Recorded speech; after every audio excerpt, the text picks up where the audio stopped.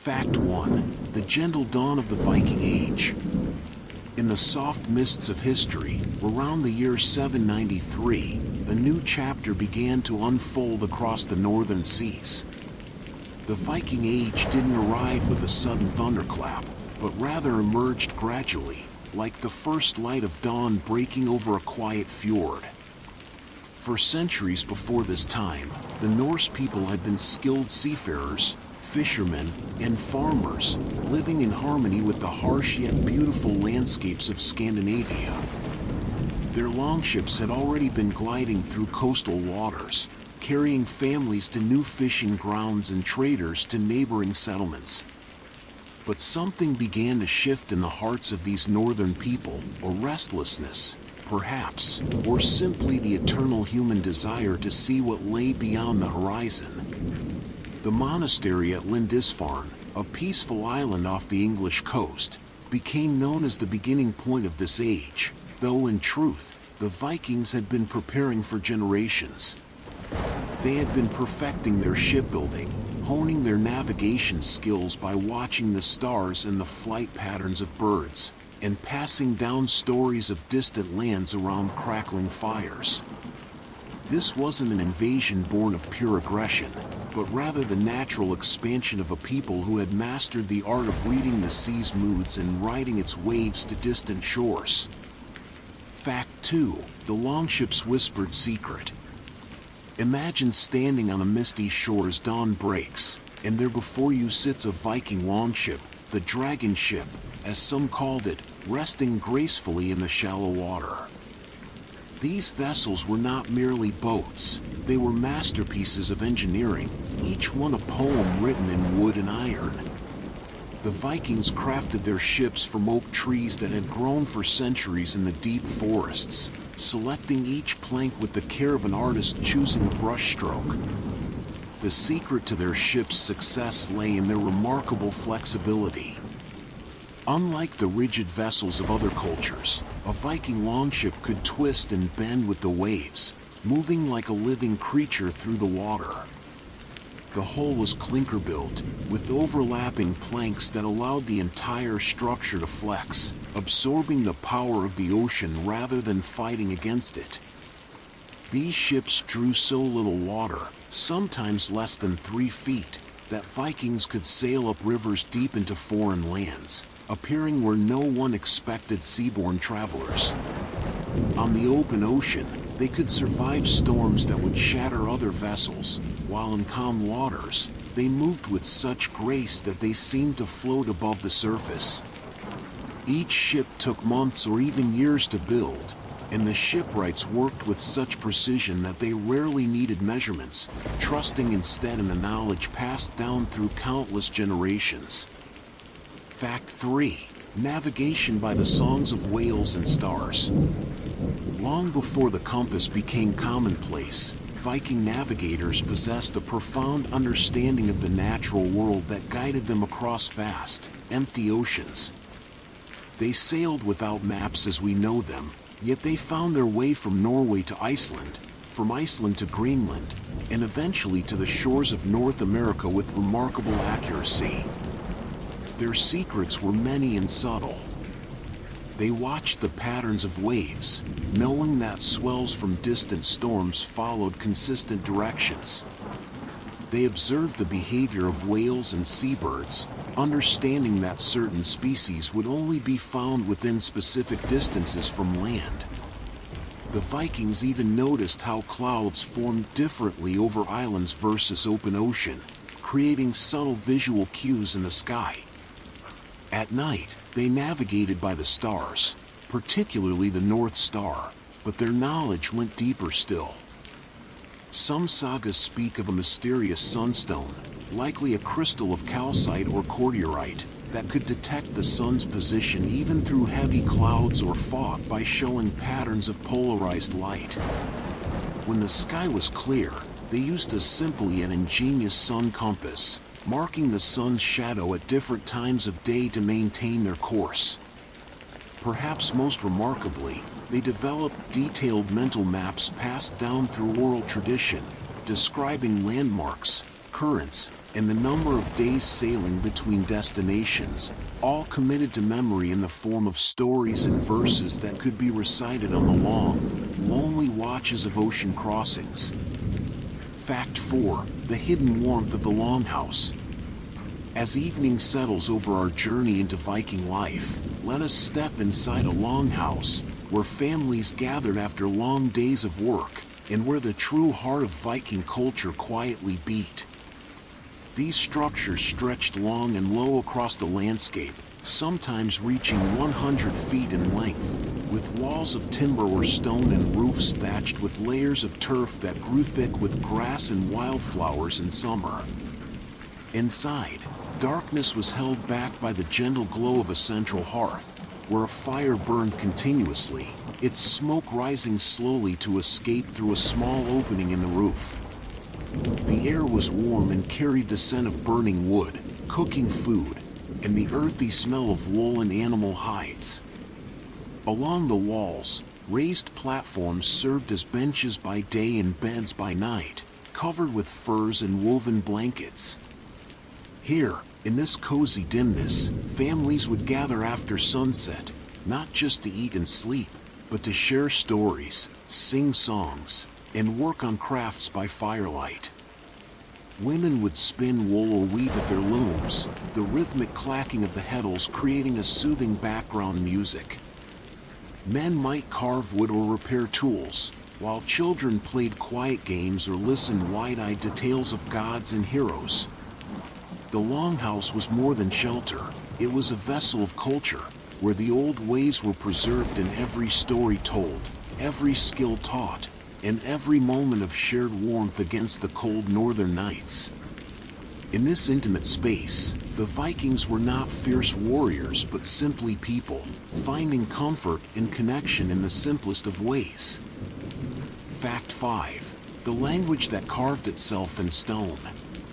In the peaceful countryside of Scandinavia, standing stones rise from the earth like ancient sentinels, their surfaces covered in mysterious angular symbols that seem to dance and flow across the rock. These are runes, the writing system of the Norse people, and each one carries within it layers of meaning that go far beyond simple letters. The word rune itself means secret or mystery in Old Norse, and the Vikings treated their alphabet with a sense of reverence and magic. The most common runic alphabet, known as the Younger Futhark, contained only 16 characters, each one representing not just a sound but also a concept, a force of nature, or a spiritual idea. The rune, Fehu, for instance, meant both the F sound and the concept of wealth or cattle. The rune, Isa, represented ice, both literally and as a symbol of stillness and clarity. Vikings carved these symbols into stone to commemorate the dead, to mark property boundaries, or to invoke protection and good fortune. But they also scratched them onto pieces of wood, bone, and metal in everyday contexts. A merchant might mark his goods, a traveler might carve a message into a stick, or a lover might send a secret note carved in runes. The act of carving was itself considered powerful, as if the physical act of cutting the symbol into material gave it life and force. In the quiet moments of a Viking day, when someone took up a knife and carefully carved these angular letters, they were participating in an ancient practice that connected writing, magic, and memory into something both practical and profound. Fact 6. The peaceful art of the blacksmith's fire. Let your mind drift now to the edge of a Viking settlement, where a small building stands slightly apart from the others, and from within comes the rhythmic ring of hammer on anvil, a sound like a heartbeat echoing across the village. This is the smithy, and here works one of the most respected members of the community, the blacksmith. In the dim interior, lit by the orange glow of the forge, the smith performs what seems like alchemy, transforming cold, dark ore into gleaming tools, weapons, and ornaments. The process begins long before the hammer falls, with the careful selection of bog iron, which lies in certain wetlands, deposited over centuries by natural processes. This iron is smelted in small furnaces, where careful control of temperature and airflow determines the quality of the metal produced. The Viking blacksmith understood, through generations of accumulated knowledge, precisely how to read the color of heating metal, cherry red for certain work, yellow-white for others.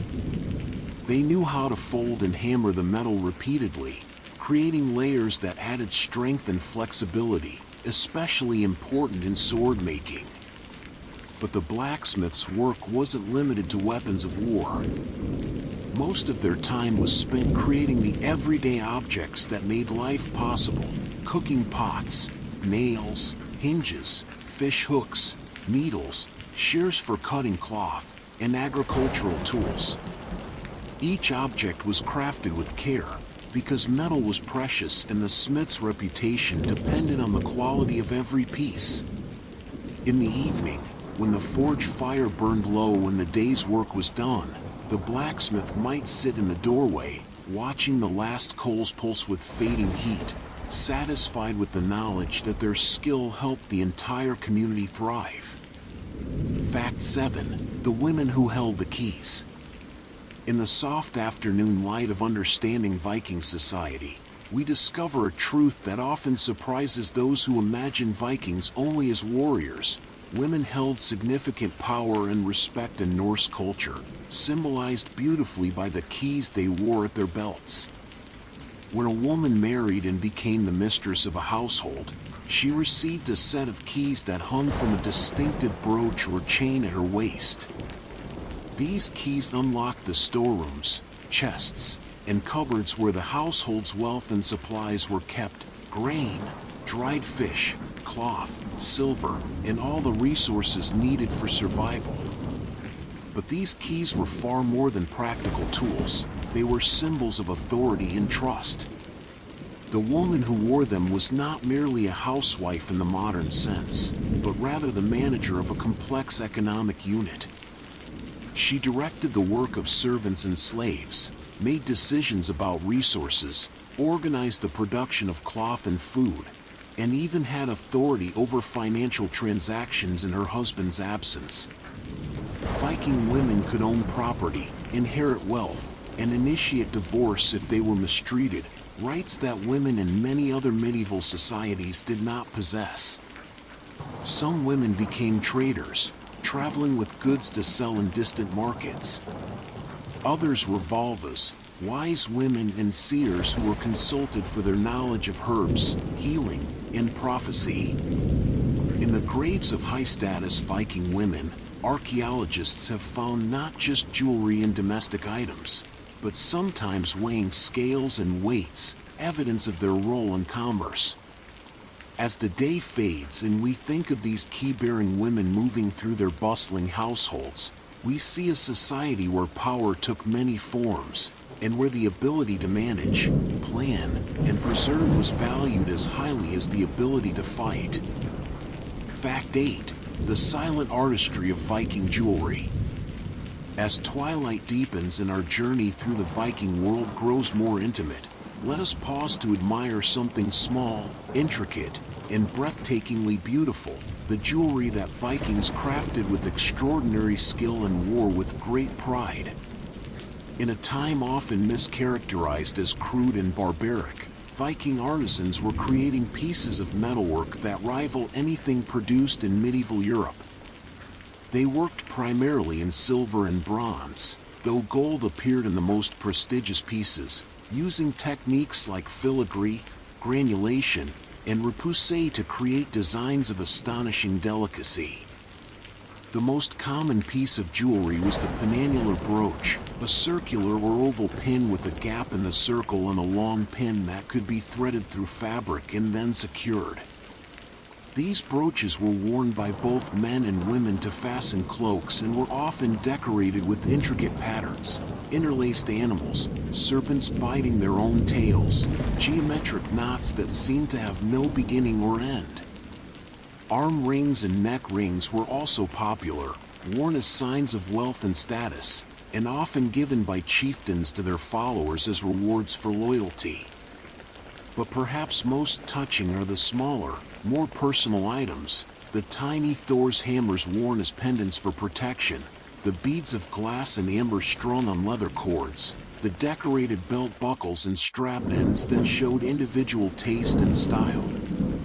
Each piece was made by hand, crafted slowly in the quiet hours, with the maker's attention focused entirely on the curl of a silver wire, the placement of a tiny granule of metal, or the perfect symmetry of a pattern.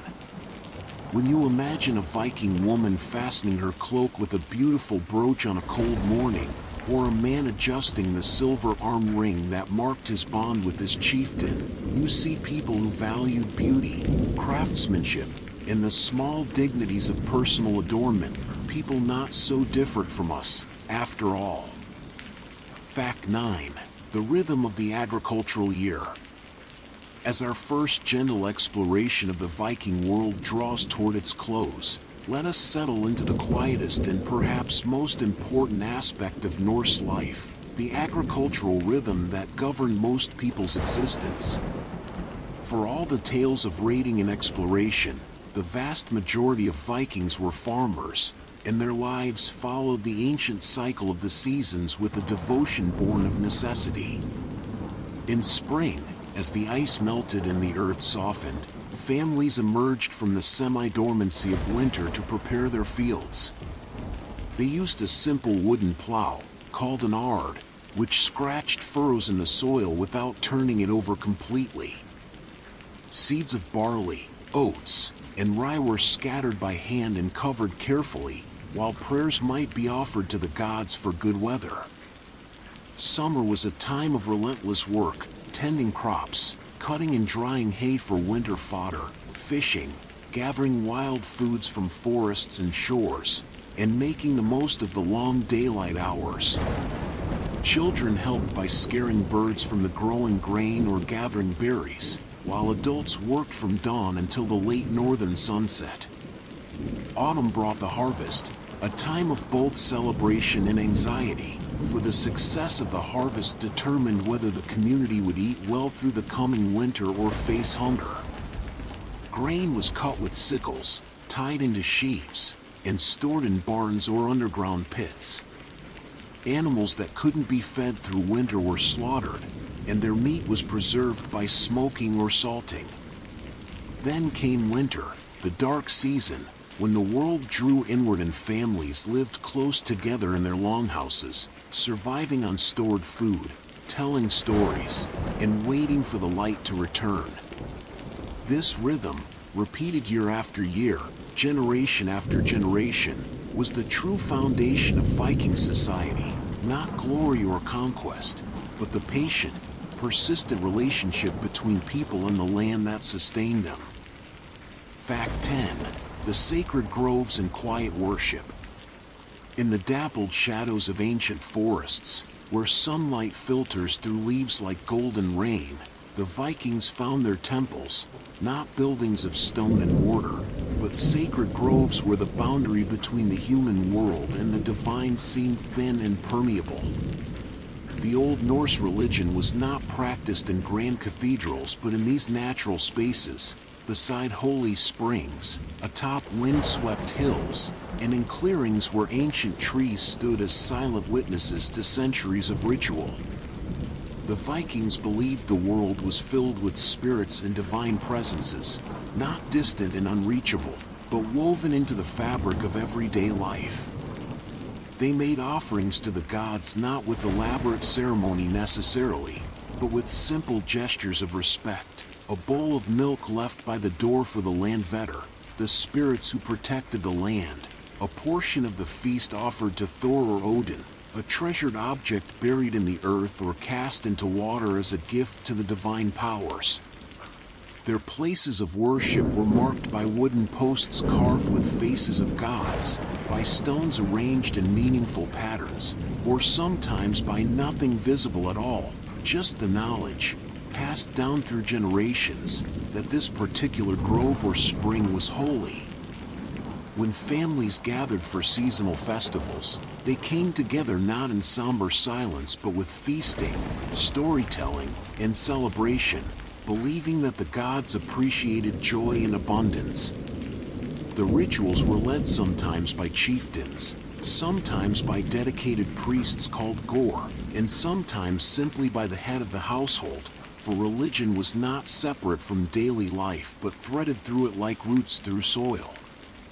In these sacred groves, surrounded by the whisper of wind through branches and the soft sounds of forest life, Vikings sought guidance, gave thanks, and felt themselves part of something vast and ancient. Fact 11. The comfort of Viking food and feasting. Let us now wander into the warmth of a Viking feast, where long tables groan under the weight of food and drink, and the air is rich with aromas that speak of comfort and plenty. The Vikings' daily diet was simple but nourishing, built around the resources of their environment, the sea, the forest, the farm. Breakfast might be a bowl of porridge made from barley or oats, perhaps sweetened with honey or enriched with butter. Bread was a staple, though not the light, fluffy bread we know today, but dense, hearty loaves made from coarse ground grain, sometimes mixed with peas or other legumes to stretch the flour further. Fish was abundant and prepared in countless ways, fresh caught and grilled over an open fire, dried until hard as wood for winter storage, smoked in special houses where it hung in fragrant clouds, or preserved in whey, which gave it a distinctive sour taste. Meat came from the animals they raised, cattle, pigs, sheep, and goats, and from hunting elk, deer, and wild birds. During special occasions and festivals, the feasting became something truly special. Great cauldrons of stew bubbled over fires, filled with chunks of meat, root vegetables like turnips and onions, and whatever herbs and seasonings were available. Roasted joints of meat were carved and shared, the best portions going to the most honored guests. Butter, cheese, and skyr, a type of cultured dairy product somewhere between yogurt and cheese, added richness to meals. For drink, there was ale brewed from barley, sometimes flavored with herbs and honey to make mead, which glowed golden in the firelight and loosened tongues for storytelling. These feasts weren't just about filling bellies but about strengthening bonds, celebrating achievements, and creating memories that would be recounted for years to come. Fact 12. The gentle craft of textile making. In the quiet corners of every Viking household, a subtle magic took place, the transformation of raw wool into cloth, a process so essential to survival that it occupied countless hours of labor, particularly by the women of the family. The journey began with sheep, who were sheared each spring, their thick winter coats removed in one piece if the shearer was skilled. This wool was then cleaned, sorted by quality and color, and prepared for spinning. The spinning itself was done with a drop spindle, a simple stick with a weight at the bottom, which would be set twirling as the spinner drew out fibers from a mass of prepared wool, creating thread through a rhythmic dance of hands that required no conscious thought once the skill was mastered. Women spun while walking, while talking, while watching children, their hands constantly in motion, producing the thread that would become everything from simple work clothes to elaborate tapestries.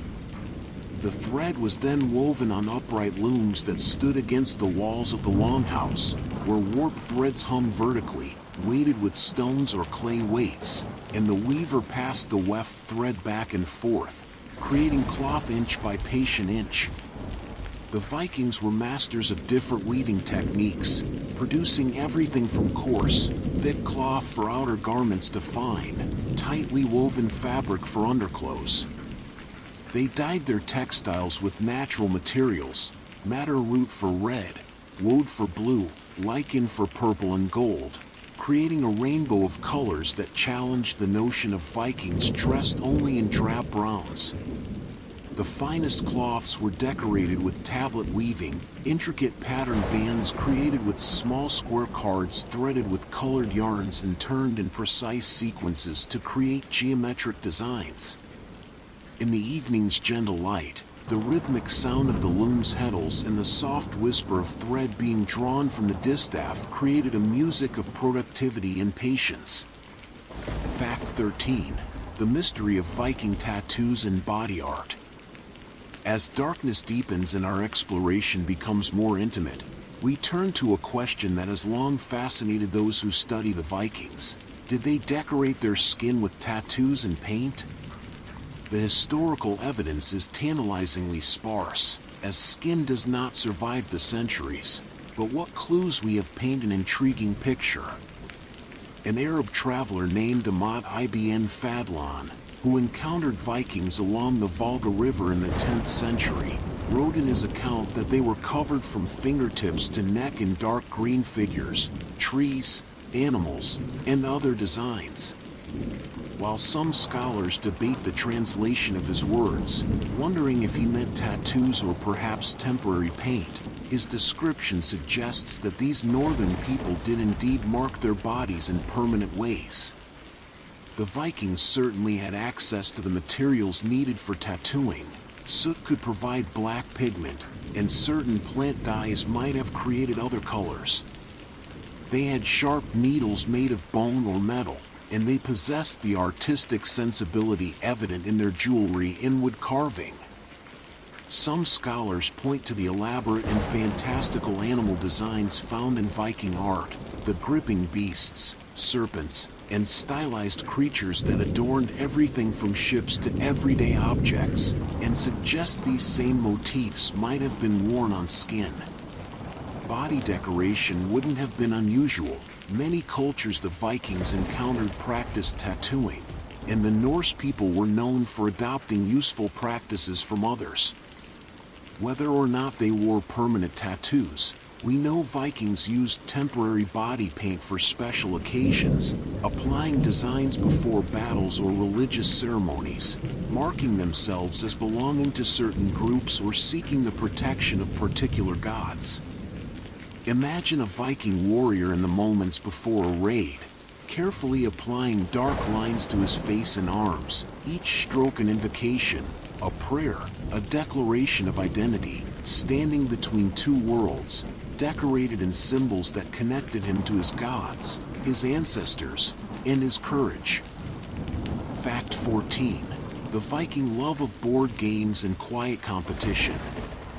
Let the evening grow softer still as we discover a side of Viking life often overlooked, their passion for games, strategy, and friendly competition. When winter darkness fell early and work was done, when the fire burned low and the household gathered together, Vikings often turned to board games as entertainment.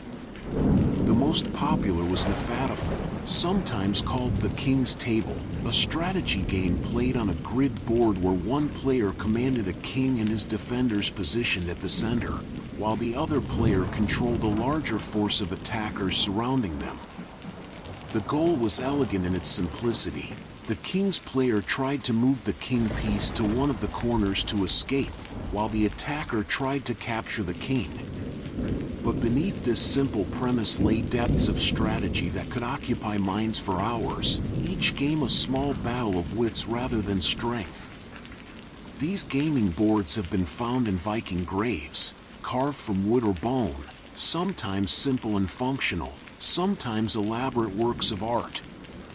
The pieces themselves were often beautifully crafted, small sculptures in bone, amber, glass, or walrus ivory, each one shaped with care. Dice games were also popular, carved from bone or antler, the dots carefully drilled and sometimes filled with contrasting material to make them easier to read in dim light.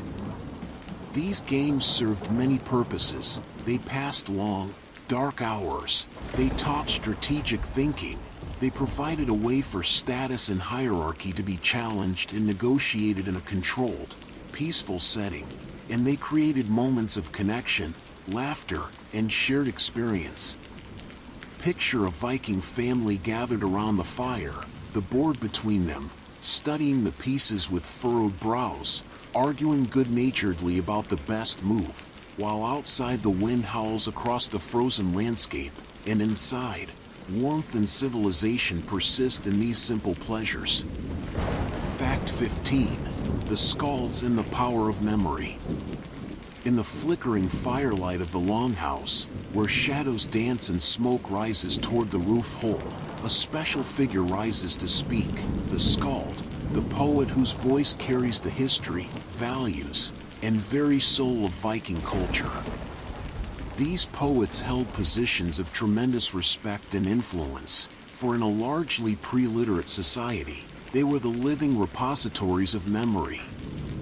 The Skalds composed and performed poems of staggering complexity, using intricate meters and elaborate metaphorical language called kennings, poetic circumlocutions where the sea might be called the whale road, a ship the wave steed, or gold the dragon's bed.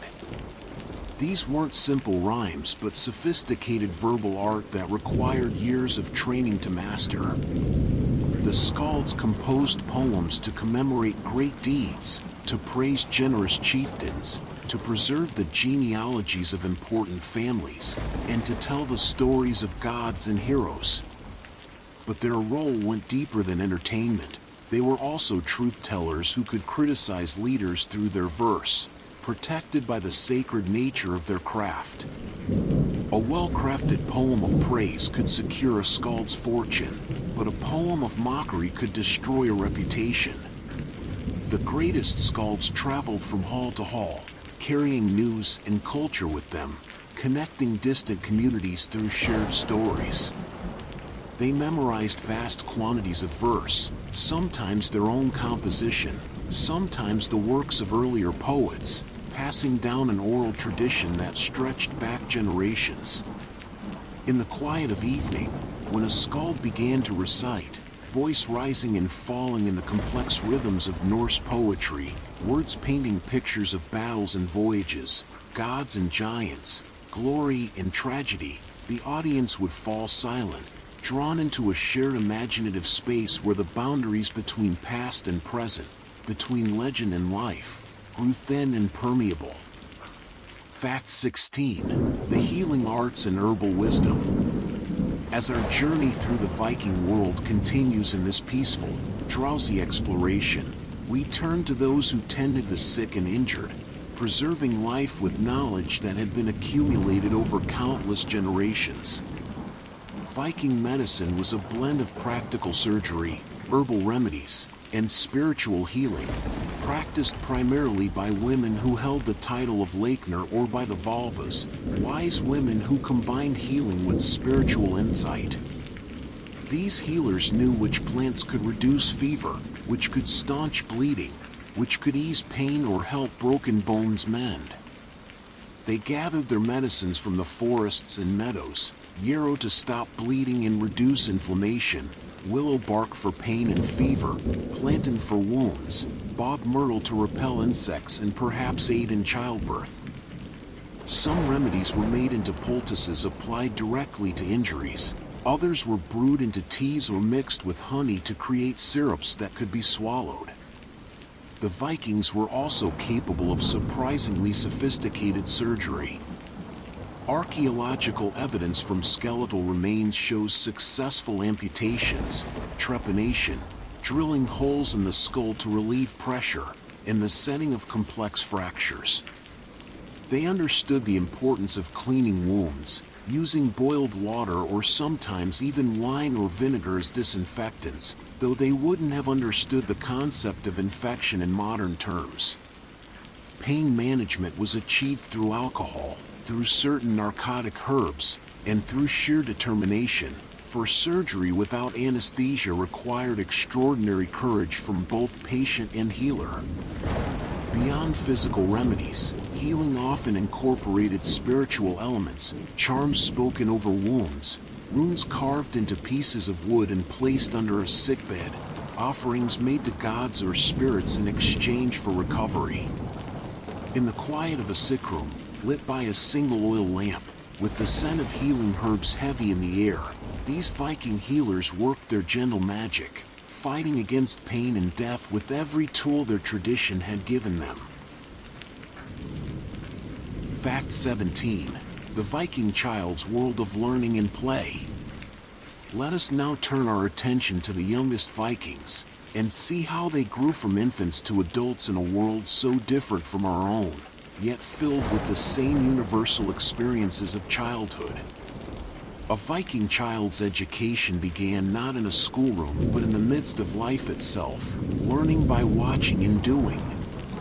From the earliest age, children were included in the daily work of the household, small hands helping to scatter grain for chickens, to gather eggs, to stir the cooking pot, to card wool.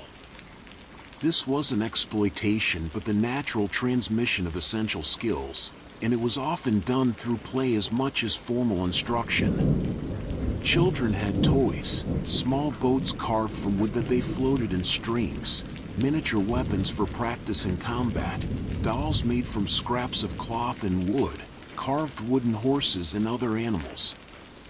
They played games that developed physical skills, wrestling, running races, swimming in the cold northern waters, and in winter, sliding on ice using bones as primitive skates. Boys began weapons training young, starting with wooden swords and progressing to real weapons under careful supervision, learning not just how to fight but the discipline and control required to use weapons safely.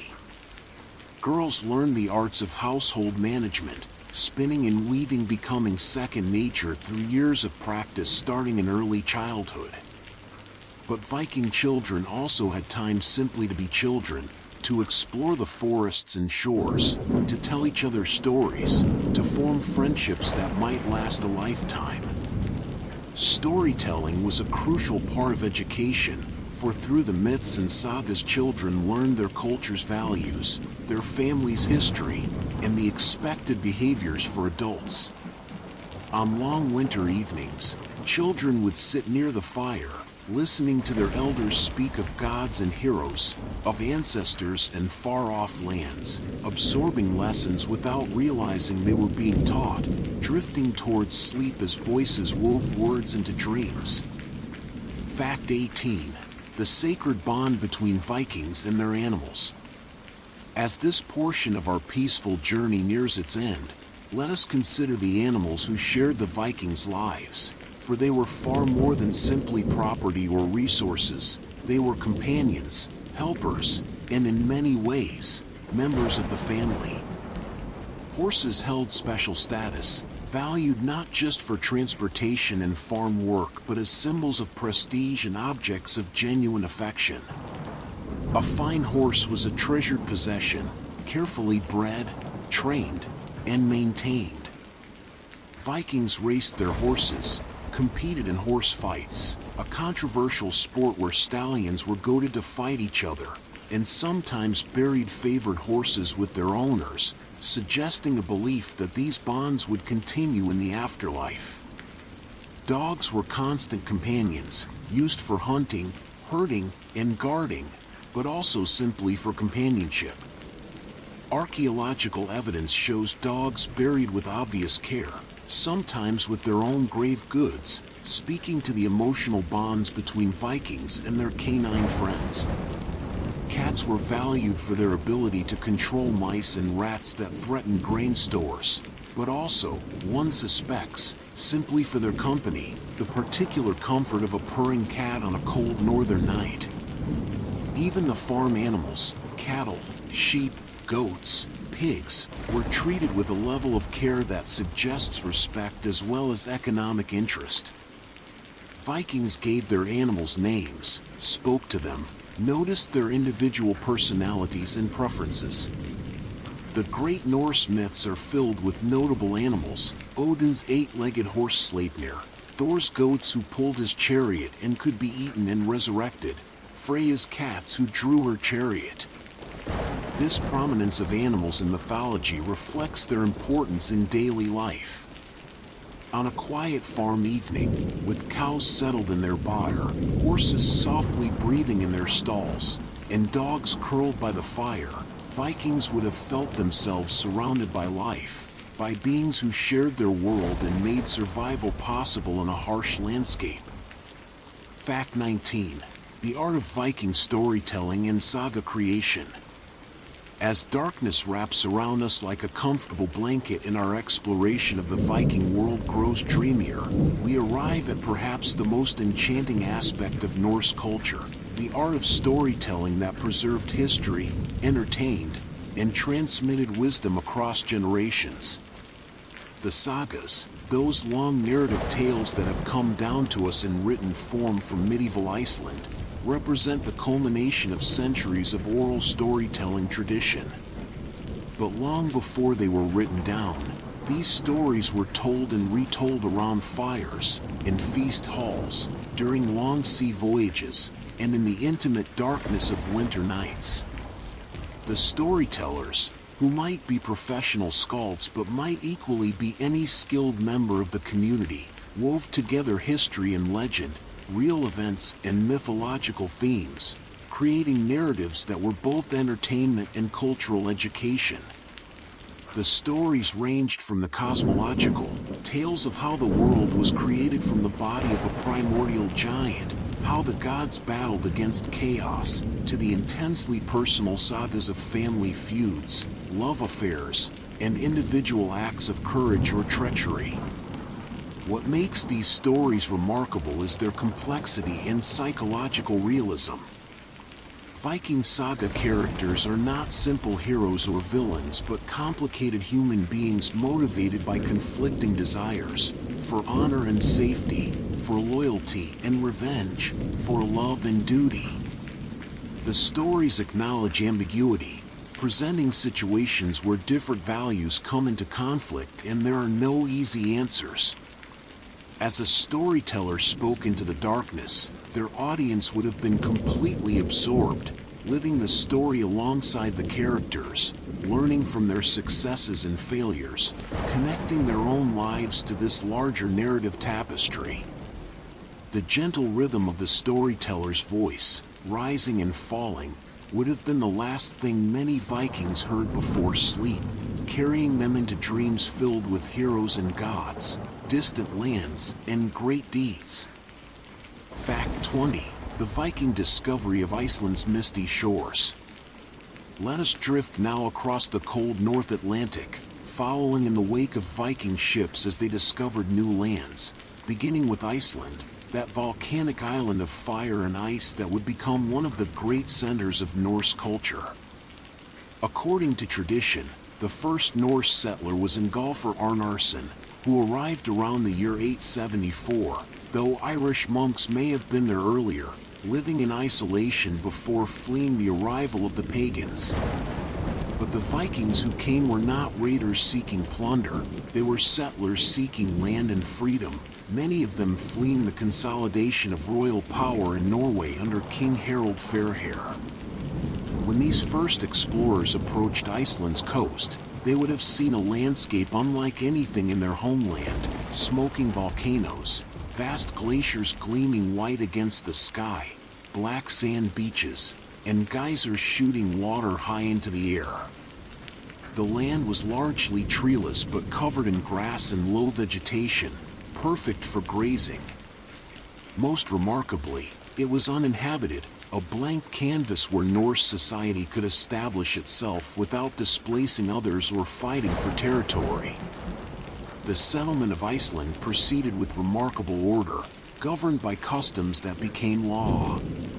The first settlers claimed large tracts of land according to how far they could carry fire in one day around the boundaries of their claim. Others arrived and negotiated for land, or simply claimed unclaimed areas. Within decades, the entire habitable coast was settled, and these new Icelanders established a unique form of government, the Althing, a general assembly where free men gathered each summer to settle disputes, make laws, and conduct the business of their society.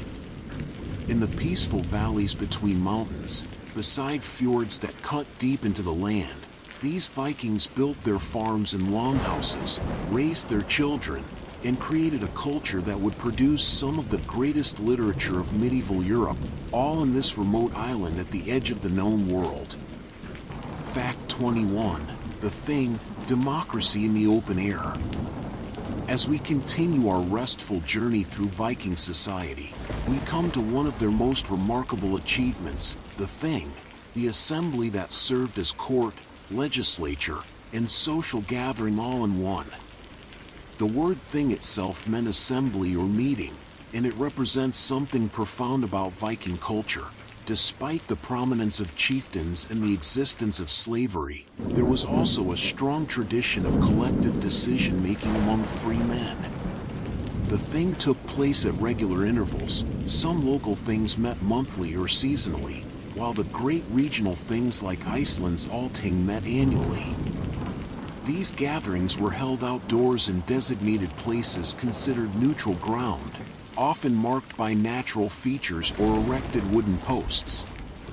People traveled from considerable distances to attend, bringing tents, food, and goods to trade, turning the thing into both a legal proceeding and a fair.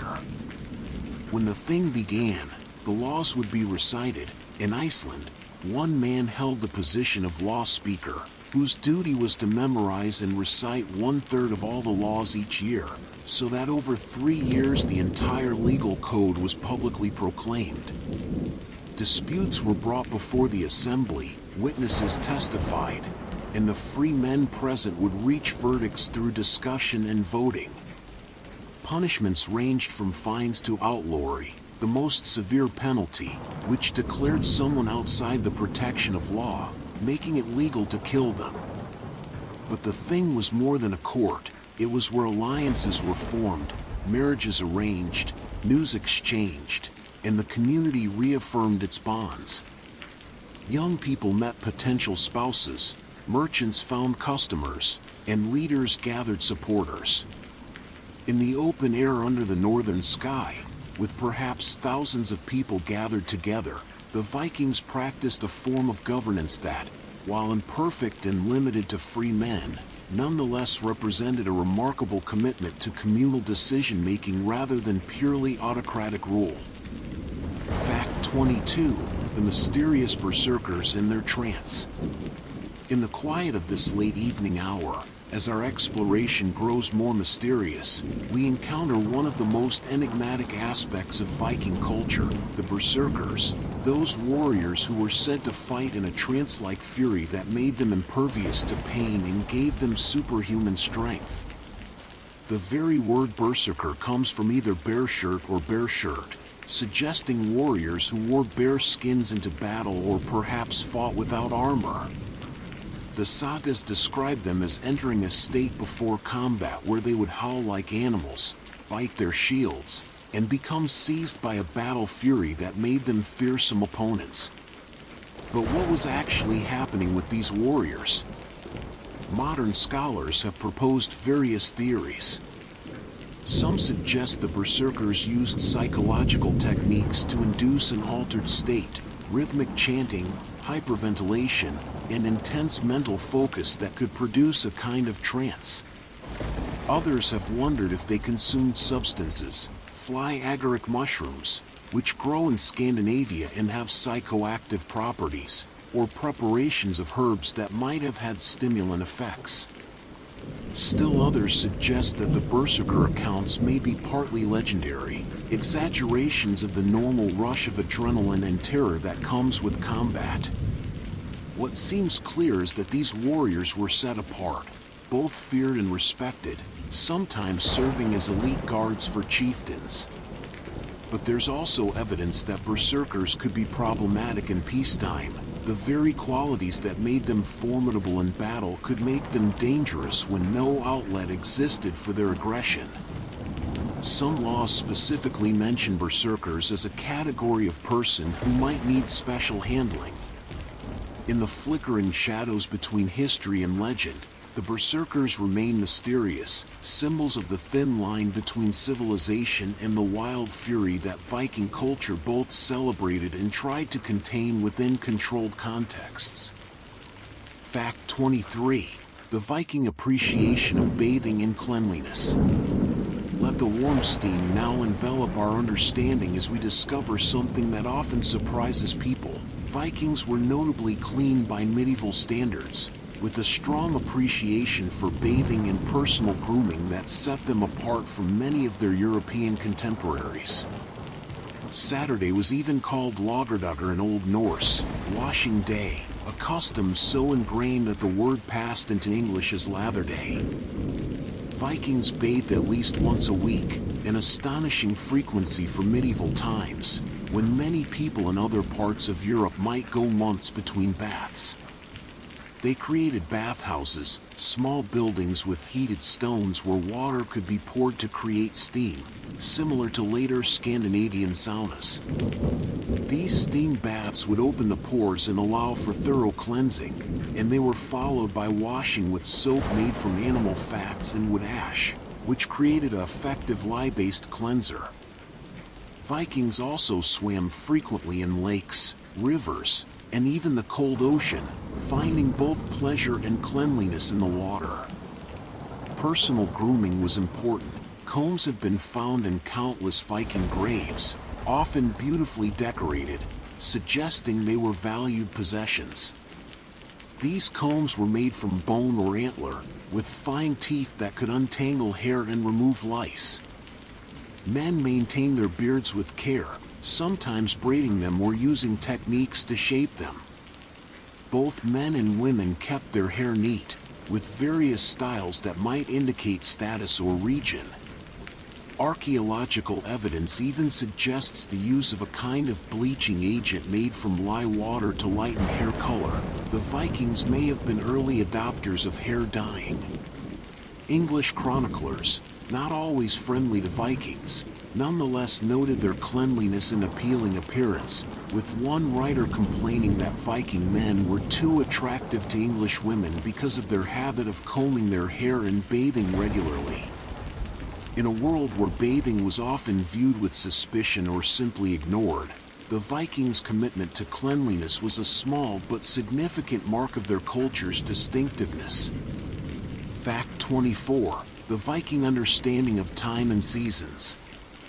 As our peaceful night journey continues, let us consider how Vikings measured and understood time itself, for their relationship with the passage of days and seasons was both practical and poetic.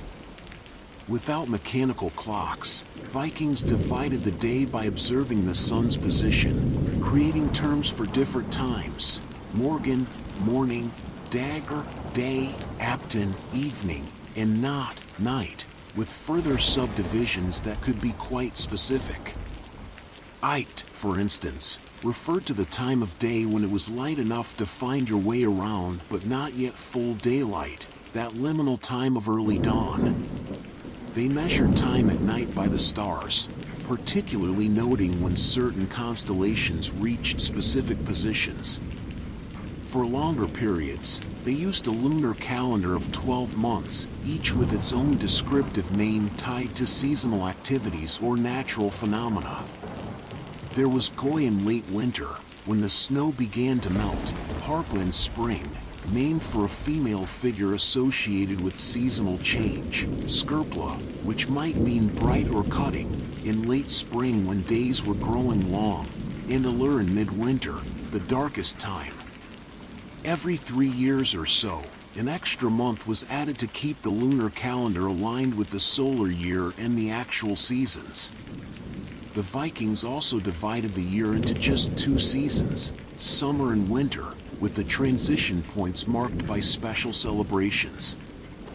Winter nights, in mid-October, marked the beginning of winter, while the arrival of summer in mid-April was cause for celebration after the dark, difficult months.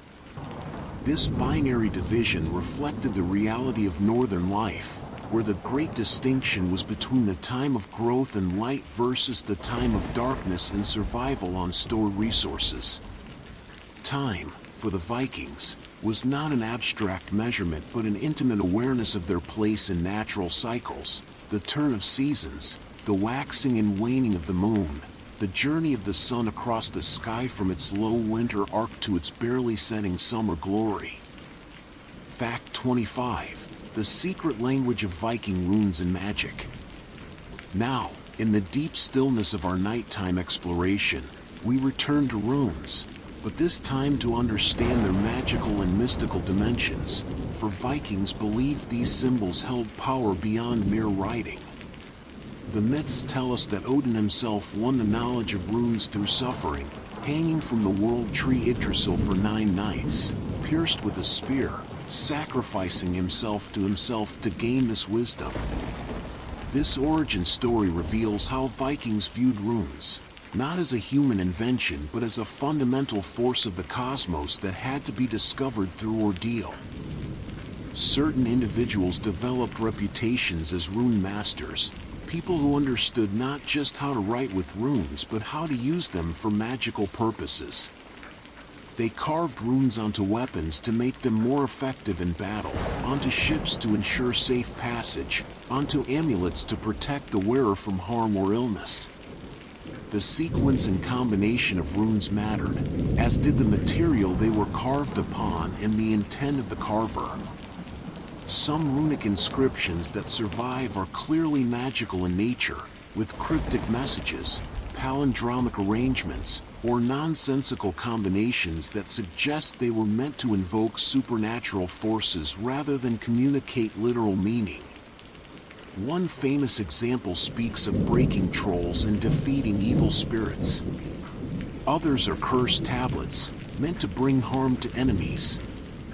Many are protective charms, asking for the blessing of gods or the power of the runes themselves. The act of carving was itself ritualistic. Some sources suggest runes should be carved, then colored with blood or ochre, then chanted over to activate their power. In the quiet darkness, a rune master might sit alone, carefully cutting symbols into a piece of wood or bone, whispering ancient words, believing that they were manipulating the fundamental forces that shaped reality, writing not just words but intentions into the fabric of existence itself. Fact 26. The Viking practice of gift-giving and obligation. Let us settle now into understanding one of the subtler but more important aspects of Viking social life, the complex web of gift-giving that bound their society together. In Viking culture, gift-giving was never simply a generous impulse but a sophisticated social mechanism that created relationships, obligations, and status. The Old Norse word gift actually meant both a present and a payment, revealing this duality. When a chieftain gave a gift to one of his followers, a fine weapon, a piece of jewelry, a ship, this wasn't merely generosity but the establishment of a bond. The recipient was now obliged to the giver, expected to provide loyalty, service, and support in return. But this wasn't experienced as exploitative, rather, it was how social relationships were formalized and maintained. Hospitality itself was a form of gift-giving, and the obligation to provide shelter and food to travelers was taken seriously, bound up with honor and reputation. To turn away someone seeking hospitality brought shame, while to offer generous hospitality enhanced one's status. But accepting hospitality also created obligation. A guest was expected to behave properly, to reciprocate when possible, and to speak well of their host. The sagas are full of stories where the dynamics of gift-giving drive the plot. A chieftain's generosity or stinginess affects his ability to gather supporters. A magnificent gift creates a relationship that proves crucial later. An obligation of hospitality must be honored even when inconvenient or dangerous. The gift exchanges between equals had to be balanced. A gift too small suggested disrespect, while a gift too large might be an attempt to establish superiority. People kept track of these exchanges with careful attention, and the failure to reciprocate appropriately could lead to feuds. In this way, gift-giving was a kind of social glue, creating a network of relationships and obligations that structured Viking society. As night deepens and the fire burns low, We can imagine Vikings calculating these exchanges, considering what they owed and were owed, navigating the delicate balance of generosity and obligation that kept their world connected and functioning. Fact 27. The Viking concept of fate in WYRD. As our journey through the Viking world grows more contemplative, we encounter one of the deepest currents in Norse thought, their conception of fate, or WYRD, which shaped how they understood their lives and choices. Vikings believed that each person's fate was determined by supernatural forces, particularly the Norns, three mysterious female beings who sat beneath the world tree and wove the fates of gods and humans alike. Their names were Ord, what was, Verdandi, what is becoming, and Skuld, what should become, suggesting that fate was understood not as a single predetermined endpoint but as something woven from past actions, present circumstances, and inevitable future consequences. This belief in fate might seem to suggest fatalism. If everything is predetermined, why struggle? But curiously, it seemed to have the opposite effect on Viking behavior. Knowing that their doom was already written, Vikings focused on what they could control, how they faced that doom, with courage or cowardice, with honor or shame. What mattered was not whether you lived or died. Death came to everyone, but how you lived and died, the reputation you built, the memory you left behind.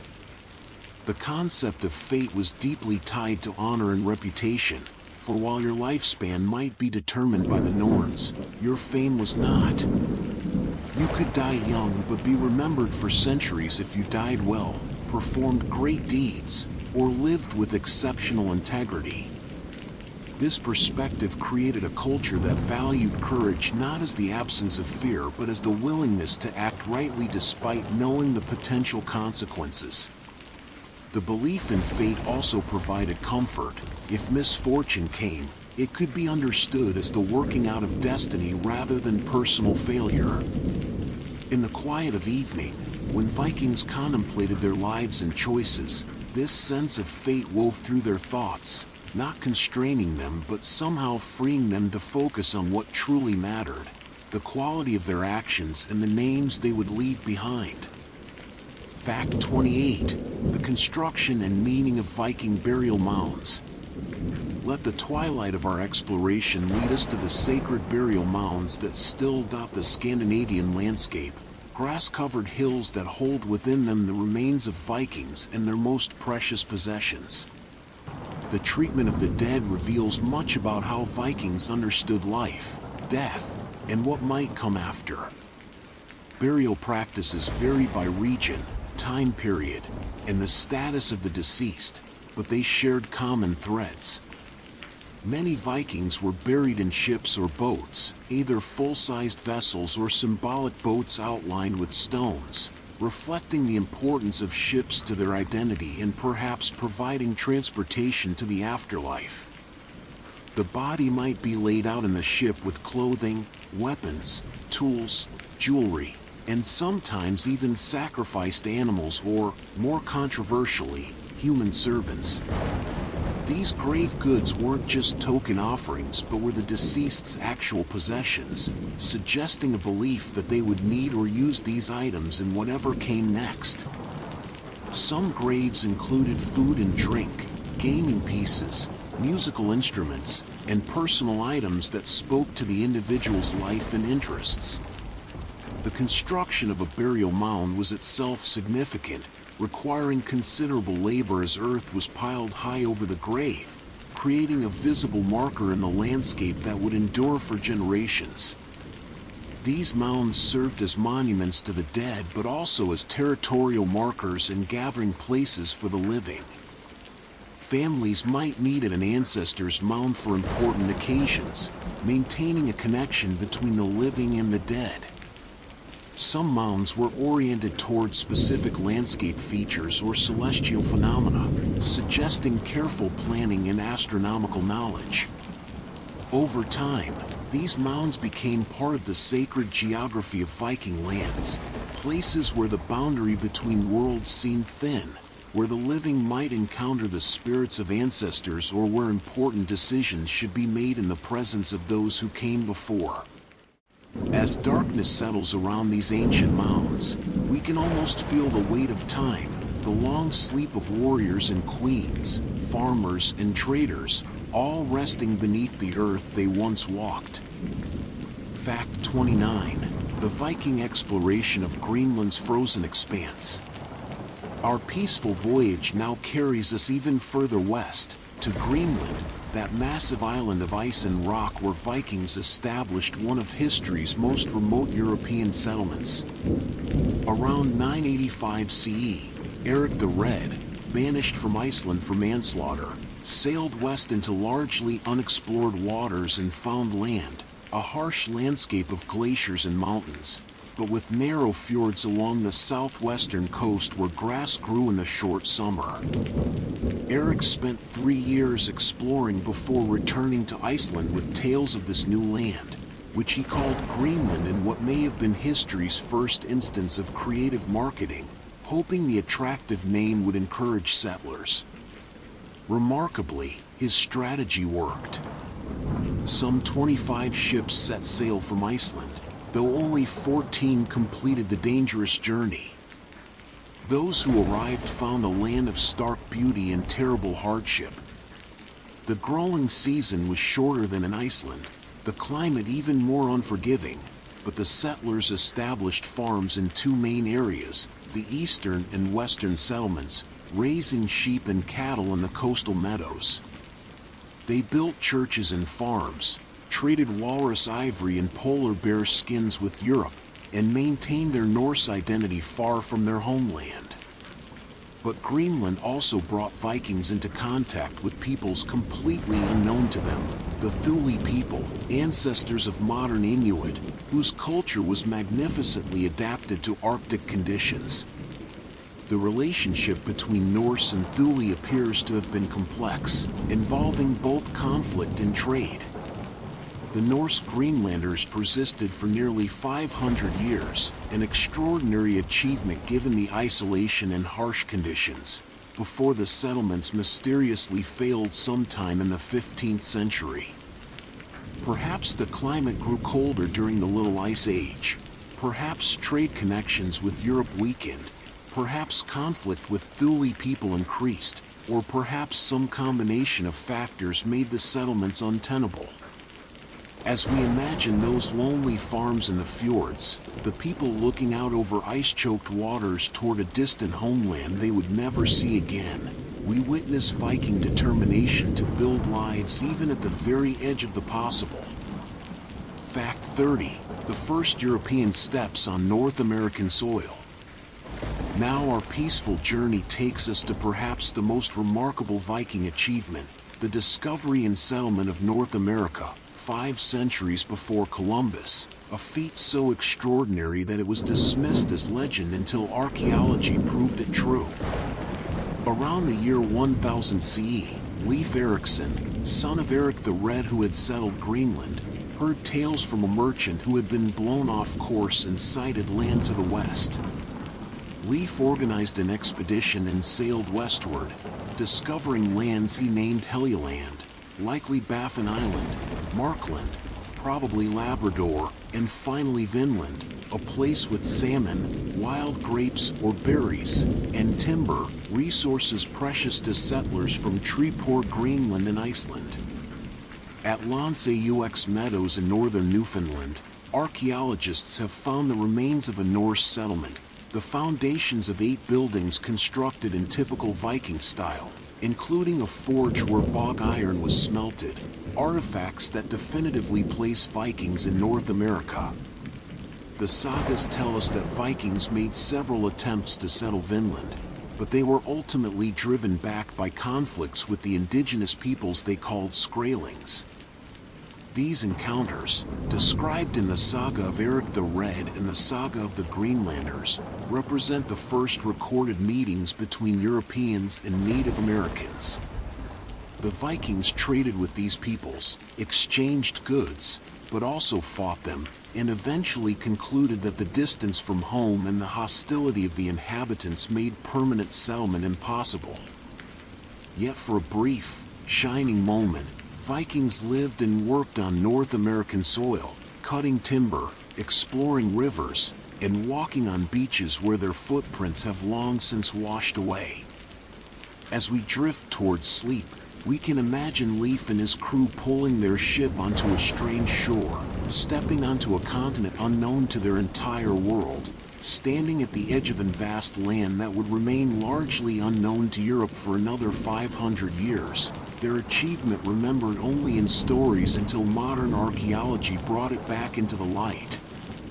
Fact 31. The daily rhythm of Viking seasonal celebrations.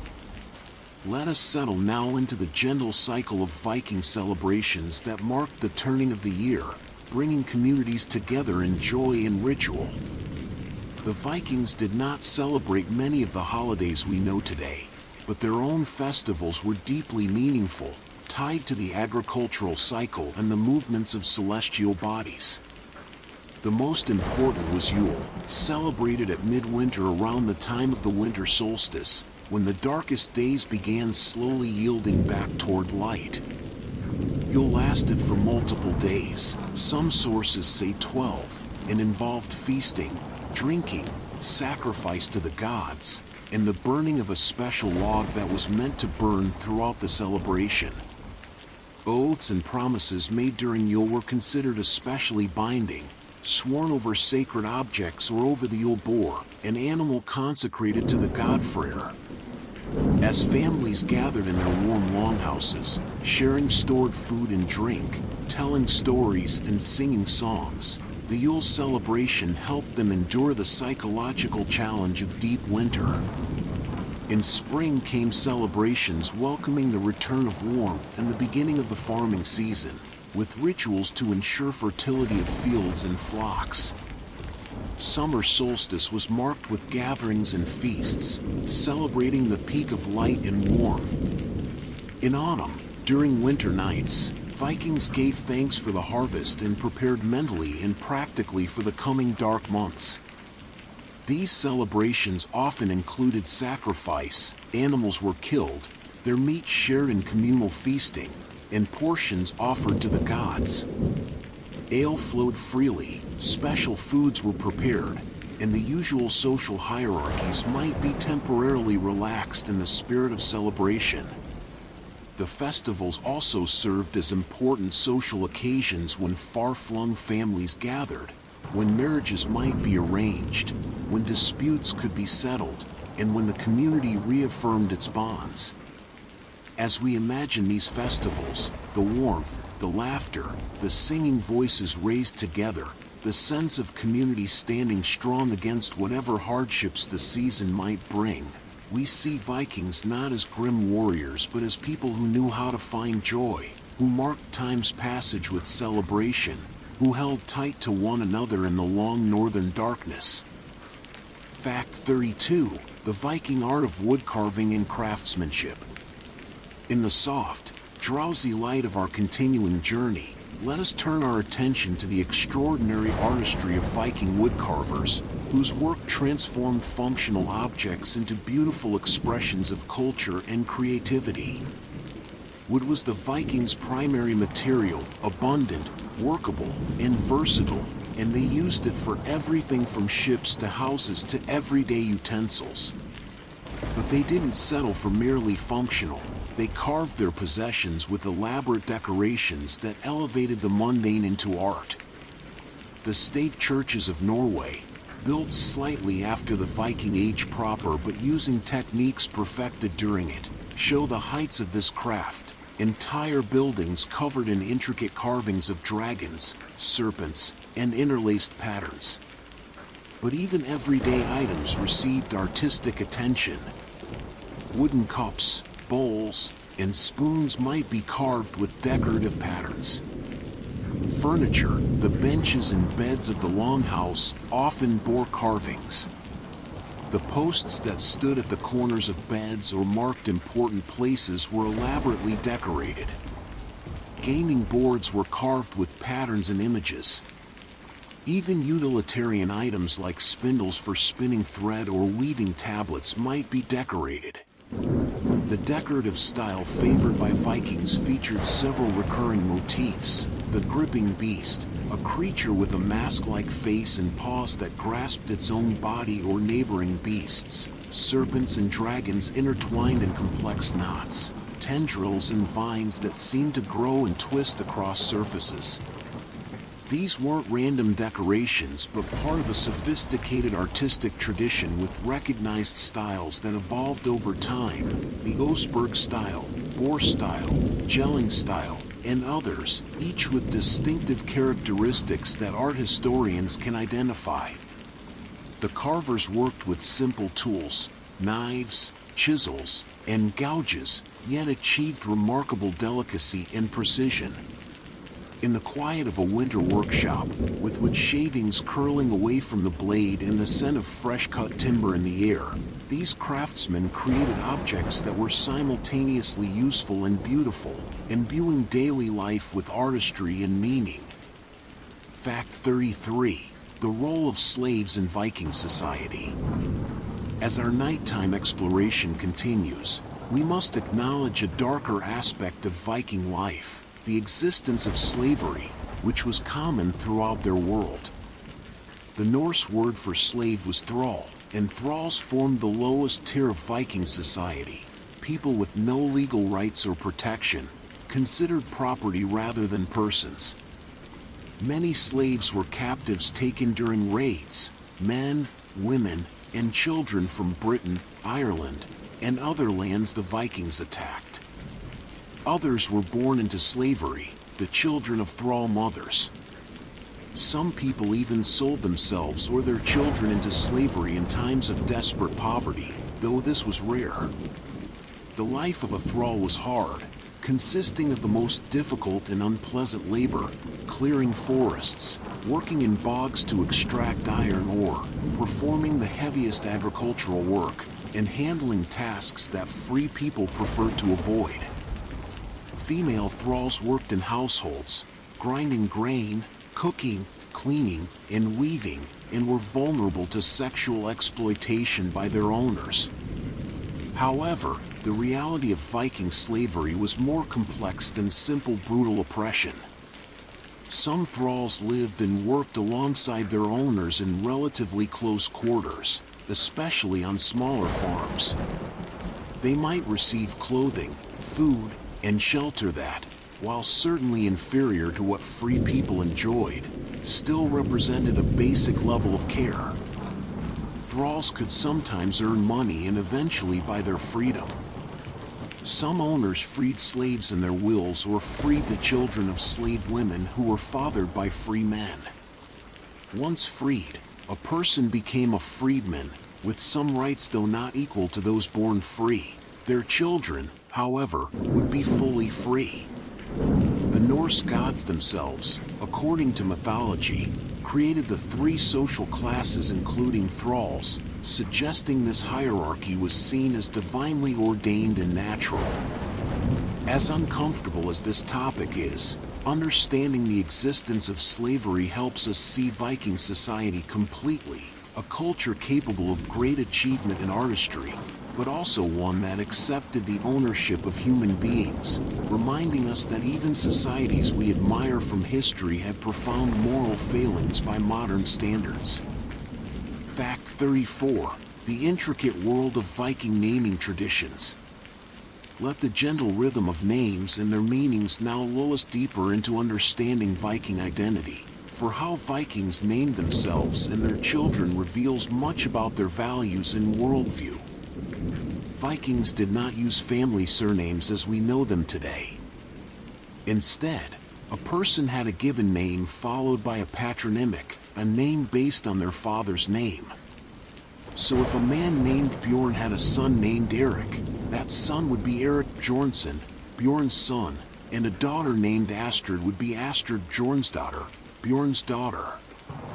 This system meant that siblings shared a patronymic, but it changed with each generation, so a grandson wouldn't share his grandfather's patronymic.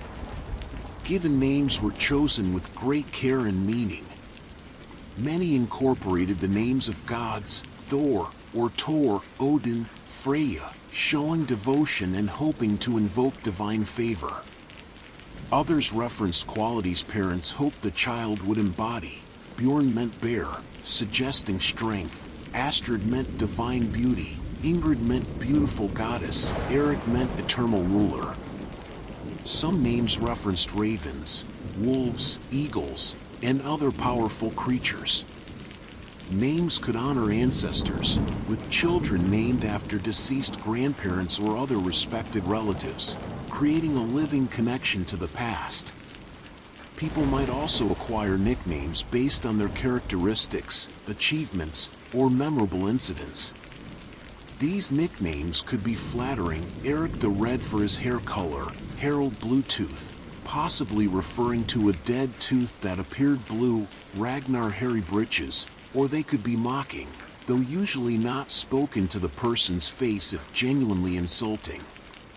Some Vikings were known primarily by their nicknames: Ivar the Boneless, the meaning of which remains debated, Kettle Flatnose, Aud the Deep-Minded. These names became part of their identity, used in stories and remembered in sagas. The act of naming a child was itself significant, often done 9 days after birth in a ceremony where the child was sprinkled with water and formally given their name, welcomed into the family and community. As we think of these names echoing across the centuries, Ragnar and Bjorn, Lagertha and Freydis, we hear the voices of real people, each name carrying within it hopes, heritage, and identity. Fact 35. The Viking understanding of the cosmos in 9 worlds.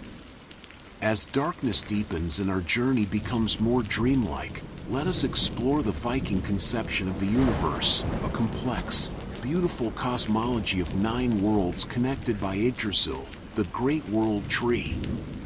The Vikings didn't imagine a simple heaven and earth, but a multifaceted cosmos with different realms for different beings. At the top was Asgard, home of the Aesir gods like Odin, Thor, and Frigg, a place of great halls and divine power.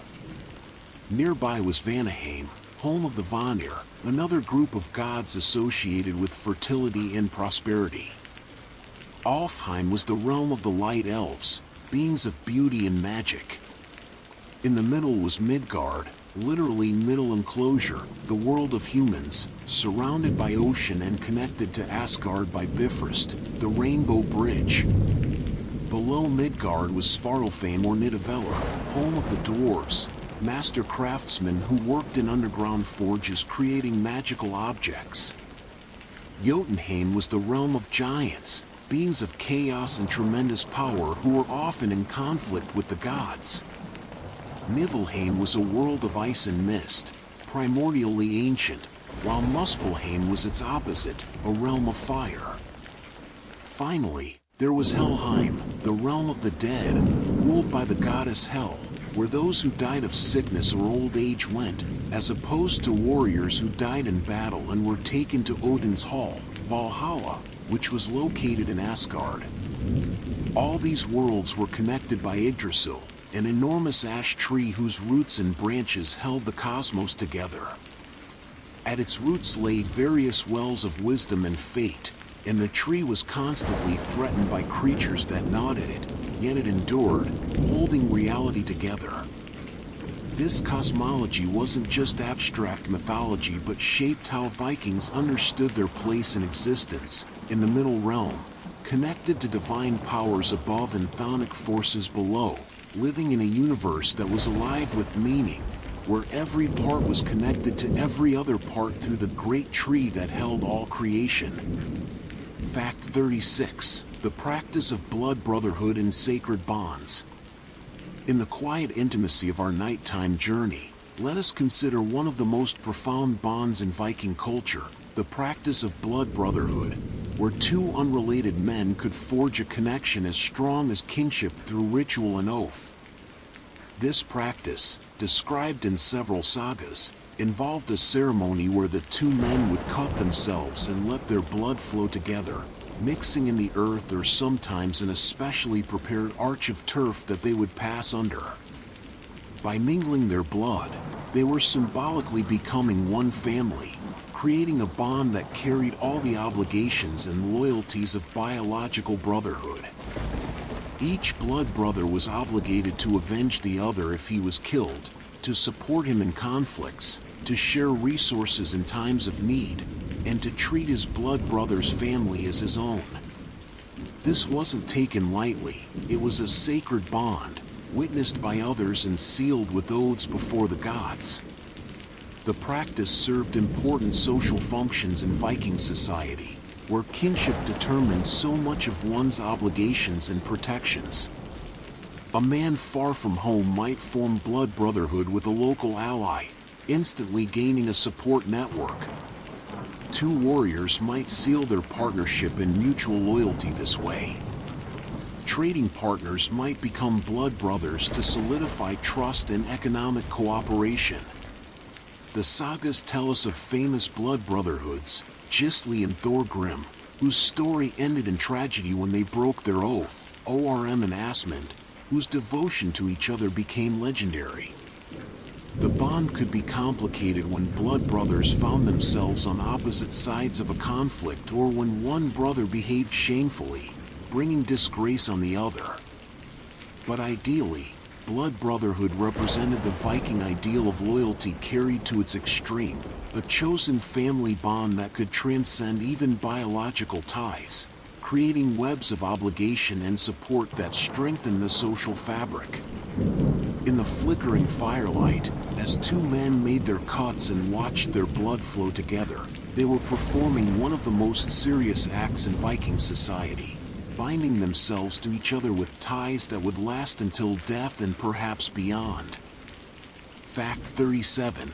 The mystical role of the vulva in seer magic. As our journey grows more mysterious in the deep night, we encounter the vulva, wandering wise women who practiced seer, a form of magic that was both respected and feared in Viking society. These women traveled from farm to farm, welcomed and given places of honor, consulted for their ability to see the future and work magic. When a vulva arrived, families would prepare a special high seat for her, often cushioned with the softest materials, for her comfort was essential to her work.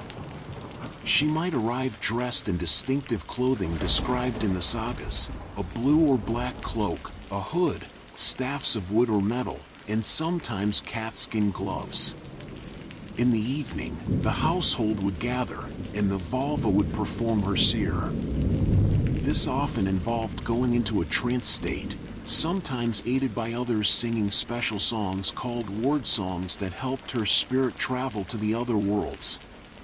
In this altered state, she might speak prophecies about the coming year, whether the harvest would be good, whether sickness would come, what the fates held for individuals who asked questions. But vulvas could do more than foretell the future. They could also work magic to change it, casting spells for healing, for good fortune, for love, or occasionally for harm. The practice of seer was strongly associated with women, and there was something considered unmanly about it. Even Odin, who practiced seer according to mythology, was mocked for it by Loki. This gender association may have stemmed from the practice's connection to weaving and fate, traditionally women's domains, or from its passive, receptive nature that contrasted with the active, direct approach valued in men. Yet despite any stigma, vulvas were respected and their services sought, for they offered something precious, glimpses into the hidden currents of fate, and perhaps the possibility of influencing those currents through their craft. As a vulva sat in her high seat, eyes closed, swaying gently while the ward songs rose around her, the gathered Vikings would wait in tense anticipation, hoping for favorable prophecies, fearing unfavorable ones, but always listening, for she spoke with a voice from beyond the ordinary world. Fact 38. The engineering marvel of Viking bridges and roads. Let us drift now toward the infrastructure that connected Viking communities. For while we often imagine Vikings only on ships, they were also skilled at creating overland routes through difficult terrain. The Vikings built bridges, not the towering stone arches of Roman engineering, but clever wooden structures suited to their environment and resources.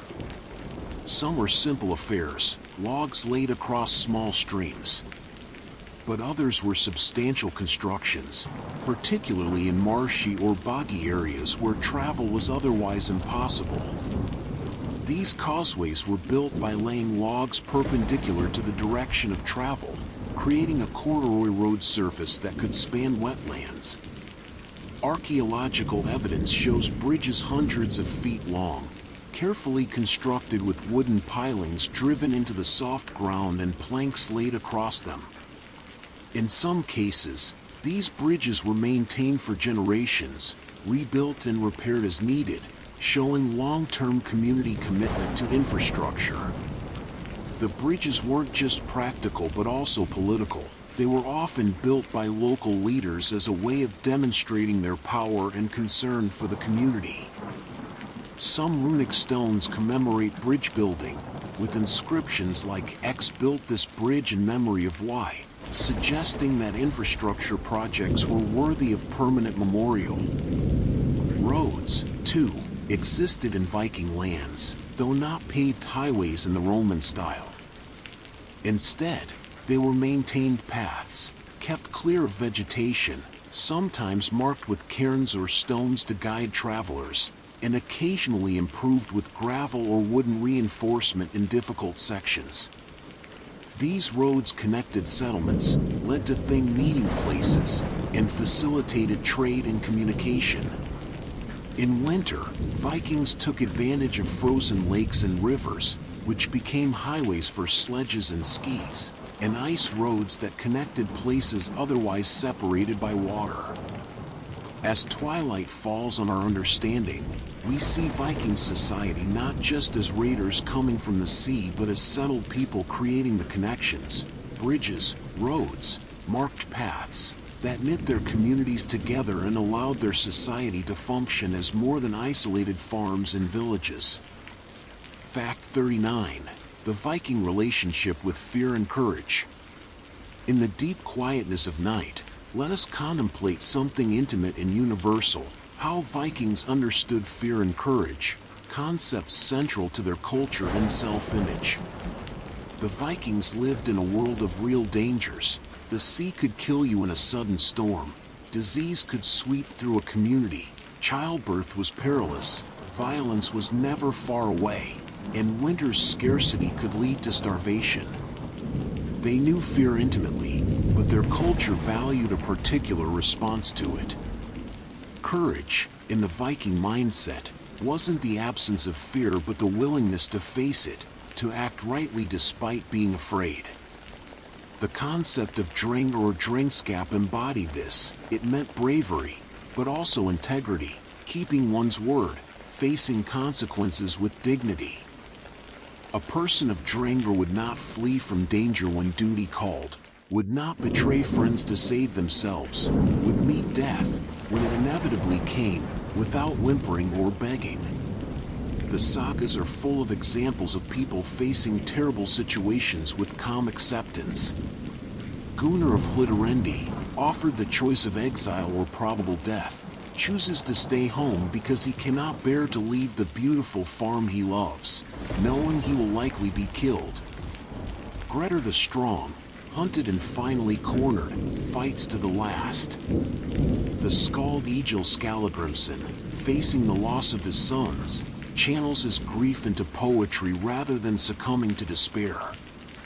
This wasn't just bravado but a deeply held belief that your reputation, the memory others would carry of you, was more important than the length of your life. Better to die young with honor than live long with shame. This attitude could manifest as recklessness, certainly, but it also fostered genuine courage and a kind of dignity in facing the inevitable hardships of life.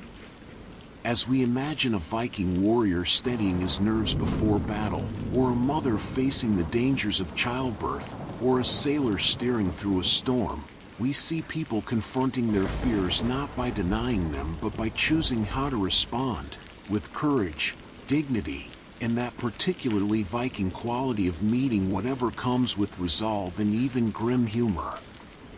Fact 40. The quiet evolution of Viking Age Christianity.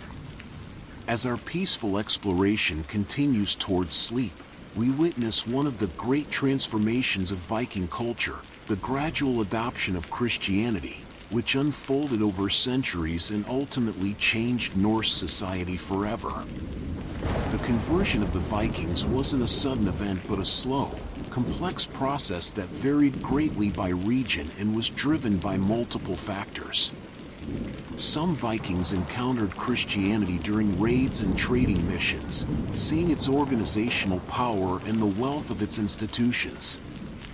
Others were impressed by the new religion's promise of eternal life and a specific afterlife, different from the more ambiguous fate that awaited most people in the Old Norse beliefs. Political factors mattered immensely. Christian rulers in Europe were often reluctant to trade with or make alliances with pagans, giving Viking chieftains and kings incentives to convert.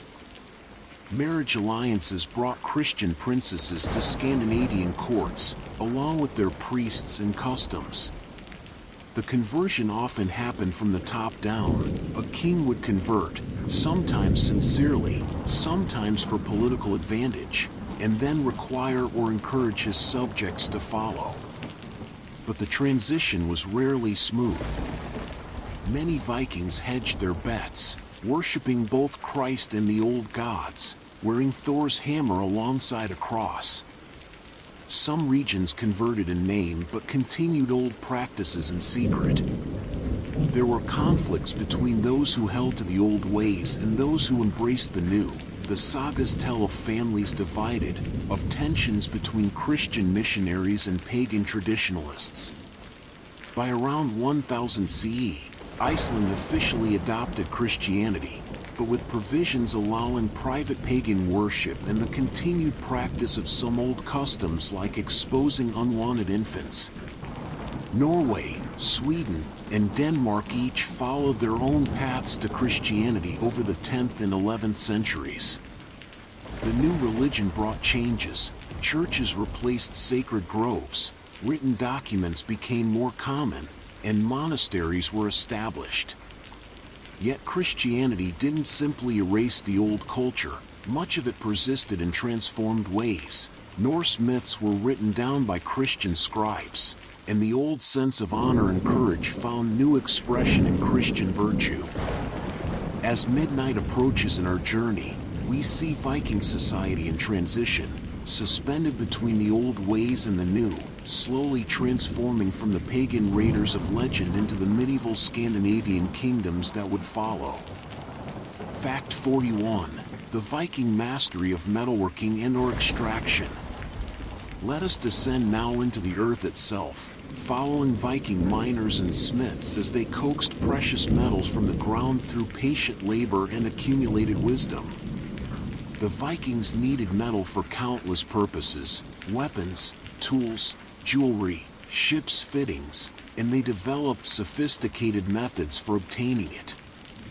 Iron was most crucial, and Vikings extracted it from bog iron, a form of ore that accumulates in wetlands through natural chemical processes. The work of gathering bog iron was cold, wet, and difficult, requiring workers to wade into marshes, feel through mud for the heavy nodules of ore, and carry them back to dry land. This ore was then smelted in small furnaces built from clay and stone, where careful control of temperature through bellows work transformed the ore into workable iron. The process was inefficient by modern standards. Much of the metal remained trapped in slag, but Vikings learned through generations of experience how to maximize their yield. Silver was obtained through trade or taken as plunder, and Viking silversmiths became extraordinarily skilled at working this precious metal. They could draw it into thin wire, hammer it into sheets, cast it in molds, and granulate it into tiny beads for decoration. They tested silver's purity by cutting or bending pieces, which is why many Viking silver hoards contain hack silver, pieces of jewelry cut up for their metal value. Gold was rarer and more precious still, reserved for the most important pieces, but Vikings worked it with equal skill when they had access to it. Copper and tin were combined to make bronze, used for decorative objects and some tools. The knowledge of metalworking was held by specialized craftsmen who apprenticed for years to learn their trade, understanding not just the techniques but the properties of different metals, alloys, and working temperatures. In a dark smithy, lit only by the forge's glow, the smith stood as a kind of magician, transforming dull earth into gleaming metal, creating the objects upon which Viking society depended, working a craft that connected them to their gods. For the most skilled smiths in Norse mythology were the dwarves, working in their underground forges, creating treasures for gods and heroes alike. Fact 42. The complex Viking household economy. As we settle deeper into this peaceful exploration, let us understand the Viking household not as a simple family dwelling but as a complex economic unit where multiple activities occurred simultaneously and every person had essential roles to play. A typical farm household might include not just the nuclear family but also elderly relatives, unmarried siblings, servants, thralls, and sometimes foster children from other families, fostering being a common practice that created bonds between families. The mistress of the household managed an operation that was, in essence, a small factory.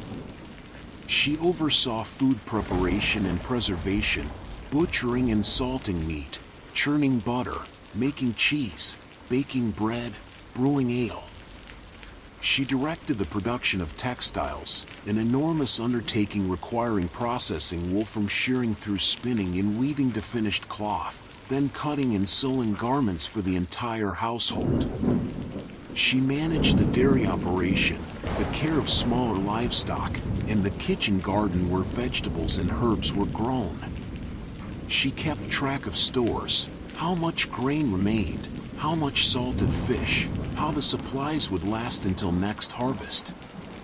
The master of the household dealt with field work, animal husbandry of larger animals, hunting, fishing, trading, and the political relationships with neighbors and lords. But these gender divisions weren't absolute. In the absence of the man, the woman managed everything, and both would help with the other's work when needed. Children contributed from an early age. The youngest might scatter grain for chickens, older children would help with specific tasks, learning the skills they'd need as adults. The household economy was largely self-sufficient, producing most of what it consumed, but it also engaged in trade. Surplus products, extra cloth, preserved fish, butter, furs from hunting, could be traded for items the household couldn't produce: iron, salt, luxury goods, better weapons. Some households specialized in certain products, becoming known for particularly fine cloth or excellent ale, building trade relationships that persisted for generations. As evening falls on this household in our imagination, we see it not as a simple primitive dwelling but as a bustling center of productivity, with multiple generations and various workers all contributing to the complex task of survival and prosperity in the Viking world. Fact 43. The art and science of Viking weather prediction. In the soft darkness of our continuing journey, let us consider how Vikings read the sky and the natural world to predict weather, a skill absolutely essential for people whose survival depended on farming, fishing, and sea travel. Vikings were keen observers of nature, and over generations, they accumulated a rich body of weather lore that allowed them to anticipate changes before they arrived. They watched cloud formations. High, thin clouds moving from certain directions might signal storms coming days later. The color and texture of clouds at sunset could predict the next day's weather. They observed animal behavior, birds flying low, cattle lying down, certain fish coming to the surface, all potential indicators of coming changes. The appearance of halos around the sun or moon, caused by ice crystals in high atmosphere, suggested approaching frontal systems. The smell of the air changed before rain, something any experienced farmer or sailor could detect. The behavior of smoke from fires, rising straight up or flattening and spreading, indicated atmospheric pressure. Vikings knew that certain winds brought specific weather patterns. The direction of the wind and how it shifted provided crucial information. For seafarers, wave patterns, the color of the water, and even its temperature could indicate approaching storms or the proximity of land. Some of this knowledge was formalized into what we might call folk wisdom, sayings and rules passed down through generations, though the Vikings would simply have called it experience.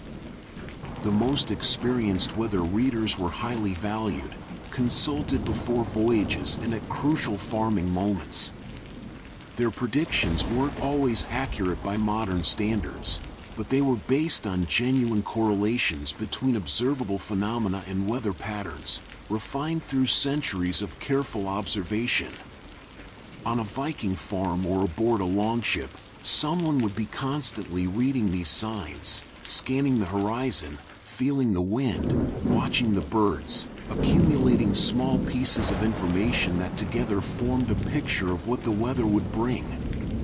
In this way, Vikings maintained an intimate dialogue with their environment, their survival depending on their ability to listen to what the natural world was telling them. Fact 44. The Viking practice of ice skating in winter travel. Let the cold beauty of winter now surround us as we explore how Vikings moved across their frozen landscape during the long months when snow and ice transformed their world. Vikings didn't simply endure winter, they adapted to it with ingenuity and skill, developing techniques that allowed them to remain mobile even in the harshest conditions. They created early forms of ice skates by attaching polished animal bones, usually horse or cow leg bones, to the bottoms of their boots with leather straps. These bone skates weren't like modern metal blades. They didn't grip the ice enough for the skater to push off, but they reduced friction dramatically, allowing people to glide across frozen lakes and rivers while pushing themselves along with poles, similar to how one might use ski poles. Archaeological finds of these bone skates are common across Scandinavia, and some even have holes drilled in them suggesting they were cherished possessions, perhaps hung up when not in use rather than discarded when worn out. Skis were also crucial winter equipment, and Vikings were skilled skiers, using them for hunting, travel, and even warfare in winter campaigns. Their skis were long wooden boards, shaped and smoothed, with leather or fabric straps to secure the feet. For steep slopes, they used a single long pole for braking and balance. Norse mythology even included Ullr, a god associated with skiing, hunting, and winter, suggesting the deep cultural importance of winter travel skills. Sledges pulled by horses or people transported goods across snow and ice, taking advantage of winter's transformation of lakes and rivers into highways. In the long winter nights, Vikings gathered to tell stories of legendary ski trips and skating races, competitions that tested skill and courage. The ability to move confidently through the winter landscape wasn't just practical, it was a source of pride, a demonstration of the Viking adaptation to their demanding environment. As we imagine a Viking gliding across a frozen fjord under the northern lights, the bone skates singing against the ice, surrounded by snow-covered mountains luminous in the starlight, we see beauty in survival, grace in adaptation, and the human spirit finding joy even in the depths of winter's cold embrace. Fact 45. The complexity of Viking law and justice. In the gathering darkness of our journey, let us examine the sophisticated legal system that governed Viking society, for beyond the stereotype of lawless raiders lay a culture deeply concerned with justice, order, and the proper resolution of disputes. Viking law was unwritten, preserved in memory and recited publicly so that all free men could know it, making the law speaker, who memorized the entire legal code, one of the most important positions in society. The law covered everything from property rights to inheritance, from acceptable grounds for divorce to the compensation owed for different types of injuries. Much of Viking law was based on the concept of compensation rather than punishment. If you injured someone, stole their property, or killed their relative, you owed them or their family specific payments called wergild. These compensations were carefully calibrated. A scratch might be worth a few ounces of silver, a lost finger more, a lost hand far more, a killed man most of all, with the amount varying based on the victim's social status. This system aimed to prevent feuds from spiraling into endless cycles of revenge by providing a mechanism for settling disputes through payment.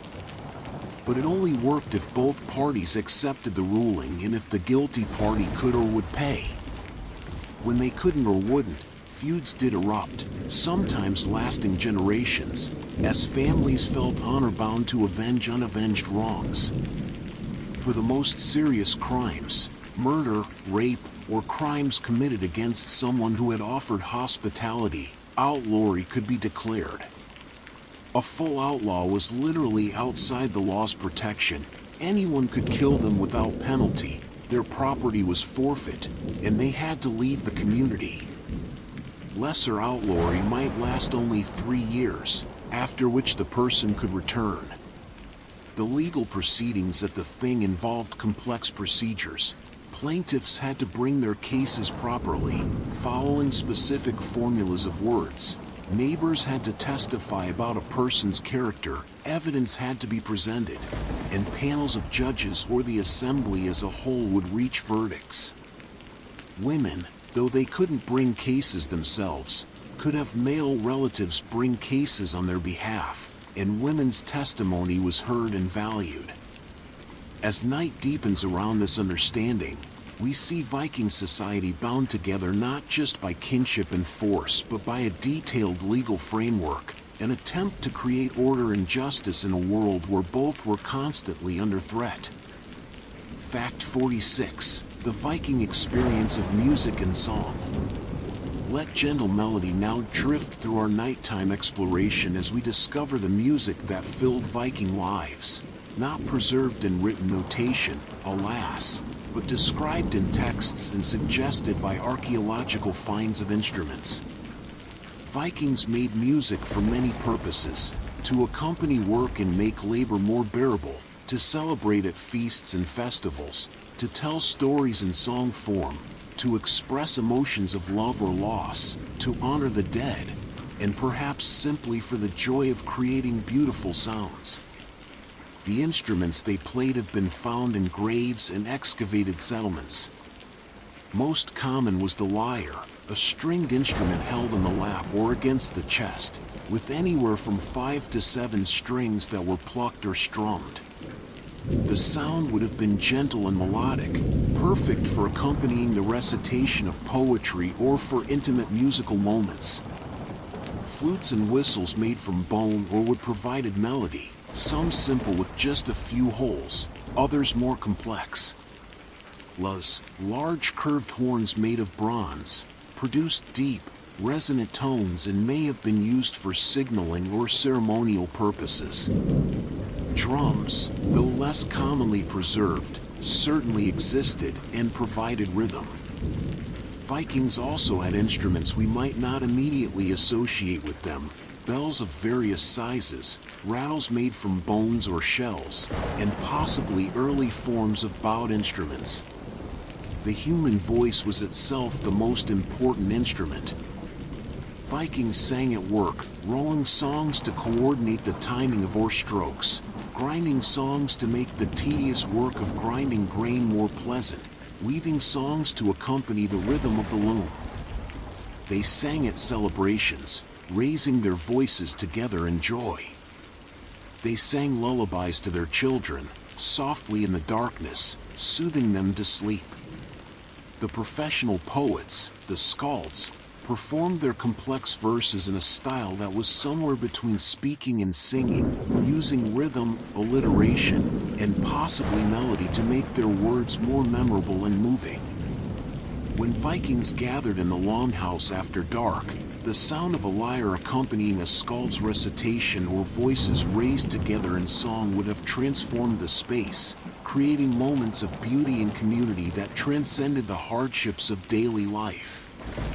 As we imagine these sounds echoing across the centuries, the gentle plucking of a lyre, voices harmonizing in the firelight, the haunting sound of a bone flute playing a melody now lost, we hear the Vikings not as we usually think of them, but as people who created music, who found and shared beauty through sound, whose lives included not just struggle but also song. Fact 47. The Viking respect for ancient sites and ancestors. In the deepening quiet of night, let us turn to the Viking relationship with the past, for these people lived among the remnants of earlier cultures and held their own ancestors in deep reverence. Scandinavia was dotted with ancient burial mounds from the Bronze Age and earlier, stone circles, standing stones, and other monuments that predated the Viking Age by thousands of years. Vikings viewed these places with respect and often with a sense of mystery. They believed ancient sites might be inhabited by spirits or the ghosts of those long dead, and they approached them with caution. Some places were considered particularly sacred or powerful, where the boundary between the world of the living and the world of spirits was thin. Vikings often built their own monuments near these ancient sites, perhaps seeking to connect with that ancient power or legitimacy. They also incorporated older standing stones into their own constructions and sometimes carved runes on stones that had stood for millennia before they arrived. The cult of ancestor worship was strong in Viking culture. Families maintained the memory of their forebears through genealogies recited at gatherings, keeping alive the names and deeds of those who came before. Important ancestors might receive offerings at their grave mounds, and their counsel might be sought through dreams or rituals. The dead were believed to remain present in some way, still concerned with the fortunes of their families. When important decisions had to be made, Vikings might gather at an ancestor's burial mound, as if seeking their wisdom or blessing. The concept of hamingja, a kind of familial luck or fortune that could be inherited and passed down, meant that ancestors literally continued to affect their descendants' lives. To disgrace oneself was to disgrace one's ancestors. To achieve greatness was to honor them. This connection between past and present, between the living and the dead, between the ancient landscape and contemporary life, gave Viking existence a depth and continuity that transcended individual lifetimes. As twilight falls across ancient stones in our imagination, we see Vikings not as people disconnected from the past, but as those who saw themselves as links in a long chain stretching back into the mists of time and forward into an uncertain future, guardians of their ancestors' memory and the progenitors of generations yet to come. Fact 48. The quiet beauty of Viking poetry forms. Let us drift now into the sophisticated world of Viking poetry, where words were woven with such complexity that they became art forms requiring years of training to master. The Vikings had two main poetic traditions, Eddic poetry and skaldic poetry, each with its own rules, purposes, and aesthetic. Eddic poetry was the simpler of the two, using a relatively straightforward meter and telling stories of gods and heroes in a narrative form. These poems, many of which are preserved in the Poetic Edda, were meant to be recited or chanted, and they used devices like alliteration, where words in a line begin with the same sound, to create rhythm and make the verses memorable. The The stories they told formed the foundation of Norse mythology, tales of Odin's quest for wisdom, Thor's battles with giants, the tragic fate of Sigurd the Dragon Slayer. But it was skaldic poetry that represented the true pinnacle of Viking verbal art. Skaldic verse used extraordinarily complex meters with strict rules about syllable count, stress patterns, and alliteration. But most remarkable was the use of kennings, those metaphorical circumlocutions we've mentioned before, layered so densely that a single stanza might require significant mental effort to decode. The flame of the flood meant gold, because gold glitters like fire on water. The feeder of the raven meant warrior, because warriors in battle create corpses that ravens feed upon. The reindeer of the gale meant ship. Skalds competed to create the most clever, elaborate kennings, and audiences appreciated poetry partly for the challenge of unraveling these linguistic puzzles. A skilled skald could compose verses in the heat of battle, praising his lord while fighting, creating immortal words in moments of mortal danger. The complexity of skaldic verse made it nearly impossible to alter or corrupt through oral transmission. The tight meter and alliteration meant that any change would be immediately obvious, so these poems preserve authentic Viking Age voices with remarkable fidelity.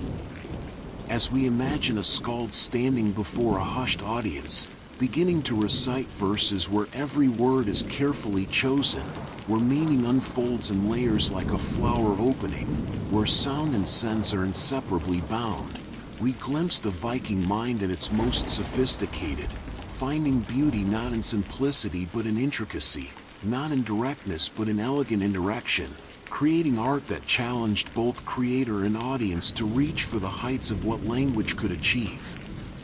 Fact 49. The Viking relationship with whales and sea mammals.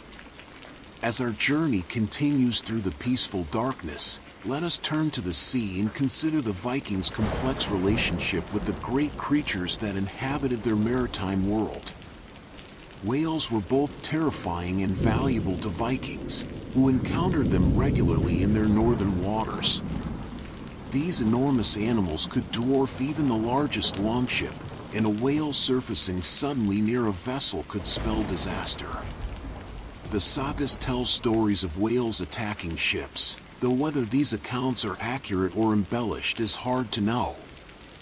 More commonly, whales were simply avoided, given a wide berth by sailors who respected their power. But whales also represented enormous bounty.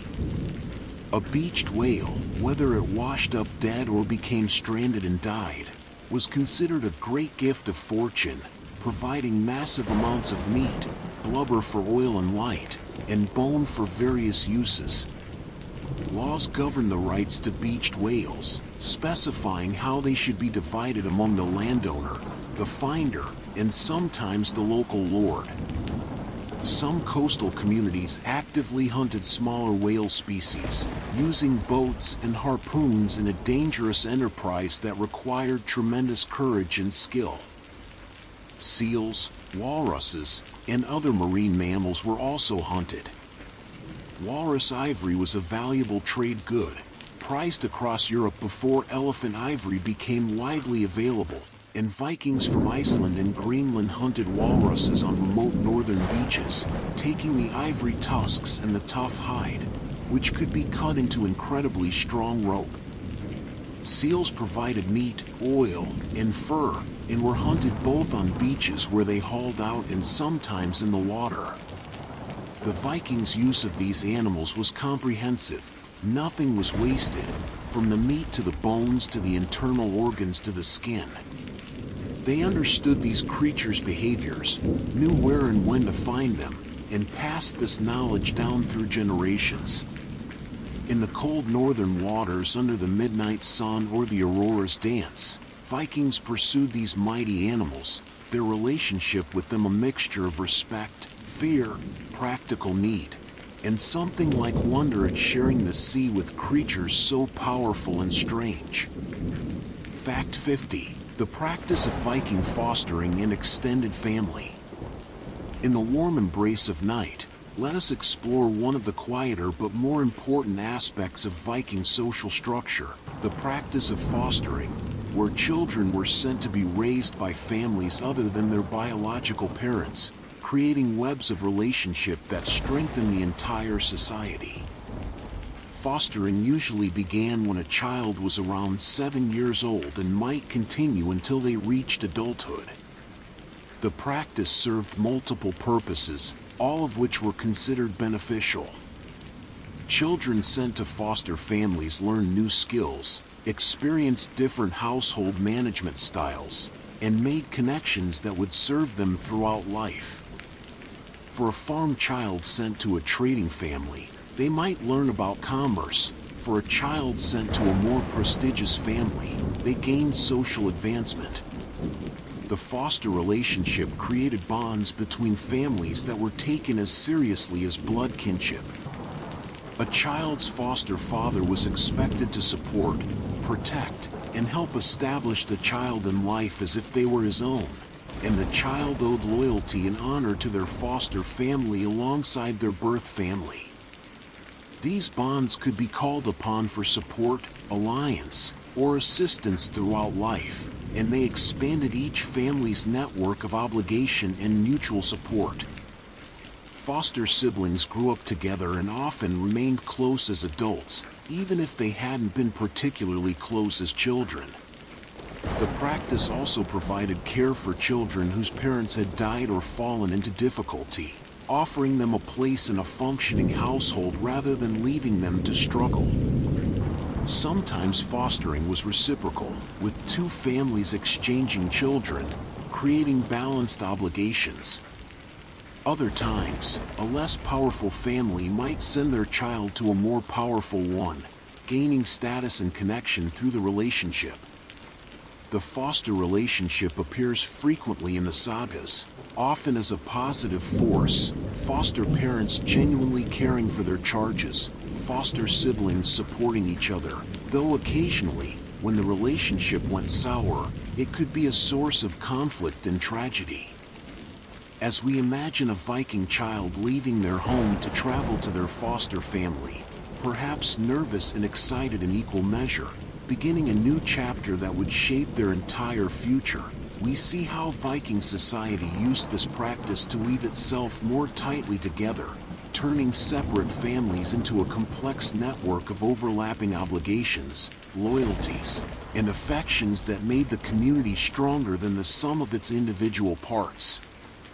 Fact 51. The Viking mastery of leather crafting. Let us settle now into the workshop of the leather worker, where one of the most essential Viking crafts was practiced with skill and artistry. Leather was everywhere in Viking life: shoes and boots, belts and bags, scabbards for weapons, straps for securing loads, buckets for carrying water, bellows for the forge, hinges for doors, and countless other applications. The process of creating usable leather began with animal hides, from cattle, sheep, goats, horses, or deer, that had to be carefully preserved immediately after butchering. The hide was first cleaned of flesh and fat, scraped thoroughly while stretched on a frame. Then came the tanning process, which could take weeks or even months. Vikings used several tanning methods. Some soaked hides in solutions made from tree bark, rich in tannins that transformed the perishable skin into durable leather. Others used oil tanning, working animal fats into the hide until it became soft and waterproof. The tanned leather was then worked, stretched, pounded, rubbed, until it achieved the right flexibility and texture. Different leathers were suited for different purposes: thick, sturdy cowhide for shoe soles and heavy-duty straps, soft, supple sheepskin for delicate work or clothing, thin leather for decorative items. Vikings also made parchment from calf, sheep, or goat skin through a different process, creating writing surfaces for important documents once literacy increased. Leather workers were skilled craftspeople who could cut, stitch, and shape leather into precisely what was needed.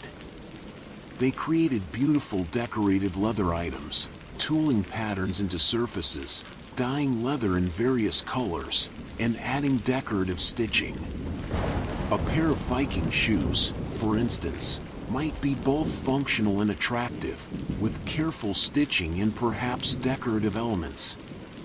In the tanner's workshop, with its distinctive smells and the leatherworker's hands moving surely through familiar motions, we see another essential trade that kept Viking society functioning, another craft that connected raw materials from animals to finished products that made daily life possible and more comfortable.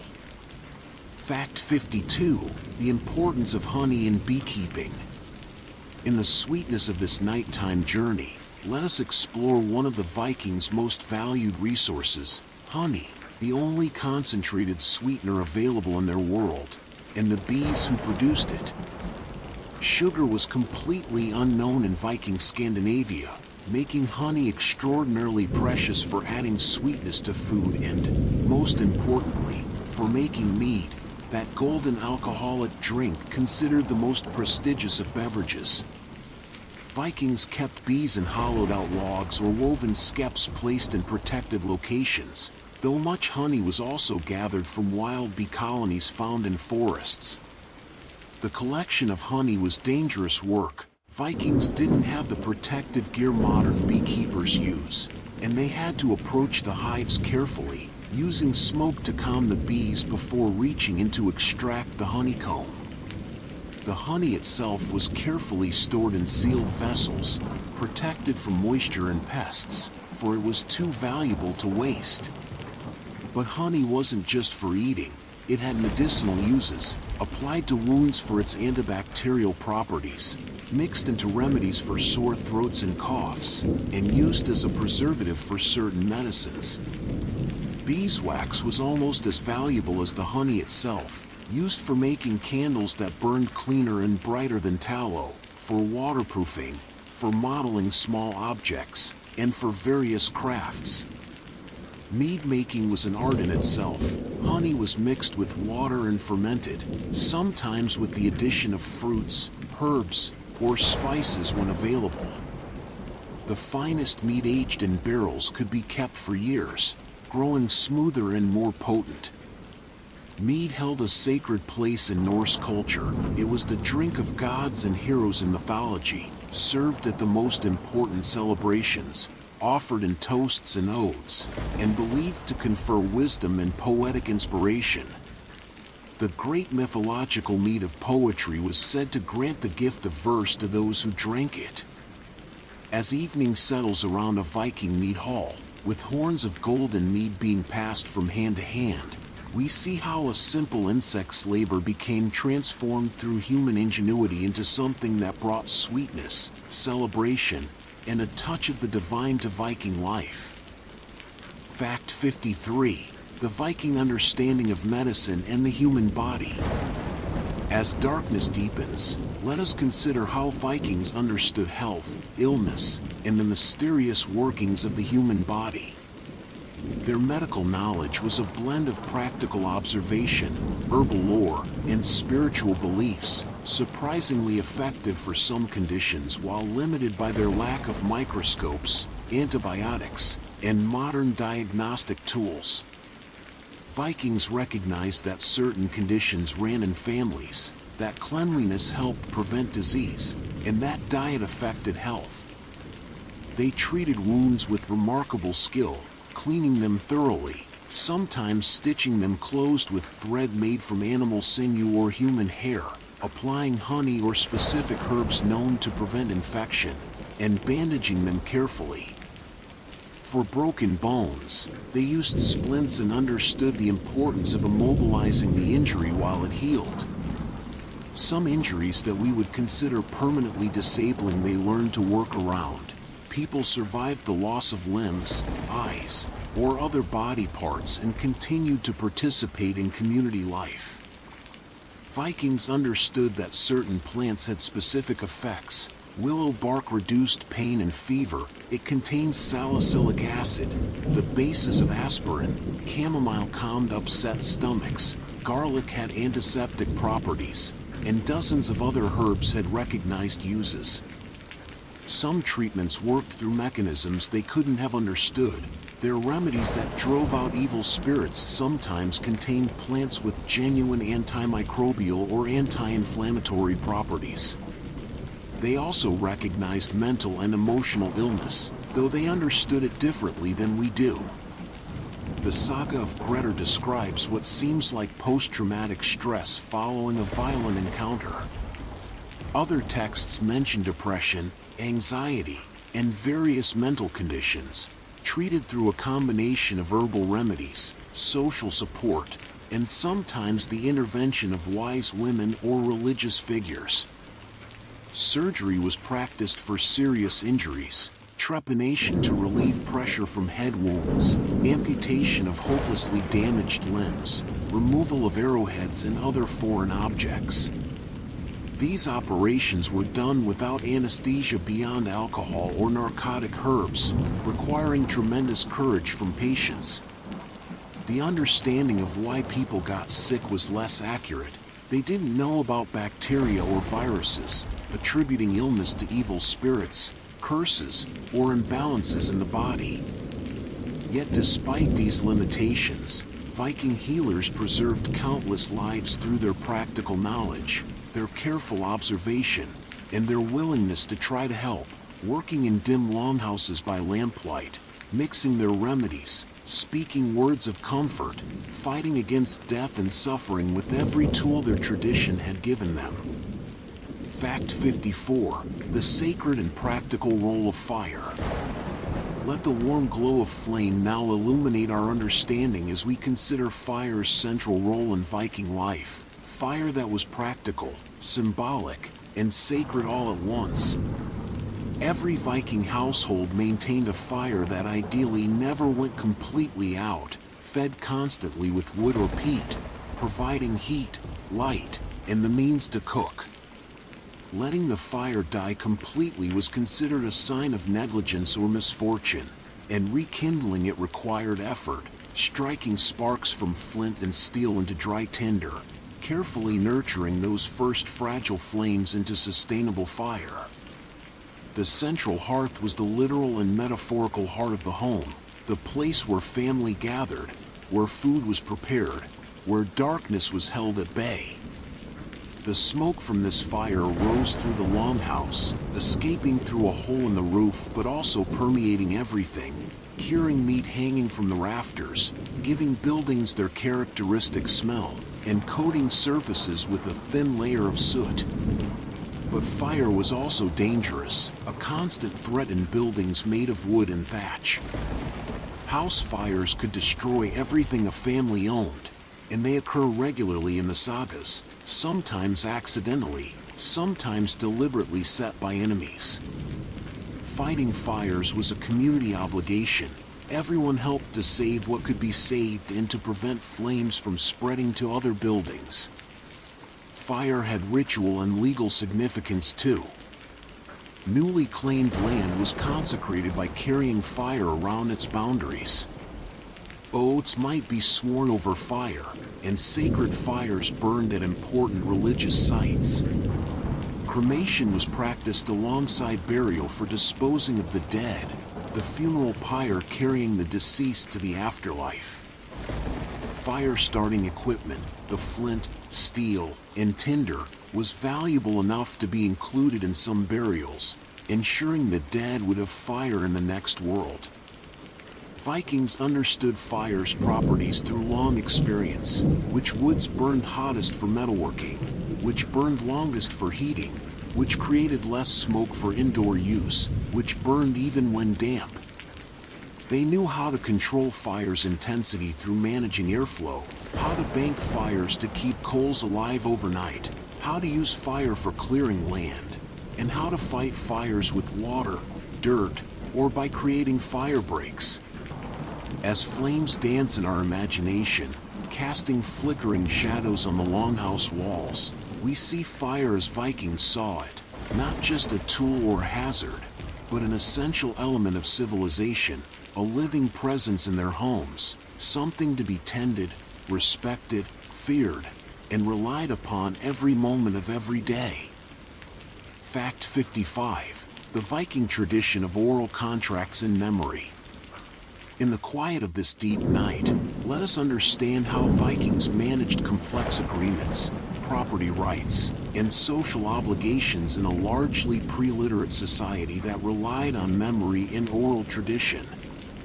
Before Christianity brought widespread literacy to Scandinavia, Vikings maintained sophisticated economic and legal relationships through spoken agreements witnessed by others, committed to memory, and backed by reputation and honor. When a deal was struck, a land sale, a marriage contract, a trading agreement, it was done in the presence of witnesses, often at the thing or another public gathering where many people could hear and remember the terms. These witnesses were not passive observers but active participants in preserving the agreement. If a dispute arose later, they could be called upon to testify about what they had heard and seen. The reliability of memory was enhanced through various techniques. Important information might be put into verse form, with rhythm and rhyme making it easier to remember exactly. Details might be associated with physical landmarks or dramatic events that would help fix them in memory. And the culture placed tremendous value on having a good memory and being able to recall things accurately. A person known to have a reliable memory was valuable, and conversely, accusing someone of misremembering was serious, suggesting either incompetence or dishonesty. Property boundaries were established and remembered through physical markers, stones, posts, distinctive trees, but also through the community's collective memory. The neighbors knew where one farm ended and another began, which fishing grounds belonged to whom, which forest areas were common land. These boundaries might be walked periodically, with children brought along so they would learn and remember, ensuring knowledge passed to the next generation. Genealogies were memorized going back many generations, not just as interesting family history but because inheritance rights and social relationships depended on kinship. A person might need to prove their relationship to someone several generations back to claim inheritance or establish their right to something. The law speaker who memorized all the laws was just the most prominent example of a broader cultural practice of preserving important information through memory. This oral culture meant that Vikings developed remarkable memory skills, but it also meant that information could potentially be lost, disputed, or gradually changed over time. The introduction of writing preserved information more permanently, but it also represented a loss, the death of a living tradition maintained through human memory, passed from one generation to the next through the ancient practice of remembering together. Fact 56. The complexity of Viking ship navigation techniques. As our peaceful voyage continues through the night, let us return once more to the sea and explore in greater depth the remarkable methods Vikings used to navigate across open water, out of sight of land, finding their way across the featureless ocean. We've touched on some techniques before, but the complete picture is even more impressive. Vikings combined multiple methods, cross-checking one against another to maintain their course. They used latitude sailing, traveling east or west until they reached the latitude of their destination, then turning north or south until they found land.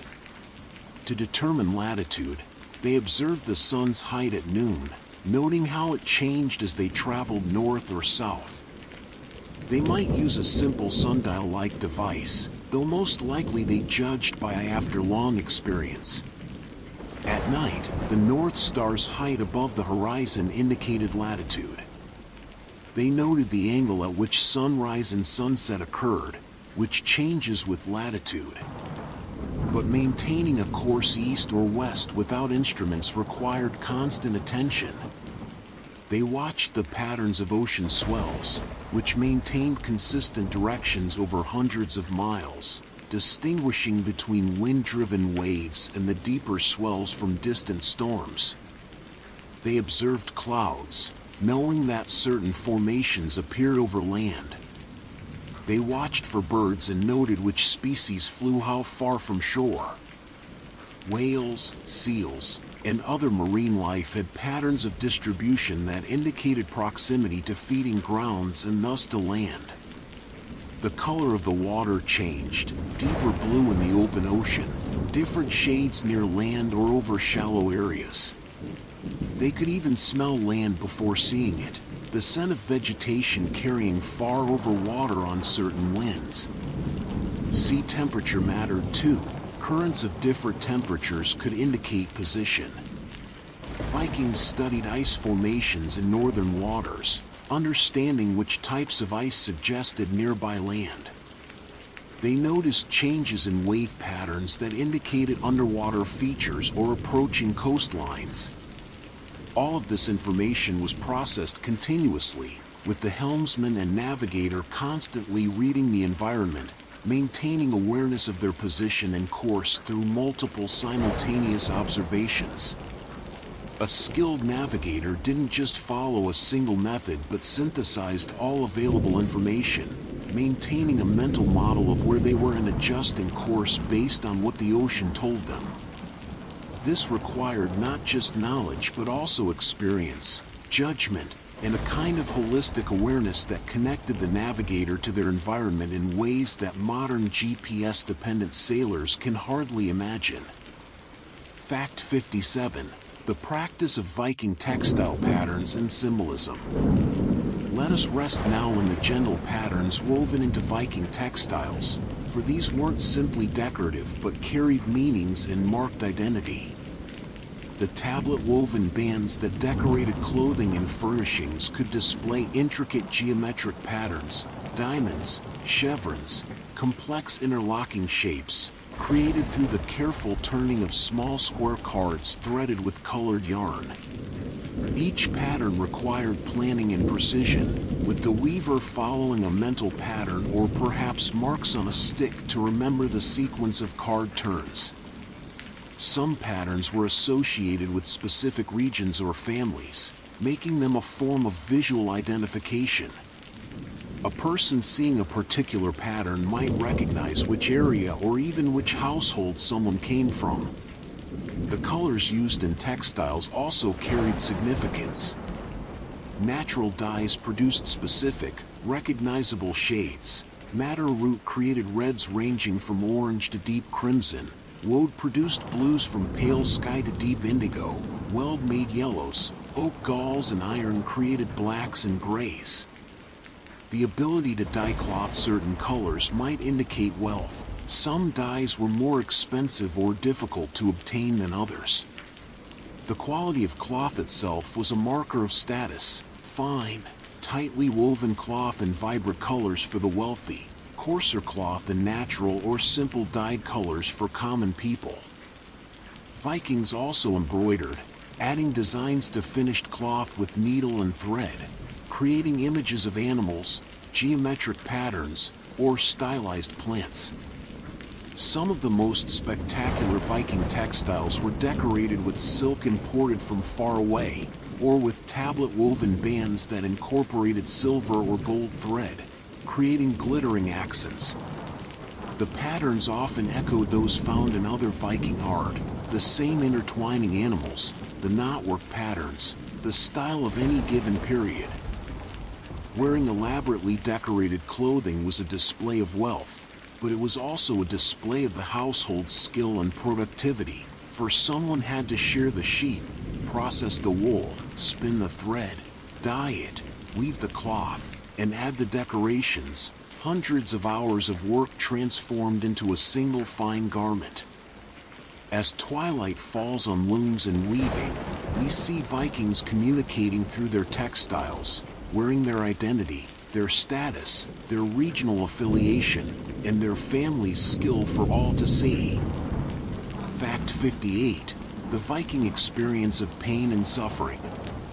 In the deep quiet of night, we must acknowledge a difficult truth. Vikings experienced tremendous suffering that they faced with cultural attitudes quite different from our own. pain was an intimate companion in Viking life. The pain of injuries from work, accidents, and violence. The pain of illness and disease for which they had limited remedies. The pain of childbirth without effective anesthesia. The pain of chronic conditions they could neither cure nor fully relieve. Their response to pain was shaped by their culture's emphasis on stoicism and endurance. Showing pain was not necessarily shameful, but bearing it with dignity was admirable. The sagas celebrate people who faced terrible injuries or illness without complaining, who joked in the face of death, who maintained their composure despite suffering. This wasn't simple machismo but reflected deep cultural values about maintaining one's dignity and courage regardless of circumstances. Yet Vikings also had compassion for suffering. Healers worked to relieve pain, families cared for sick members, and the community supported those in distress. The expectation of stoicism didn't mean people suffered alone or without help.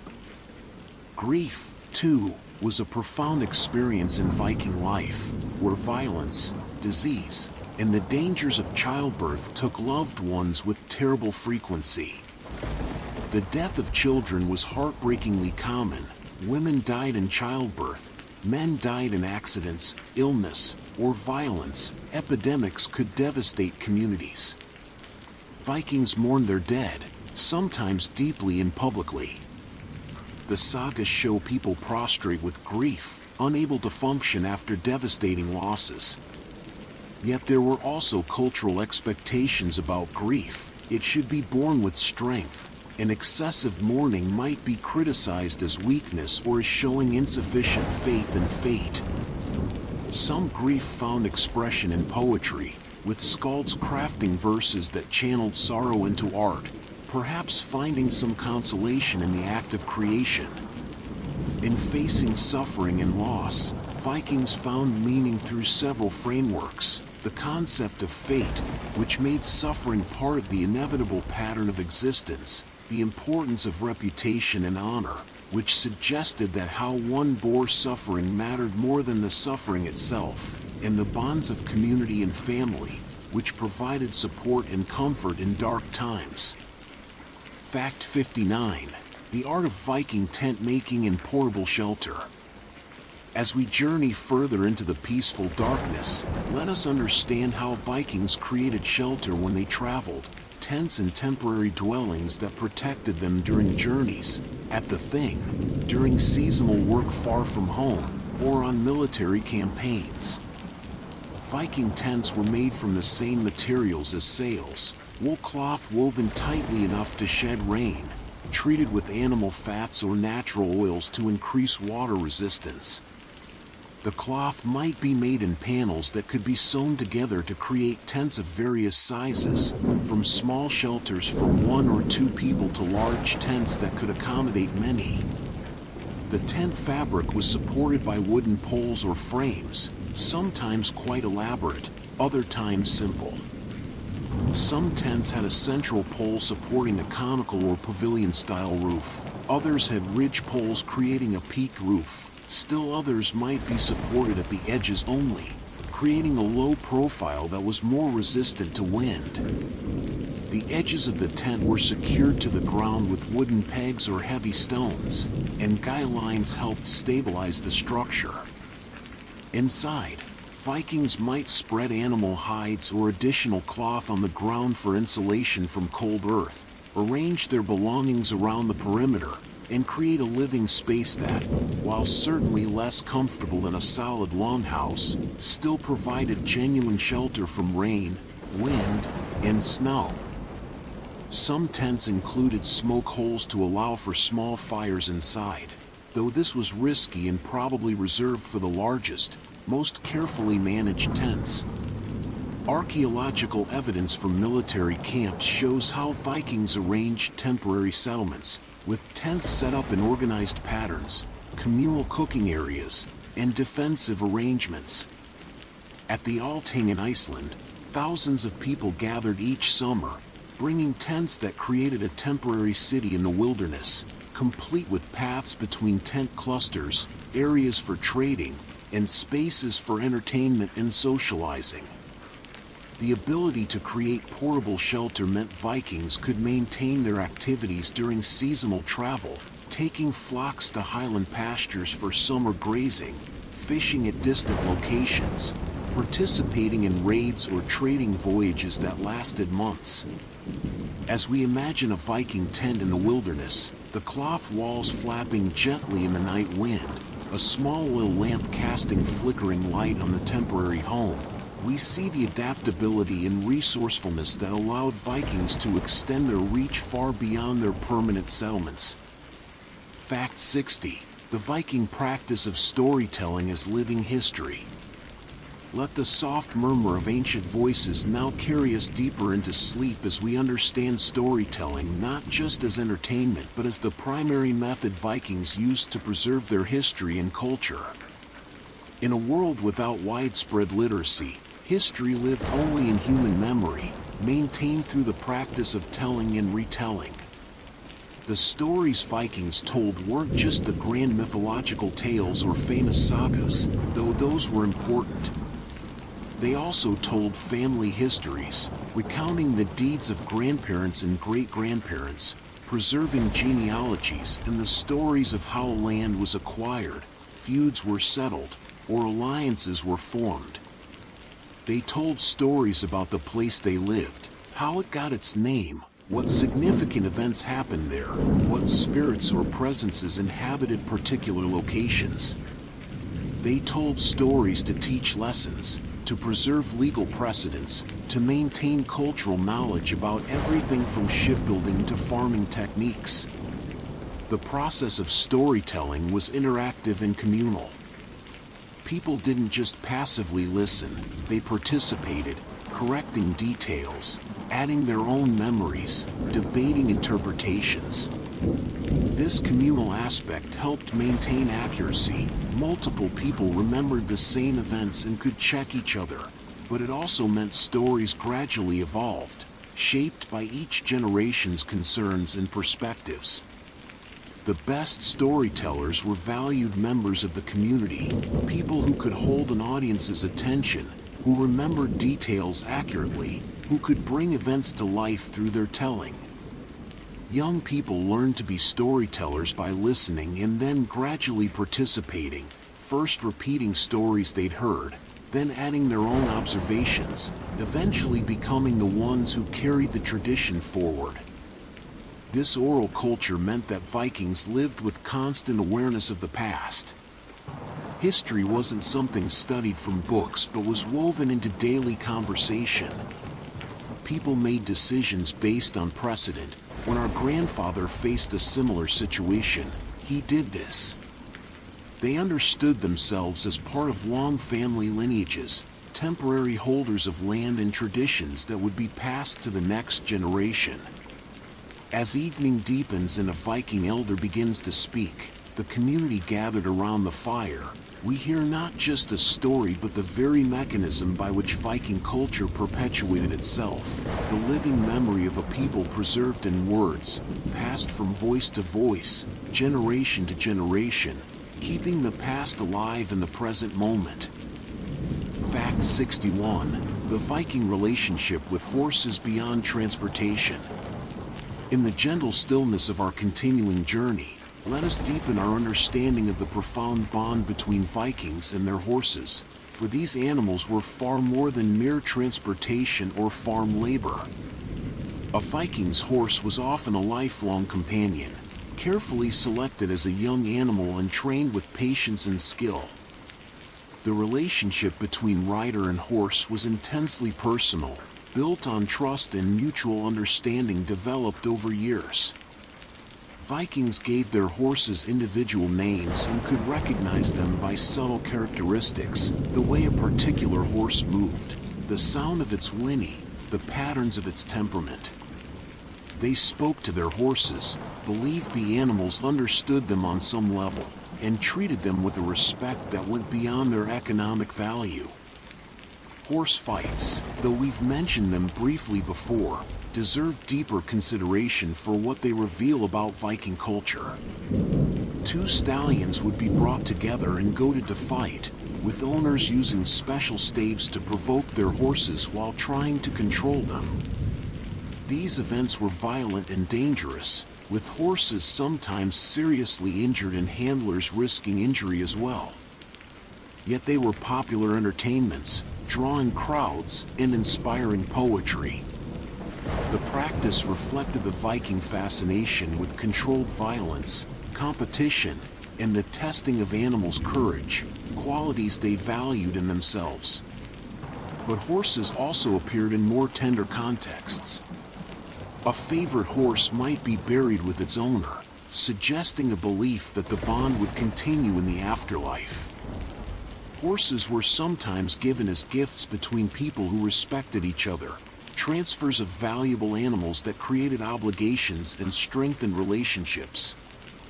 The act of caring for horses, grooming them, ensuring they had adequate food through winter, treating their injuries and illnesses, was part of the daily rhythm of Viking life. Children learned to handle horses young, developing skills and confidence that would serve them throughout life. In Norse mythology, horses appeared repeatedly as significant beings. Odin's eight-legged Sleipnir, the best of all horses who could travel between worlds, the horses whose names were the sun and moon, pulling those celestial bodies across the sky. This mythological prominence reflected horses' real importance in Viking life.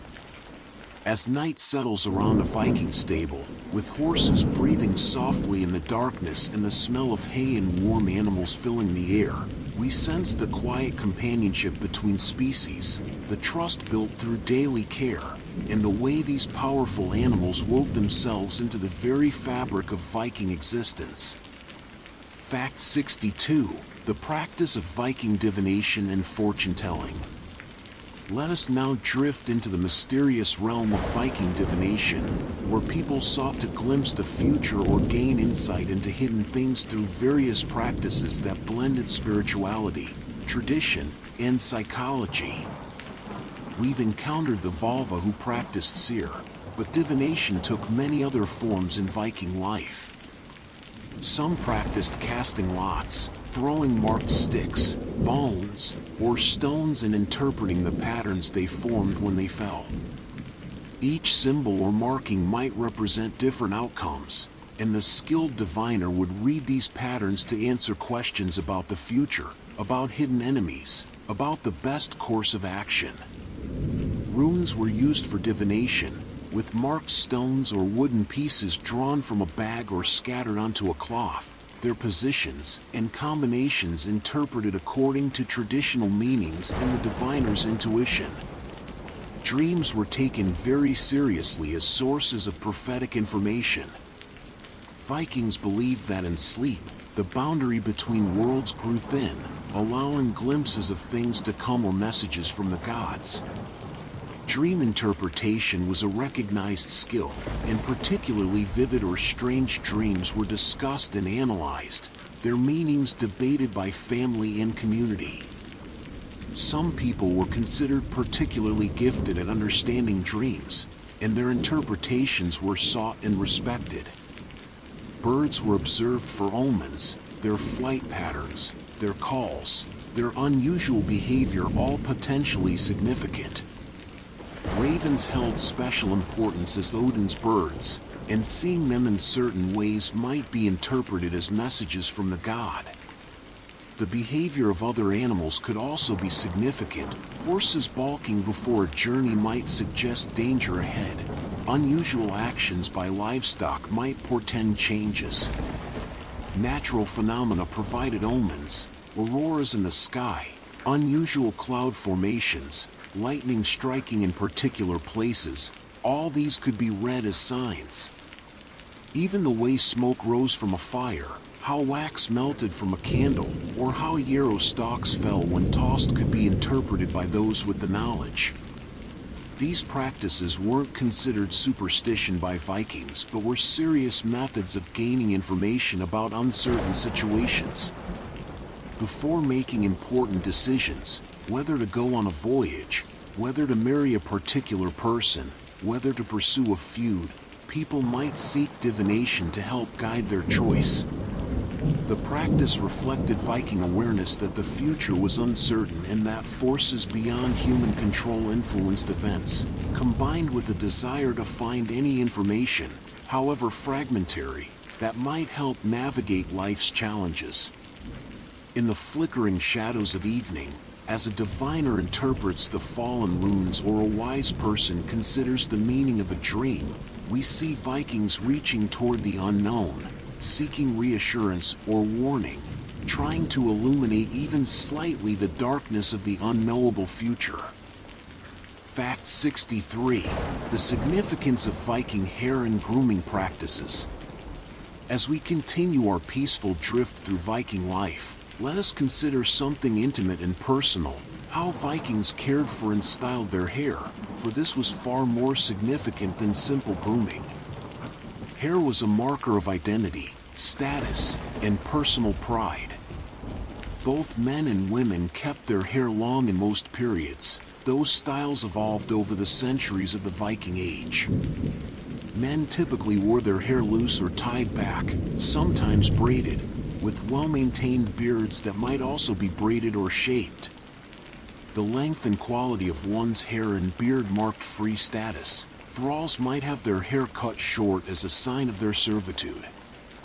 Warriors sometimes adopted distinctive hairstyles before battle, perhaps as identification or intimidation. The famous Norman haircut, with the back of the head shaved, appeared in some Viking regions and periods. Women wore their hair long, often braided in elaborate patterns, and married women typically covered their hair with a headscarf or other covering when in public, while unmarried women might leave their hair uncovered. The complexity of a woman's braids could indicate her skill, status, or simply personal aesthetic preference. Tight braids kept long hair manageable during work, while elaborate braiding for special occasions was a form of artistry. Hair care involved regular washing, combing with fine-toothed bone or antler combs, and sometimes the application of oils to keep hair healthy and lustrous. The frequency of hair combing is attested by the abundance of combs found in Viking graves and settlements. These were not rare luxury items but common, everyday objects that people carried with them. Some Vikings used lye solutions to lighten their hair, achieving blonde or reddish tones that were considered attractive. Beards received similar attention, combed and trimmed to maintain a neat appearance. The cutting or shaving of someone's hair or beard against their will was considered a serious insult, an attack on their dignity and honor. In one saga, a man whose beard is partially shaved in mockery considers it grounds for serious revenge. Hair also appeared in Viking magic and ritual. Strands of hair might be used in spells, and the hair of the deceased might be kept as mementos. As twilight falls on this understanding, we see that Vikings' attention to their hair was not vanity in a negative sense but rather care for an important aspect of identity, a way of maintaining dignity and presenting oneself properly to the world, and a daily practice that connected grooming to self-respect and social participation. Fact 64. The Viking understanding of friendship and loyalty. Let us settle now into contemplating one of the deepest aspects of Viking emotional life, friendship, which was understood not as casual acquaintance but as a profound bond involving serious obligations and expectations.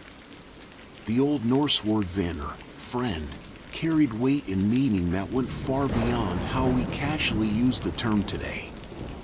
To call someone your friend meant you were bound to them in specific ways. You would support them in disputes, provide hospitality when needed, offer counsel when requested, and potentially risk your own safety or resources on their behalf.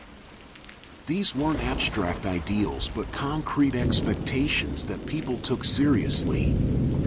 The making of friendship was sometimes formalized through gift exchange, shared meals, or explicit declarations witnessed by others. True friendship was tested through adversity. Did your friends stand by you when you faced trouble, or did they distance themselves to protect their own interests? The sagas are full of stories exploring the complexities of friendship. Friends who remain loyal through terrible circumstances. Friends who betray each other out of competing obligations or weaknesses. Friendships that endure across years of separation. The tension between friendship and other loyalties created some of the most compelling drama in Viking narratives. What if your friend feuded with your kinsman? What if your friend committed an act you considered dishonorable? These were not abstract questions but real dilemmas people faced, and how they navigated such situations revealed their character. Loyalty was the central virtue of friendship, the willingness to stand by your friend regardless of cost, to defend their reputation, to avenge wrongs done to them. But this loyalty had to be mutual. A one-sided friendship where one person constantly supported another without reciprocation was not honored or sustainable. The death of a close friend was grieved intensely, sometimes with the same depth of sorrow as the loss of family. Friends might be memorialized in poetry, their deeds remembered and recounted, their memory preserved through storytelling. The concept of friendship extended Viking social networks beyond kinship, creating chosen bonds that could be as strong or stronger than blood relationships. These friendships helped maintain social cohesion, created pathways for cooperation and alliance, and provided individuals with support networks beyond their immediate family. In the quiet of evening, as two Viking friends share a meal or simply sit together in comfortable silence, we see a bond that our word friendship barely captures, something deeper, more obligating, more profound than casual companionship, a chosen kinship that shaped lives and sometimes determined fates. Fact 65. The construction and use of Viking storage techniques. As our nighttime exploration continues, let us consider the practical but essential matter of how Vikings stored their possessions and supplies, for preservation and organization were crucial to survival. In a world without refrigeration, where supplies had to last through long winters, and where possessions were few but valuable, proper storage made the difference between prosperity and hardship. Food storage took many forms, each suited to different foods and conditions. Grain was stored in large wooden chests with tight-fitting lids to keep out moisture and vermin, or sometimes in pits dug into the ground, lined with stone or wood and sealed to create dry, cool storage chambers. Dried fish might be hung from rafters where air could circulate around it, keeping it preserved through the winter. Salted or smoked meat was kept in barrels or wrapped in cloth and hung. Root vegetables were stored in cool, dark places, cellars dug beneath the floor, or specialized pits outside. Dairy products like butter and cheese might be preserved in whey, buried in bogs where the cool, anaerobic conditions preserved them remarkably well, or stored in wooden vessels in the coolest part of the dwelling.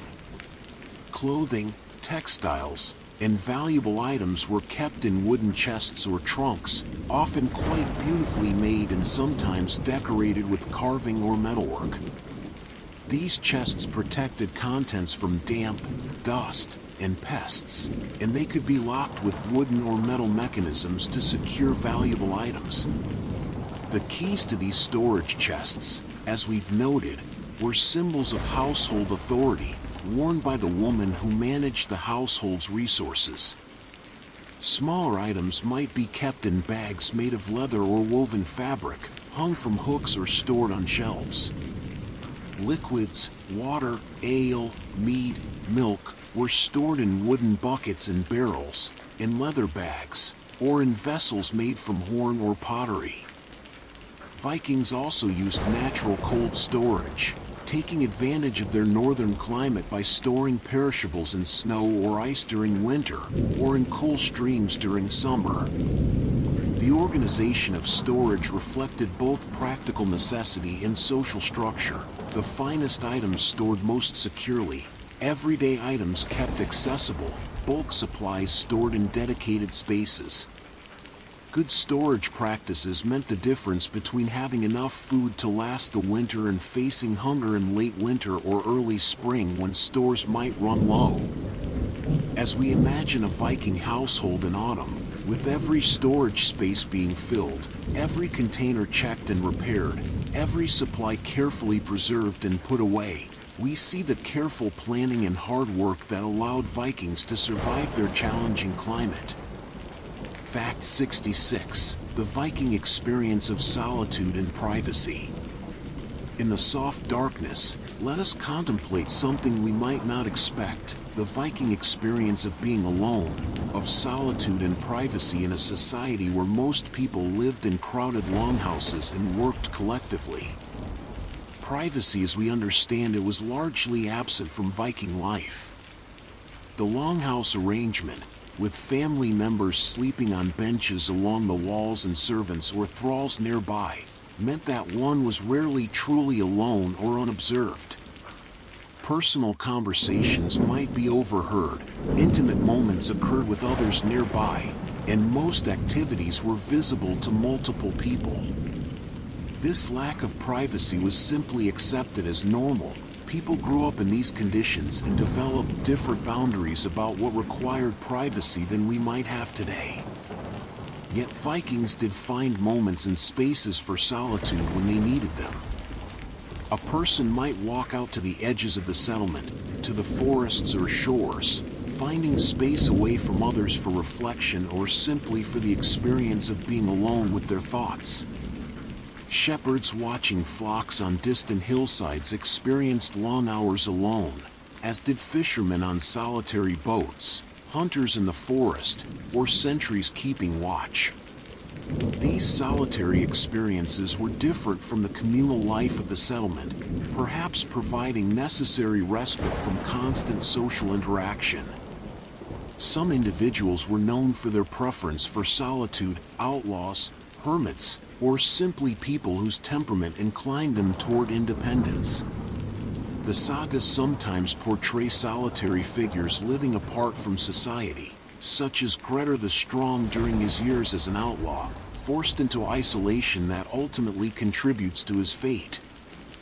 These stories suggest Vikings recognized that humans need social connection, but also that isolation could be either chosen or imposed, liberating or devastating depending on circumstances. The practice of sending people into outlawry represented the ultimate severance of social bonds, the exiled person cut off from all the networks of support and obligation that normally sustained life. This extreme punishment reveals by contrast how central community was to Viking identity. Religious or spiritual solitude also existed. The Volva might withdraw into trance states that separated them from ordinary reality. Individuals seeking visions or spiritual experiences might spend time alone fasting or in meditation. As darkness deepens around a solitary figure standing at the edge of a Viking settlement, looking out toward wilderness or sea, we see the tension between the deeply social nature of Viking life and the human need for occasional solitude, for time alone with one's thoughts, for space to exist apart from the constant presence of others. Fact 67. The practice of Viking gift exchange with the gods.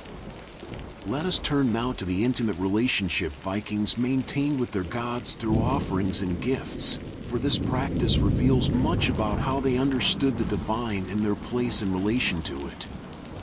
Vikings approached their gods not as distant, unknowable powers but as beings with whom one could interact, trade, and establish relationships through gift-giving. The principle was similar to human relationships. Gifts created obligations, established goodwill, and maintained connections.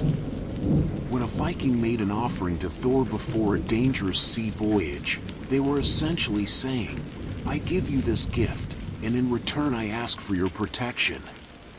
The offerings took many forms depending on the god being honored, the reason for the offering, and what the person could afford to give. Simple offerings might be a portion of a meal, the first portion of bread or meat, the first drink from a horn of ale, set aside and dedicated to a god. More substantial offerings involve the sacrifice of animals, usually those already raised for meat, goats, sheep, pigs, cattle, or horses.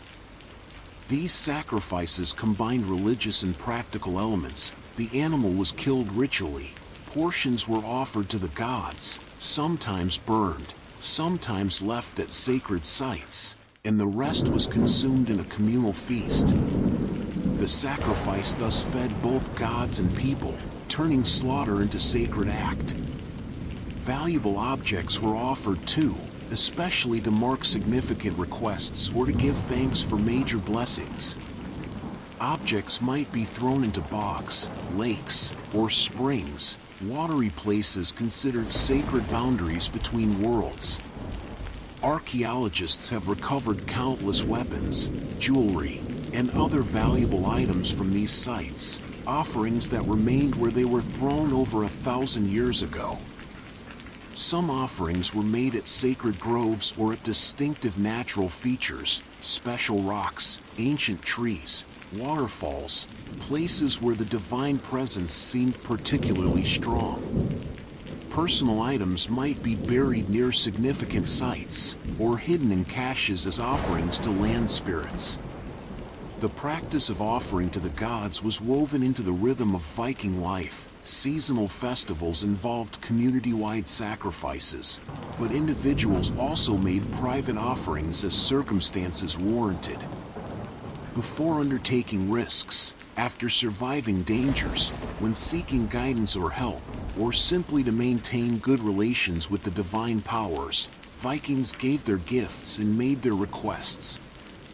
This practice created a reciprocal relationship with the gods, not one of pure worship or submission, but something more like partnership, where humans and gods each had roles and obligations, where gifts flowed in both directions, where the divine powers were understood as participants in the human world who could be approached, negotiated with, and thanked for their aid. Fact 68. The Viking understanding of different types of courage. As night deepens around us, let us explore the nuanced Viking understanding of courage, which they recognized came in different forms, each valuable in its own context. The most obvious type was battle courage, the willingness to fight, to face death in combat, to stand your ground when attacked. This physical courage was celebrated in stories and songs, embodied by warriors who charged into battle or held their position against overwhelming odds. But Vikings recognized this wasn't the only or even necessarily the highest form of courage. There was also the courage to endure, to bear suffering, hardship, or grief without breaking, to maintain dignity in the face of humiliation, to survive when survival seemed impossible. The saga of Gisli Surson shows a man living as an outlaw for years, hunted constantly, unable to sleep properly because of prophetic dreams, yet maintaining his humanity and even his poetry through all of it. His courage was not just in fighting his enemies but in enduring his terrible situation without losing himself. Moral courage was recognized too, the strength to do what was right even when it was difficult or dangerous, to speak truth to power, to keep your word even when it cost you, to maintain your principles when compromising them would have been easier. The sagas admire characters who refuse to break oaths even to save their lives, who tell the truth even when lying would protect them. There was courage in facing fate, knowing that doom was coming and meeting it with composure rather than fleeing or despairing. The concept of going to one's death well meant facing inevitable death with dignity, perhaps with humor, certainly without cowardice or excessive fear. Vikings told stories of people who, about to be executed, made jokes or composed poems, maintaining their composure to the very end. Women's courage was recognized, though it took different forms: the courage of childbirth, the strength to manage a household and protect children when men were away, the bravery to speak boldly in a male-dominated society.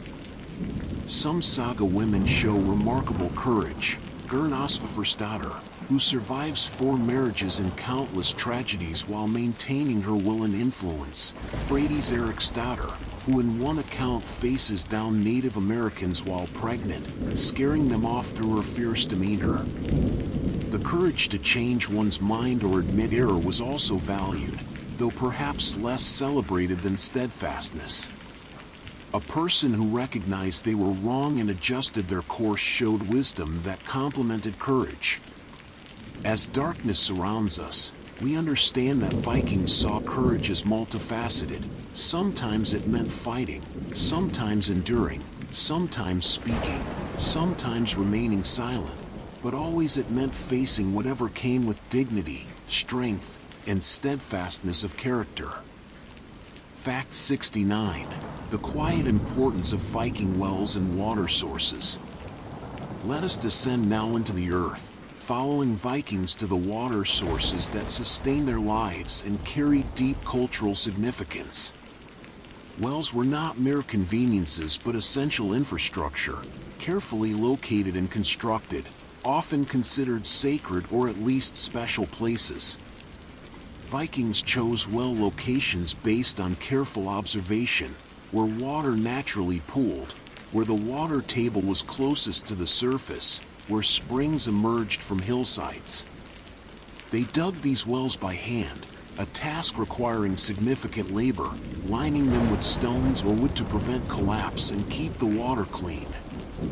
Some wells were communal, serving multiple households or an entire community, becoming natural gathering places where people met while drawing water. Others were private, belonging to individual households, valuable enough to be mentioned specifically in property transactions. The water itself was understood in ways that went beyond simple utility. Springs especially were often considered sacred, places where the boundary between worlds was thin, where spirits dwelt or gods might be encountered. Some springs were associated with healing properties, and people would travel distances to drink or bathe in their waters. Wells and springs appeared in Norse mythology, the Welver beneath the world tree, where the Norns dwelt and drew the water that nourished the great ash, Mimir's well, where Odin sacrificed his eye for wisdom. These mythological wells reflected the real importance of water sources in Viking life. Rituals and offerings were made at significant wells and springs, valuable objects thrown into the water, prayers spoken, oaths sworn. Some scholars believe these practices continued Christian worship of water sources, transformed but not entirely eliminated by the new religion. The work of maintaining wells and water sources was crucial, clearing them of debris, repairing their walls, ensuring they remained clean and functional. Contaminated water could sicken or kill, so protecting water sources was a community priority. In dry periods, when wells might run low or dry up entirely, communities faced crisis, and securing adequate water was survival itself. As we imagine a Viking woman drawing water from a well in the soft light of dawn, the bucket descending into darkness and rising full and dripping, we see an act repeated countless times daily, essential and ordinary yet connecting her to sacred depths, to the gift of water without which no life could exist. Fact 70. The Viking practice of riddles and word games.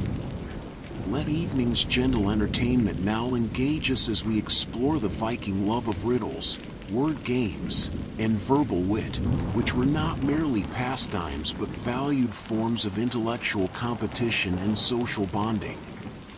Vikings enjoyed testing each other with riddles, clever questions with non-obvious answers that required thought and creativity to solve. Some riddles came from ancient tradition, passed down through generations, while others were newly invented for specific occasions. These riddles appeared in their poetry and sagas. What creature goes on 4 legs in the morning, 2 at midday, and 3 in the evening, or riddles specific to Norse culture that involved understanding kennings and mythological references. Solving riddles demonstrated intelligence, learning, and quick thinking, all valued qualities. In some stories, riddle contests determined fates, with the loser of the contest facing serious consequences. The exchange of riddles created a form of intellectual sparring, competitive but playful, that entertained gatherings and allowed people to display their cleverness. Vikings also played with language in other ways, creating complex wordplay, making puns, which worked differently in Old Norse but were still appreciated, and composing verses that demonstrated verbal skill. The practice of flighting, ritual insult exchanges where 2 people traded increasingly elaborate and creative insults, trying to best each other with the cleverest, most cutting remarks, was a form of verbal combat that could be fierce but was understood as a game with rules. Done well, flighting was entertaining for audiences and allowed people to settle disputes or establish dominance through words rather than violence. The creation of new kennings challenged poets to find novel ways to express familiar concepts, rewarding originality and cleverness. These word games served multiple purposes. They entertained, yes, but they also educated, helped maintain language skills, reinforced cultural knowledge, since many riddles required understanding of mythology, nature, and daily life, and created opportunities for social interaction and bonding. In the long, dark evenings of winter, when outdoor work was impossible and people gathered inside, these verbal games helped pass the time and keep minds engaged. As we imagine Vikings gathered around the fire, someone posing a riddle, others puzzling over the answer, then someone else offering a new challenge, we hear not just play but the sound of minds engaging with language, finding pleasure in cleverness, and connecting through the shared joy of words wielded with skill and wit. Fact 71. The Viking experience of the Northern Lights. Let us gaze now toward the heavens, where one of nature's most spectacular displays unfolds across the dark winter sky, the aurora borealis, the northern lights that Vikings witnessed with awe and interpreted through their cultural understanding. In the far northern latitudes where many Vikings lived, the auroras were not rare events but regular occurrences, especially during the long winter nights. These shimmering curtains of green, sometimes touched with red, purple, or blue, dancing and shifting across the darkness, must have been breathtaking to people who had no scientific explanation for them. Vikings developed their own interpretations of what these lights meant. Some believed they were reflections from the shields and armor of the Valkyries as they rode through the sky, choosing who would die in battle and escorting the fallen to Valhalla. The very name Northern Lights connects to this belief. The lights were the celestial manifestation of divine activity. Others thought the lights were a bridge between worlds, Bifrost made visible, the rainbow bridge connecting Midgard to Asgard glowing in the darkness. Some interpretations suggested the lights were supernatural fires, or the spirits of the dead playing in the sky. While these explanations seem fanciful to us now, they represent Vikings' attempts to understand a phenomenon that truly is caused by interactions between solar particles and Earth's magnetic field, something they had no way of knowing. What we can imagine is the emotional experience of sitting outside on a cold, clear winter night, perhaps taking a break from the closeness and smoke of the longhouse, and watching the sky come alive with these dancing lights. The silence of the winter landscape broken only by the occasional sound, the cold burning in your lungs, and above, this impossible display of light and motion. The auroras provided light on the darkest nights. their glow sometimes bright enough to see by, a gift in the depths of winter. Children would have gazed up at them in wonder, perhaps a little frightened, certainly amazed. Adults who had seen them countless times might still pause in their work to watch, never quite taking for granted this celestial show. The lights became part of the mythology and folklore, woven into stories and songs, referenced in poetry, understood as signs and portents.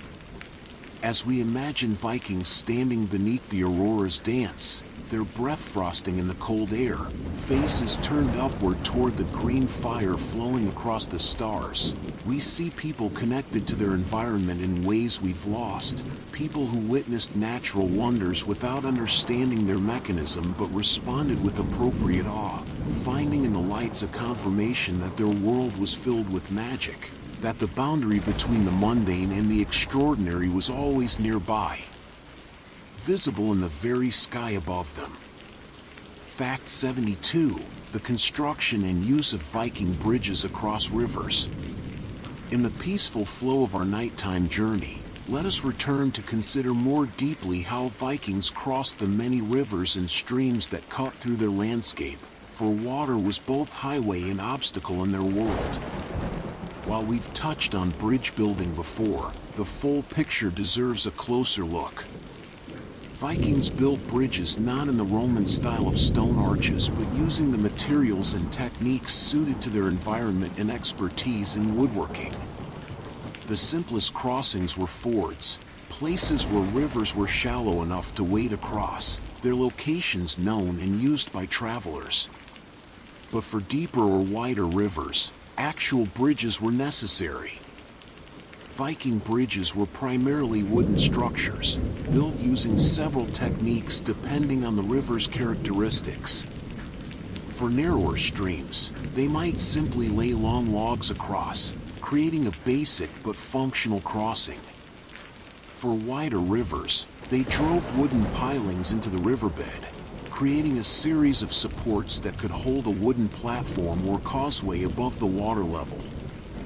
These pilings had to be substantial, driven deep enough to remain stable against flowing water and ice. The platforms might be simple planks laid across the supports, or more elaborate constructions with railings for safety. Some bridges were substantial enough to accommodate carts and horses, while others were only for foot traffic. The maintenance of bridges was an important duty, often assigned to the landowners whose property adjoined the crossing. A bridge that failed could cut off communication and trade, and its repair was a priority. Some bridges became famous enough to be mentioned in runestones, memorial stones erected to commemorate the dead that specifically mentioned bridge building among the deceased's worthy accomplishments. He built this bridge for his soul and for his father's memory, some inscriptions read, suggesting that bridge construction was considered spiritually meritorious as well as practically necessary. Bridges became gathering places and landmarks, places where people might meet by arrangement, where markets might be established, where boundaries between territories were marked. In winter, when rivers froze solid, the bridges might be bypassed in favor of crossing directly on the ice, but in spring, fall, and often in winter when ice was unreliable, bridges were essential. The engineering knowledge required to build stable bridges, understanding load distribution, water flow, seasonal changes, and structural integrity, was considerable, passed down from experienced builders to apprentices. As we imagine a Viking bridge spanning a river in the soft light of evening, perhaps with a traveler crossing it gratefully after a long journey, we see infrastructure that connected communities, facilitated trade and communication, and represented the Viking commitment to improving their environment and making life more manageable in a challenging landscape. Fact 73: the Viking practice of adoption and creating family. Let us settle now into understanding another way Vikings created kinship, through adoption. which allowed families to grow beyond biological descent and individuals to find belonging when circumstance had separated them from their birth families. Adoption in Viking society was fairly common and took several forms. Most straightforwardly, orphan children might be adopted by relatives or community members, ensuring they had care and support. As we imagine those lonely farms in the fjords, the people looking out over ice-choked waters toward a distant homeland they would never see again, we witness Viking determination to build lives even at the very edge of the possible. Let us settle now into understanding another way Vikings created kinship, through adoption, which allowed families to grow beyond biological descent and individuals to find belonging when circumstance had separated them from their birth families. Adoption in Viking society was fairly common and took several forms. Most straightforwardly, orphan children might be adopted by relatives or community members, ensuring they had care and support. A childless couple might adopt to provide themselves with heirs and helpers in old age, while simultaneously giving a child a home and future. Unlike fostering, which was temporary and maintained connections to the birth family, adoption created permanent new kinship ties. The adopted child took on the family name, inherited rights, and obligations as if born into the family. This wasn't just a private arrangement but was formalized publicly, often at the Thing, where the adoption was witnessed and recognized by the community. The ritual of adoption might involve the adoptive father leading the child to the family seat, placing them there as a symbol of their new position, or other ceremonial acts that marked the transition. Once adopted, the child was considered fully part of the family for legal and social purposes. They could inherit, they represented the family in disputes, and their actions reflected on their adoptive family's honor. The practice extended beyond children. Sometimes adults were adopted into families, particularly if someone impressed a chieftain or wealthy person with their abilities or character. A skilled craftsman, a brave warrior, or simply someone who had proven themselves trustworthy might be brought into a family, gaining kinship ties that provided security and belonging. Freed slaves were sometimes adopted by their former owners, transforming the relationship from property to family, a remarkable transition that speaks to the fluidity of some social boundaries in Viking society. The ease with which Vikings created kinship through adoption, fostering, blood brotherhood, and marriage alliances shows that they understood family as something that could be built as well as born into, that loyalty and care could create bonds as strong as blood. In the warm light of a longhouse, when an adopted child or adult sat at the family table, participated in family councils, and was introduced to visitors as my son or my daughter, we see Vikings demonstrating that belonging was not just about ancestry but about choice, acceptance, and the daily practice of treating someone as kin. Fact 74. The role of insults and honor in Viking culture. As darkness deepens around us, let us explore the complex dynamics of honor, insult, and reputation in Viking society, where words could wound as deeply as weapons and protecting one's honor was a serious business. Vikings lived in a shame culture where what others thought of you mattered immensely. Your reputation affected your social standing, your ability to make beneficial marriages, your success in legal disputes, and your basic safety. To be known as honorable, brave, and trustworthy opened doors. To be known as cowardly, oath-breaking, or dishonorable made life difficult or impossible. Given these high stakes, insults were not taken lightly. Certain insults were considered particularly serious, accusations of cowardice, suggestions that a man was unmanly or effeminate, claims of oath-breaking, or allegations that a woman was unchaste could trigger feuds that lasted generations. The insult had to be answered or it would stick, damaging reputation permanently. Sometimes the answer was through legal means, bringing a case at the thing and forcing the insulter to pay compensation or retract their words. Other times, especially if the insult was severe and the legal system failed to provide satisfaction, violence resulted. The famous NID was a particular form of curse or insult, often expressed in verse, that attributed shameful qualities or predicted doom for its target. Creating and spreading such verses was serious enough to be grounds for legal action. Yet Vikings also had a tradition of acceptable insults through flyting, that ritual exchange of verbal abuse we've mentioned before. The difference between flyting and actionable insult lay partly in context and intent. Flyting was recognized as a game, however serious, while direct accusations made in earnest were different. The line could be blurry, though, and flyting could escalate into genuine conflict if someone went too far or if the participants weren't equally matched in verbal skill, leaving one publicly humiliated. Honor was maintained not just by avoiding insult but by living according to cultural values, keeping your word, being generous to dependents and friends, showing courage in adversity, and treating others according to their due.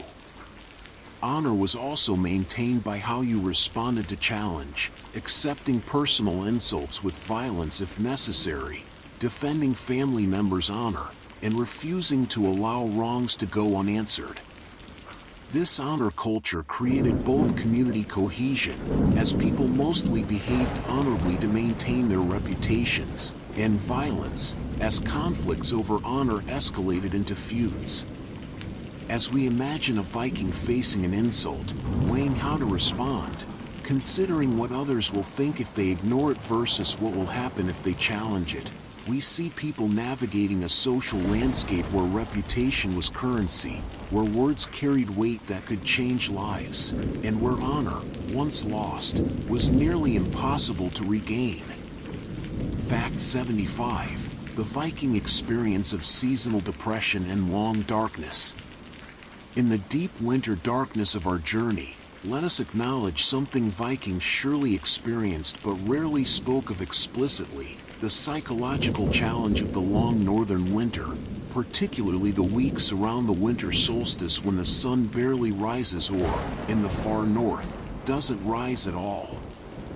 Modern people living in high latitudes frequently experience seasonal affective disorder, a depression triggered by lack of sunlight, and Vikings must have experienced similar struggles. The winter months were difficult not just practically but psychologically, confined indoors by weather, unable to do many outdoor tasks, living in smoky, dim longhouses, seeing little sunlight for months. The social closeness we've described, while providing comfort, could also be oppressive. Constant proximity to the same people with no privacy, tensions that arose from close quarters, the stress of managing limited resources that had to last until spring. Some Vikings must have struggled with low moods, irritability, or the sense of time dragging endlessly. Yet Viking culture had developed coping mechanisms, whether consciously or through trial and error over generations. The winter festivals like Yule broke up the monotony, providing something to look forward to and creating moments of celebration and abundance even in the darkest time. Storytelling kept minds engaged, provided entertainment, and connected people to their larger culture and history. Work continued even in winter. Indoor crafts like spinning, weaving, carving, and tool maintenance kept hands busy and provided a sense of productivity. The importance of fire took on psychological as well as practical dimensions, the light and warmth of the hearth creating a center of comfort and normalcy. Some individuals coped better than others with winter's darkness. Those who struggled might have been noted by their communities, perhaps receiving extra support or understanding. The sagas occasionally reference people who become difficult or strange during winter, suggesting recognition that the season affected people's moods and behavior. The arrival of spring was celebrated not just because farming could resume, but because the psychological burden of winter lifted. Longer days, sunlight, the possibility of going outside freely, the renewal of the natural world. As we imagine Vikings enduring the deepest part of winter, when the sun barely crests the horizon before sinking away again, when darkness dominates and the cold seems eternal, we see people finding ways to endure not just physically but emotionally and psychologically, supporting each other through the hardest season, keeping hope alive that light and warmth would return, as they always had, as the great cycles of nature promised they always would. Fact 76. The Viking tradition of luck and personal fortune. Let us drift now into the mystical concept of luck as Vikings understood it, not the random chance we think of today, but a quality that people possessed in greater or lesser amounts, that could be influenced and even transferred. The Old Norse words gefa and hamingja both refer to luck or fortune, but they carry deeper meanings than our modern concept. Luck was understood as a kind of spiritual force or quality attached to individuals and families, something you could be born with or without, that could grow stronger or weaker based on your actions and your ancestors' deeds. Some people were simply lucky. Things tended to work out for them. They survived dangers that killed others. Their ventures prospered while others failed. This wasn't seen as random but as a real quality they possessed. Other people were unlucky. Doom followed them. Their efforts came to nothing. Misfortune struck them repeatedly. Being around a lucky person could share some of that luck. Being around an unlucky person was dangerous. The sagas speak of people whose luck had turned or run out, after which they faced increasing troubles culminating in death. Family luck could be inherited. Some families were known for being fortunate over generations. Marriages were partly evaluated based on the family's luck. You wanted to marry into a lucky family, not an unlucky one. Luck could also be transferred through objects, particularly through family heirlooms that carried the accumulated fortune of previous generations. A sword that had brought victory to your grandfather might carry luck with it. An heirloom cloak or piece of jewelry might transmit family fortune to whoever wore it. Actions affected your luck. Behaving honorably, being generous, treating others well, and respecting the gods maintained or increased your luck. Breaking oaths, behaving shamefully, or offending supernatural powers diminished it. Some people were said to be lucksheds, so unlucky that their misfortune spread to others around them, making them dangerous to associate with. This belief in luck as a real force rather than random chance gave Vikings a framework for understanding why things happened. Why did one farmer prosper while his equally hard-working neighbor failed? Different luck. Why did one warrior survive countless battles while another died in his first fight? Luck. This belief didn't lead to fatalism. Vikings still worked hard, made plans, and tried to influence outcomes, but it added a layer of explanation for the inexplicable, the random element in life that no amount of skill or effort could completely control. As night settles around this understanding, we see Vikings navigating life with attention not just to practical concerns but to this subtle, invisible quality they believed could make the difference between success and failure, between life and death. Fact 77. The practice of Viking beekeeping and insect management.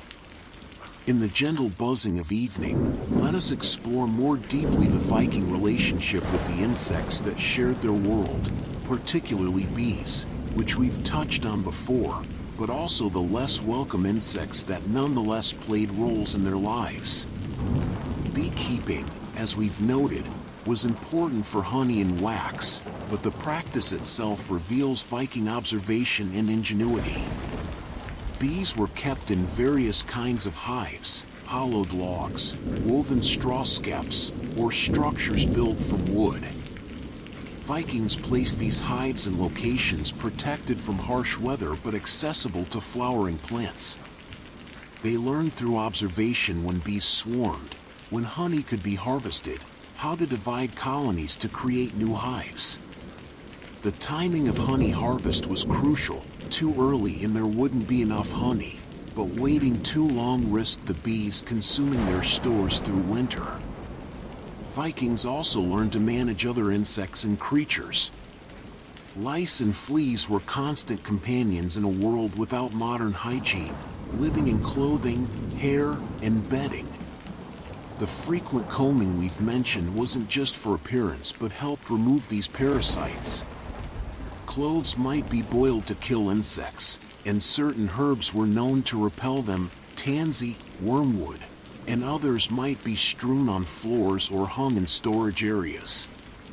Bed bugs troubled sleepers, and various methods were tried to reduce their numbers, though complete elimination was likely impossible. Flies were managed through cleanliness where possible, but also accepted as part of life, particularly around farm animals. Moths attacked stored wool and textiles, so precious fabrics had to be protected, stored in sealed chests, sometimes with aromatic herbs that repelled the moths. On the positive side, Vikings noticed useful insects beyond bees. They would have seen how certain insects helped with decomposition and waste, how spiders caught flies, how various larvae and beetles participated in the natural cycles that kept their environment functioning. While they didn't understand ecology in modern terms, they certainly noticed these relationships through keen observation. In summer, when insects were most active, they were both blessing, bees pollinating and making honey, insects feeding chickens and other fowl, and curse, biting flies making outdoor work miserable, parasites requiring constant attention. As twilight falls on this understanding, we see Vikings living an intimate relationship with the insect world, managing what they could, accepting what they couldn't, and finding ways to coexist with these tiny creatures that influence daily life in countless ways. Fact 78. The Viking understanding of mental capacity and intelligence. As our peaceful exploration continues, let us consider how Vikings understood differences in mental capacity, intelligence, and what we might call learning disabilities or mental disabilities. The sagas and other sources suggest Vikings recognized that people varied in their mental abilities, though they understood and described this differently than we do today. Intelligence and cleverness were highly valued.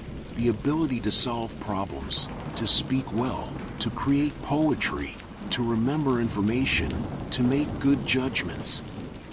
People known for wisdom were sought out for advice, and their counsel was valued. The word vitandi referred to someone who knew things, who was wise and well-informed. Conversely, being called foolish or stupid was insulting, suggesting someone lacked the capacity to function properly in society. Yet Vikings also seemed to recognize that some people struggled with mental tasks through no fault of their own. The sagas occasionally mention people who were simple or who didn't have normal understanding. These individuals might be treated with varying degrees of compassion or mockery depending on circumstances and community attitudes. Some were cared for by their families and community, given simple tasks they could manage, protected from exploitation. Others faced harder treatment, particularly if they had no strong family to advocate for them. Mental illness was recognized but not distinguished clearly from what we'd call intellectual disabilities. Both might be attributed to curses, spiritual influences, or simply bad luck. Some conditions that affected mental function, perhaps epilepsy, developmental disorders, or mental illnesses, might be interpreted as the person being touched by gods or spirits, which could confer either special status or stigma depending on the situation. people who showed unusual abilities, perhaps those with what we might recognize as autism who had exceptional memories or pattern recognition skills, might be valued for those specific abilities even if they struggled in other areas. The Vikings' understanding was limited by their lack of medical knowledge, but they were observant enough to notice differences in how people thought and learned, and practical enough to usually find roles for people that matched their abilities.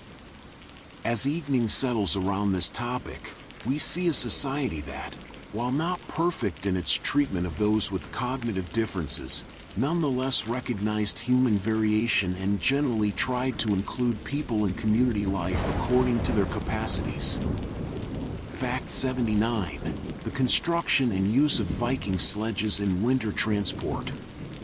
Let us glide now across the snow-covered landscape, following Vikings as they used sledges and skis to move themselves and their goods during the long winter months when snow and ice transformed their world.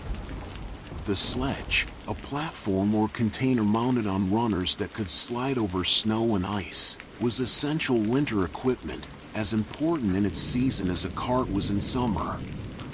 Viking sledges came in various sizes and designs depending on their purpose.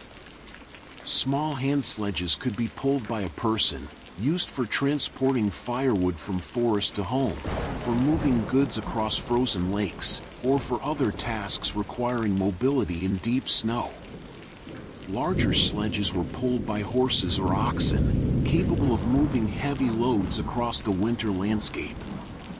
These working sledges were built sturdy and practical, with high sides to contain loads, strong runners shaped to move efficiently through various snow conditions, and harnesses designed for animal power. Some sledges were more refined, built for transporting people rather than goods, essentially winter carriages with seats or compartments where passengers could ride bundled against the cold while animals pulled them across the frozen terrain.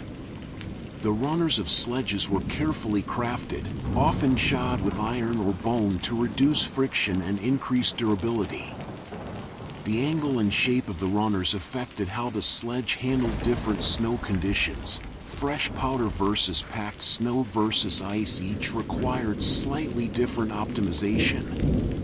Vikings who built sledges accumulated knowledge about what worked best for different purposes and conditions.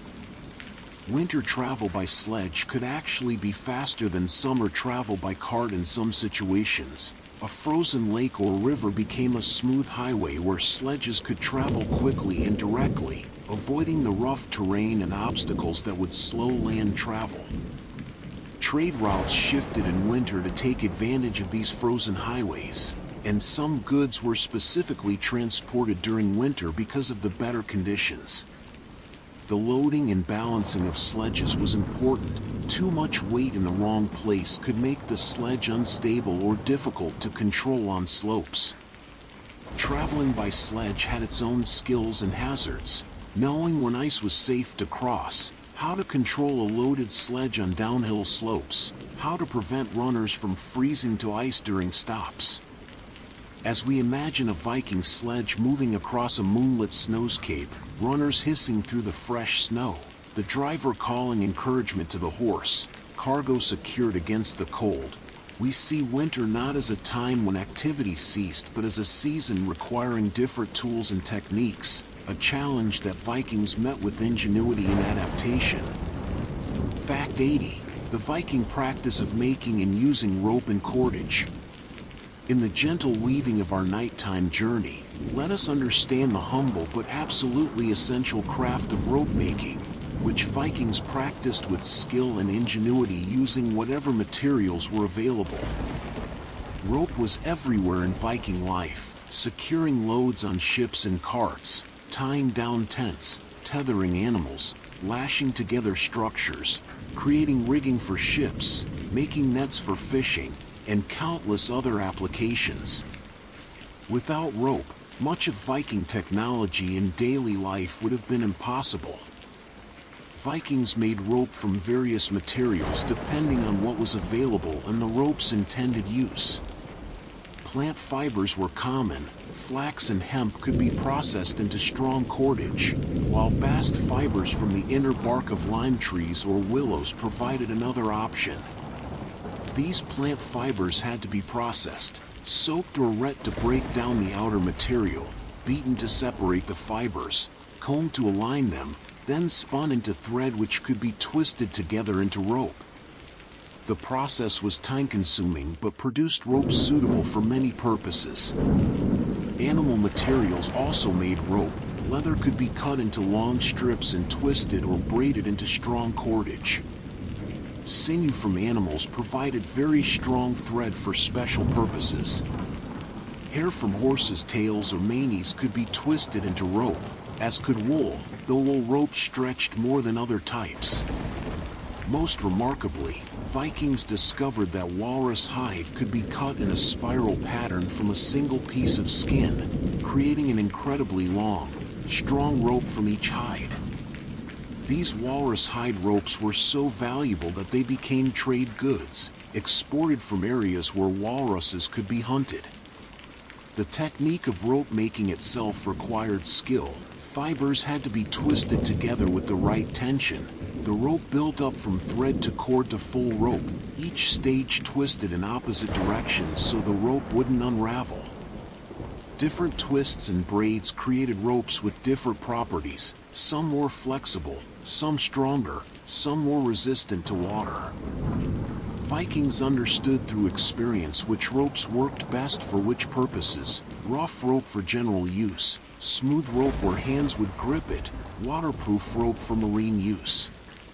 The maintenance of rope was important too, checking for wear, replacing weakened sections before they failed, protecting rope from excess moisture or sun that could degrade it. In the quiet of evening, with the rope maker's hands moving in the practiced rhythm of twisting fibers, adding new material, building length foot by foot, we see another essential craft that supported the entire structure of Viking technology in daily life. Unglamorous but absolutely necessary, the literal ties that bound their world together. Fact 81. The Viking practice of negotiation and peaceful conflict resolution. As our peaceful journey continues through the darkness, let us explore how Vikings resolved conflicts without violence, for despite their reputation as warriors, they had sophisticated methods for negotiating settlements and maintaining peace when possible.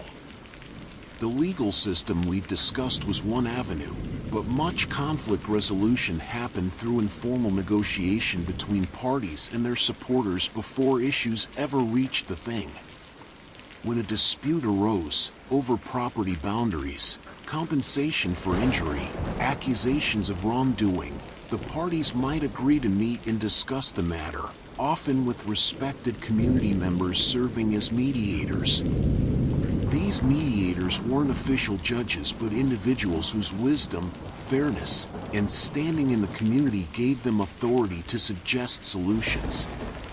The mediators would hear both sides, sometimes meeting with parties separately, then propose settlements that might satisfy both. These proposals balanced practical concerns with honor. Both parties needed to feel their dignity was preserved, that they hadn't simply backed down out of weakness. A skilled mediator might frame a settlement so that both sides could claim some satisfaction, diffusing the potential for ongoing feud.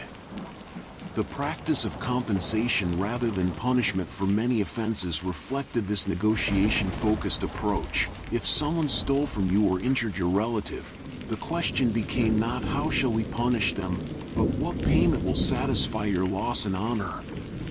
Negotiations might involve not just direct compensation but also marriage alliances, exchanges of property, public acknowledgments, or other creative solutions that addressed underlying tensions. Sometimes powerful chieftains would intervene in disputes involving their followers, using their authority to broker peace, partly from genuine concern for justice but also because their own power depended on maintaining reasonably harmonious relationships among their supporters. Women, though they couldn't formally bring legal cases themselves, often played important roles in negotiation, using their networks of kinship and their influence within families to encourage peaceful settlement. The concept of self-doom allowed someone accused of wrongdoing to set their own compensation, trusting that their honor would prevent them from being unreasonable, a remarkable practice that sometimes worked to everyone's satisfaction. Not all conflicts could be negotiated. Some were too serious, some parties too stubborn or too convinced of their righteousness. But the frequency with which the sagas describe successful negotiations, arbitration, and peaceful settlements suggests that Vikings understood violence as one tool among many, sometimes necessary but often avoidable if both parties were willing to compromise. As night settles around a meeting between disputing parties, with mediators speaking quietly, proposing solutions, seeking common ground, we see Vikings not as people who could only fight but as people who could also talk, negotiate, and find peaceful paths through conflict when circumstances allowed. Fact 82. The role of scent and smell in Viking life. Let us now breathe in the aromatic world of the Vikings, for their lives were filled with distinct scents that shaped daily experience, some pleasant, some less so, all part of the sensory reality they inhabited. The longhouse had its characteristic smell, with smoke that permeated everything, the most dominant scent of Viking indoor life. This smoke came from the central hearth that burned constantly, and while some escaped through the roof opening, much remained, giving buildings, clothing, and people themselves a smoky scent. Layered over this were the smells of cooking, roasting meat, baking bread, simmering stews, scents that meant comfort and sustenance. The smell of wool was constant, from the clothing everyone wore and the textiles being processed. Unwashed wool has a distinctive lanolin scent, and even cleaned and processed wool retained something of its animal origin. Leather goods added their particular aroma. New leather had one scent, old and well-used leather another. The animals that shared or adjoined human living spaces contributed their smells: the warm, grassy scent of cattle, the distinctive smell of pigs, the sharp odor of chicken droppings, the smell of horse. In winter, when animals might be brought closer to human quarters for warmth, these animal scents became more prominent. Human bodies, washed weekly but not daily, had their own scent, modified by the wool clothing and smoky environment. Viking attempts to mask or improve body odor included the use of fragrant herbs, and some individuals might use imported perfumes or scented oils if they could afford such luxury. Soap made from animal fats and wood ash had its own clean but distinctive smell. Outside the longhouse, different scents prevailed.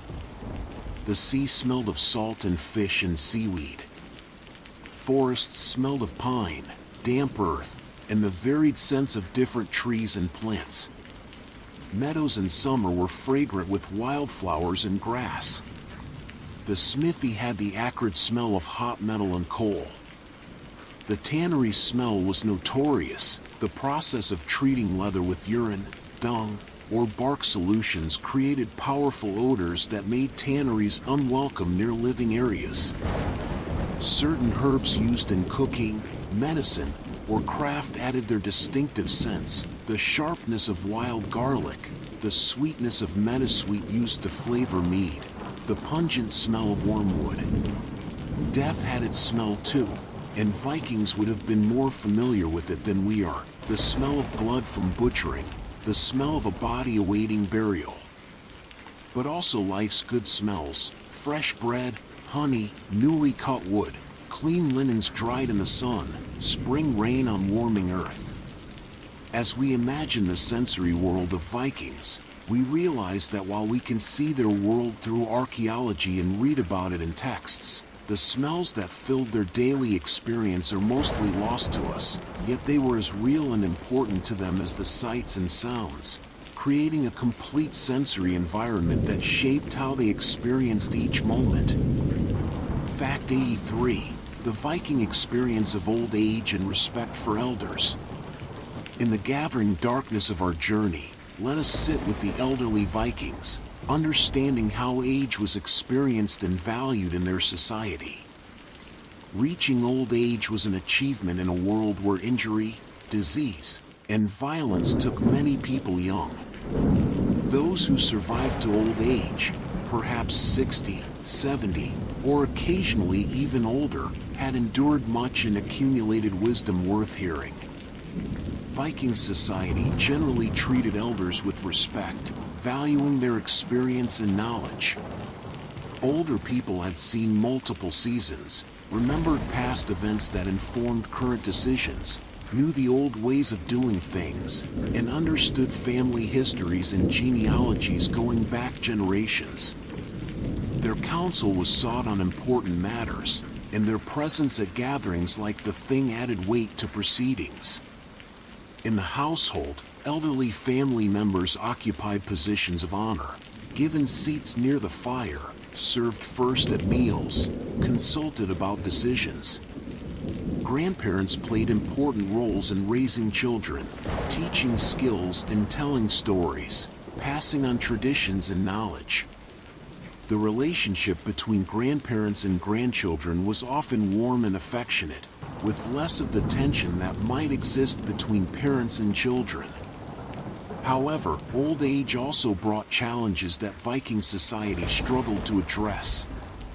As physical strength declined, elderly people who had been productive workers became dependent on others. In a subsistence economy where everyone's labor mattered, this dependency could be burdensome, particularly if resources were scarce.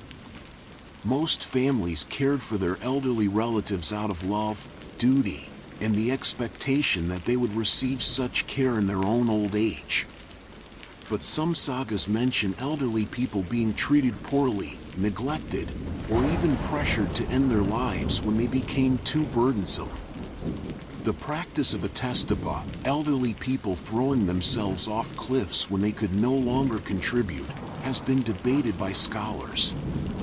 While some sources mention it, the evidence is thin, and it may have been more legend than common practice.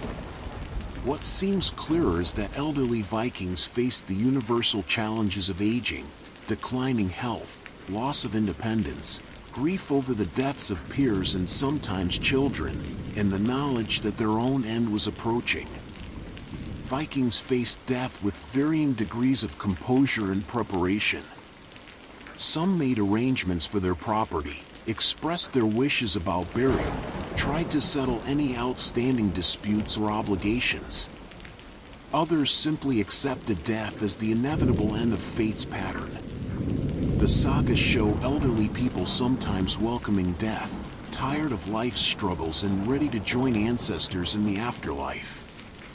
As twilight falls on this understanding, we see elderly Vikings as both honored members of society whose wisdom was valued and vulnerable individuals whose dependency could strain families and communities, navigating the universal challenges of aging within the specific context of their time and culture. Fact 84. The practice of Viking fermentation and food preservation.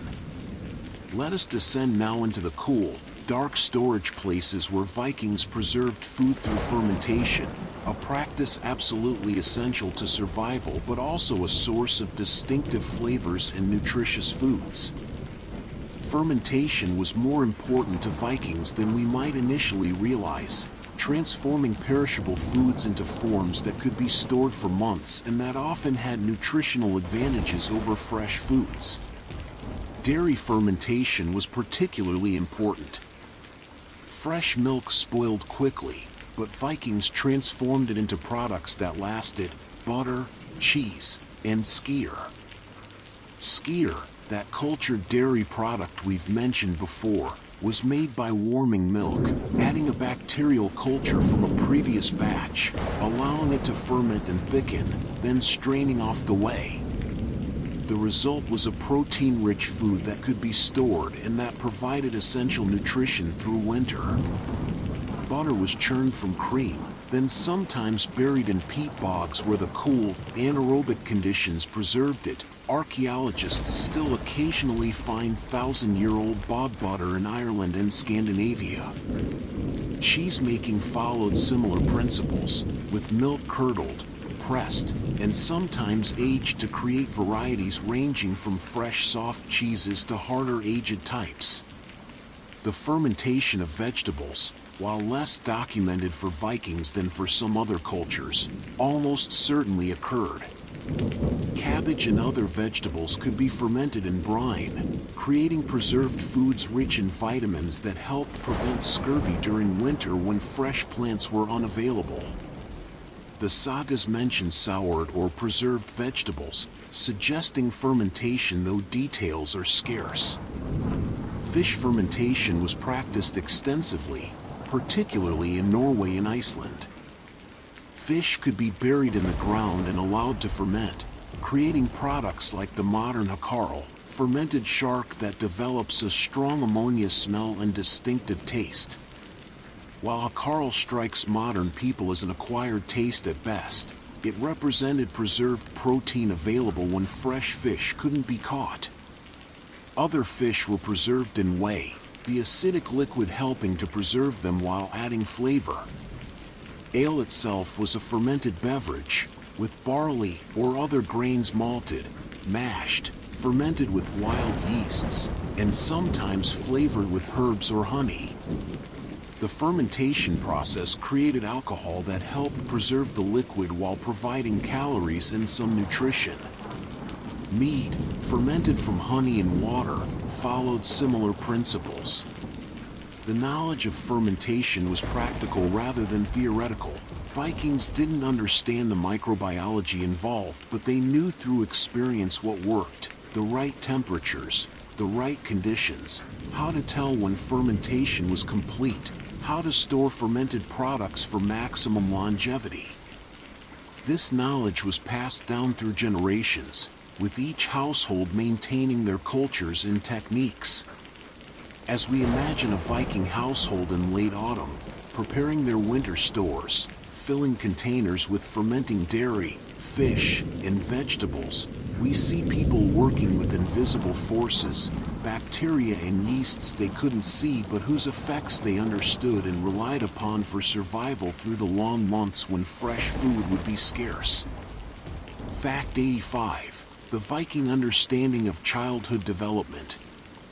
In the gentle quietness of our nighttime journey, let us consider how Vikings understood children's development from infancy through adolescence, watching their young grow from helpless babies into productive members of society. Vikings recognized that children went through stages of development, though they didn't categorize these stages in modern terms.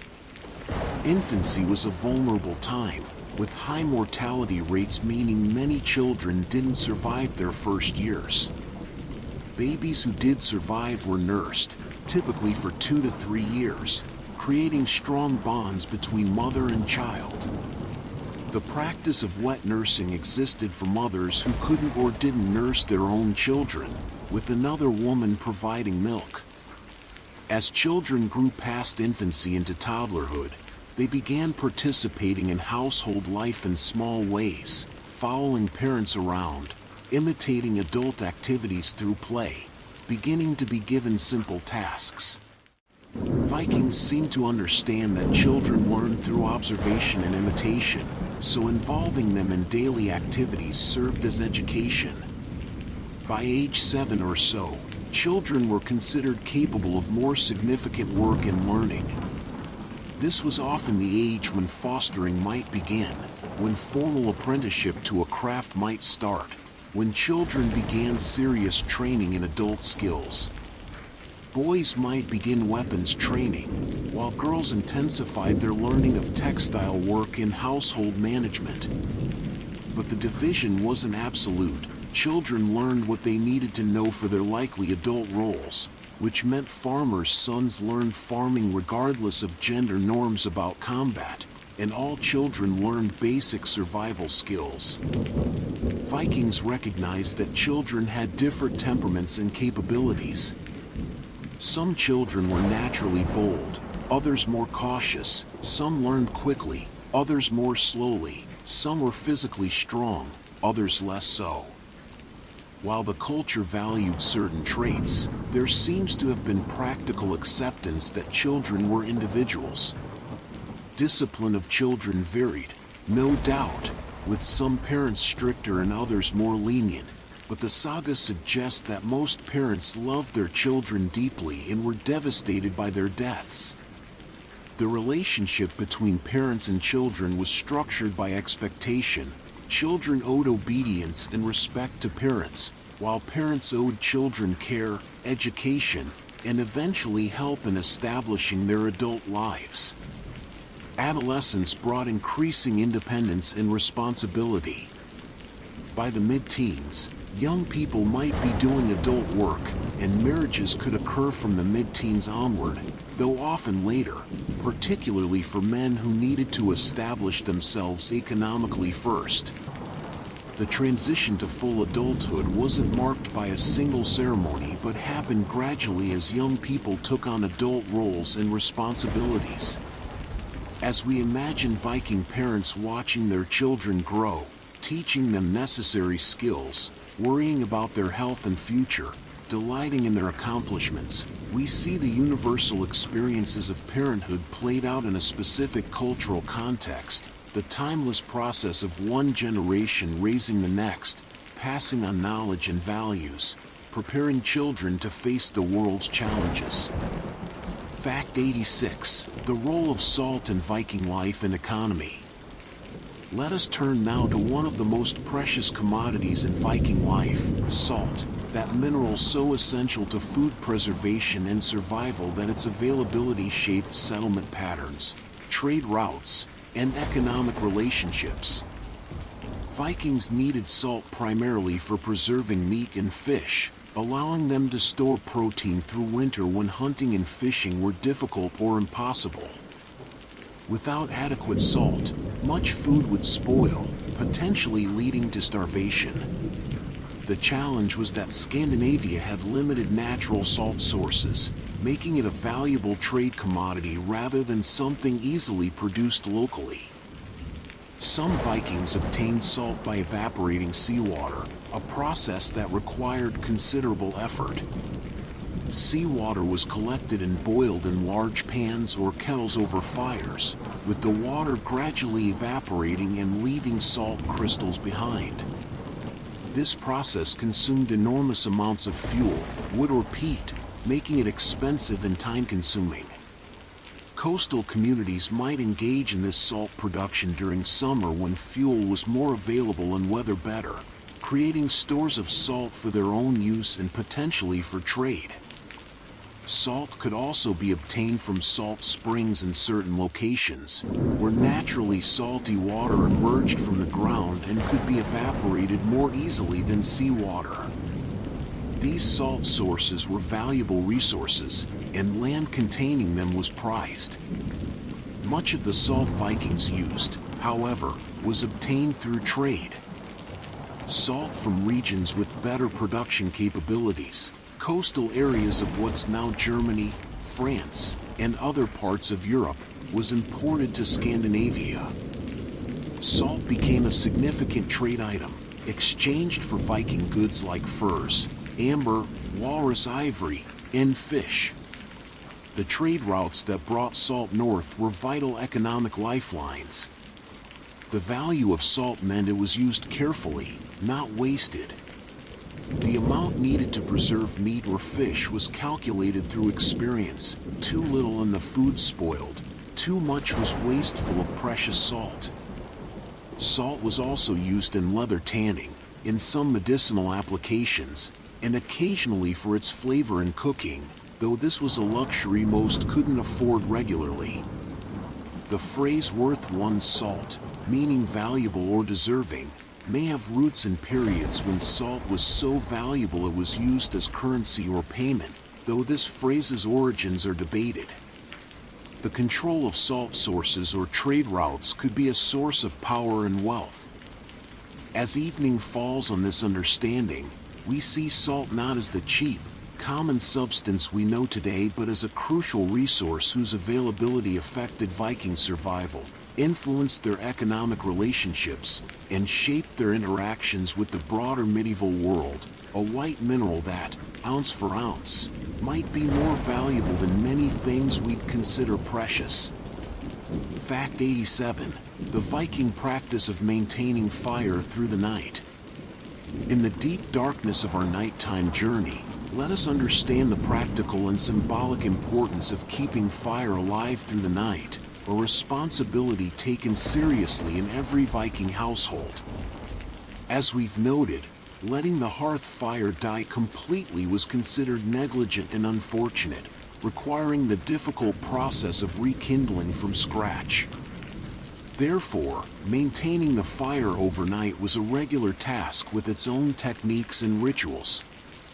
Before retiring to sleep, someone, often the mistress of the household, would prepare the fire to burn slowly through the night. This involved banking the fire, arranging the hot coals and partially burned wood in a specific way, then covering them with ash to limit oxygen and slow the burning. The ash layer had to be just right. Too thick and the fire would smother completely. Too thin and it would burn through the available fuel before morning. Peat, if available, worked well for overnight burning because it smoldered slowly and steadily. Wood was arranged carefully, with larger pieces that would burn slowly rather than quit burning kindling. The dampers or air holes that controlled the fire's intensity would be adjusted to reduce airflow. The person banking the fire developed skill through practice, learning to judge how much fuel was needed for a night's duration, how thick the ash layer should be, how to arrange everything for optimal results. In the morning, the first task was uncovering the fire, blowing gently on the coals to revive them, adding small kindling to create flames again, then gradually building up the fire to serve the day's needs. A successfully maintained fire meant warmth returned quickly and cooking could begin without delay. The fire represented continuity, the same fire that had burned yesterday continuing today, the same fire that might have been burning in this hearth for years or generations if properly maintained. Some families believed their hearth fire carried a kind of spiritual significance, connecting them to their ancestors who had maintained this same fire. The act of a daughter taking coals from her mother's fire to start her own hearth when she married symbolized the continuation of family line and blessing. Banks of fire were also portable. Coals could be carried in special containers for short periods, allowing fire to be transported to a new location or shared between households. In the deep night, when darkness surrounded the longhouse and cold pressed against the walls, the dim glow of the banked fire represented security and civilization, the promise that morning would bring renewed warmth and light, the continuity of human presence and care that kept chaos and darkness at bay. Fact 88. The Viking experience of grief and mourning rituals. As darkness deepens around us, we must acknowledge one of the most painful aspects of Viking life, grief, which touched every person as they lost parents, siblings, spouses, children, and friends to disease, violence, accident, and old age. Vikings experienced loss frequently in a world where death was never far away, and their culture developed ways of processing and expressing grief that helped people endure these painful experiences. The immediate response to death involved preparation of the body, washing and dressing the deceased in good clothing, sometimes with objects they would need in the afterlife. The body might be laid out for viewing, allowing community members to pay respects. For important people, this lying-in state might last several days, with people coming from distances to attend. The burial or cremation itself was a significant ritual, with community members gathering to witness and participate, to support the bereaved family and to honor the deceased. After the funeral, a period of mourning followed, though its length and intensity varied. The immediate family might be expected to show their grief openly at first. Weeping at the funeral was acceptable and expected.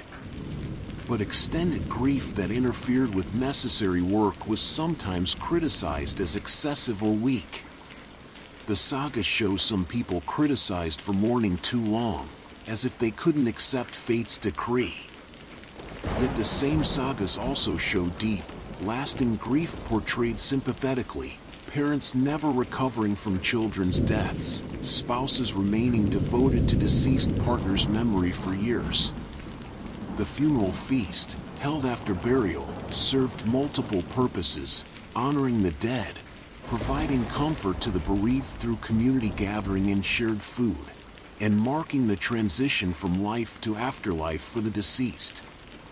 At this feast, stories about the deceased would be told, their deeds remembered, their place in the family history affirmed.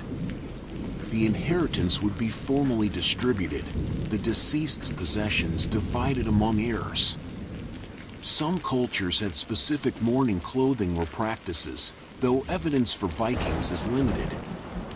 Wearing certain colors, refraining from certain activities, or marks of mourning might have existed but aren't clearly documented. What's clear is that grief was acknowledged as a natural response to loss, that communities supported grieving families, and that memory of the dead was actively maintained through storytelling and memorialization. For particularly important or beloved dead, memorial stones might be raised, carved with runes describing the deceased and their relationships. These stones served as permanent markers of memory, ensuring the dead wouldn't be forgotten. Poetry composed in memory of the deceased captured their lives in beautiful language, creating lasting verbal monuments. As we sit with Viking grief in the quiet darkness, we see people facing loss with the same mixture of pain, love, and struggle that characterizes grief in any time or place, finding ways to honor their dead, support each other, and continue living despite the holes left in their families and hearts. Fact 89. The practice of Viking glassworking and glass trade. Let colorful light now filter through our understanding as we explore Vikings' relationship with glass, a material they valued highly but rarely produced themselves, instead acquiring it through trade and recycling. Glass objects appear frequently in Viking graves, particularly glass beads that were worn as jewelry, but also glass vessels, drinking horns with glass fittings, and occasionally glass windows in the most important buildings. The glass itself was typically produced in other parts of Europe, the Rhineland, the Middle East, and other regions with glass-making traditions, and reached Scandinavia through trade networks. Vikings were enthusiastic consumers of glass, valuing its beauty and the status it represented. Glass beads came in remarkable variety, different colors, blue, green, red, yellow, and many shades between, different sizes from tiny seed beads to large focal beads, different patterns including striped, spotted, or layered designs, and different shapes. These beads were strung into necklaces, sometimes dozens of beads per necklace in complex patterns that mixed colors and styles. The wearing of glass bead necklaces was particularly associated with women, and wealthy women might own multiple strands of expensive beads. Some beads had mosaic patterns so complex their production required significant skill, making them especially valuable. While Vikings didn't typically manufacture glass from raw materials, a process requiring specialized facilities and knowledge, they did work with glass in certain ways. They could reheat and reshape existing glass pieces, melt down broken glass to create new beads or ornaments, and combine glass with metal and jewelry making. Broken glass was valuable scrap that could be recycled rather than discarded. Some glassworking may have occurred in Scandinavia, particularly the simpler forms of reheating and shaping, though evidence is limited. Glass vessels, cups, bowls, and bottles were luxury items in Viking society, rare enough that their presence in a grave indicates high status. These vessels were often imports from the Frankish Empire or even more distant sources. Their fragility meant they were used carefully, perhaps only for special occasions, and their survival in graves suggests they were sufficiently valued to be sent with the deceased rather than kept for living use. The trade networks that brought glass to Scandinavia connected Vikings to production centers hundreds or thousands of miles away, demonstrating the reach of medieval trade and Vikings' integration into broader economic systems. As twilight catches the light through colored glass beads, making them glow like tiny jewels, we see Vikings' appreciation for beauty, their participation in long-distance trade, and their skill at incorporating imported materials into their own artistic traditions. Fact 90. The Viking understanding of territorial boundaries and borders. As night settles around our journey, let us explore how Vikings understood and marked the boundaries between territories, whether between farms, between chieftains' domains, or between kingdoms. Boundaries were important but often imprecise by modern standards, defined more by custom, natural features, and collective memory than by surveyed lines on maps.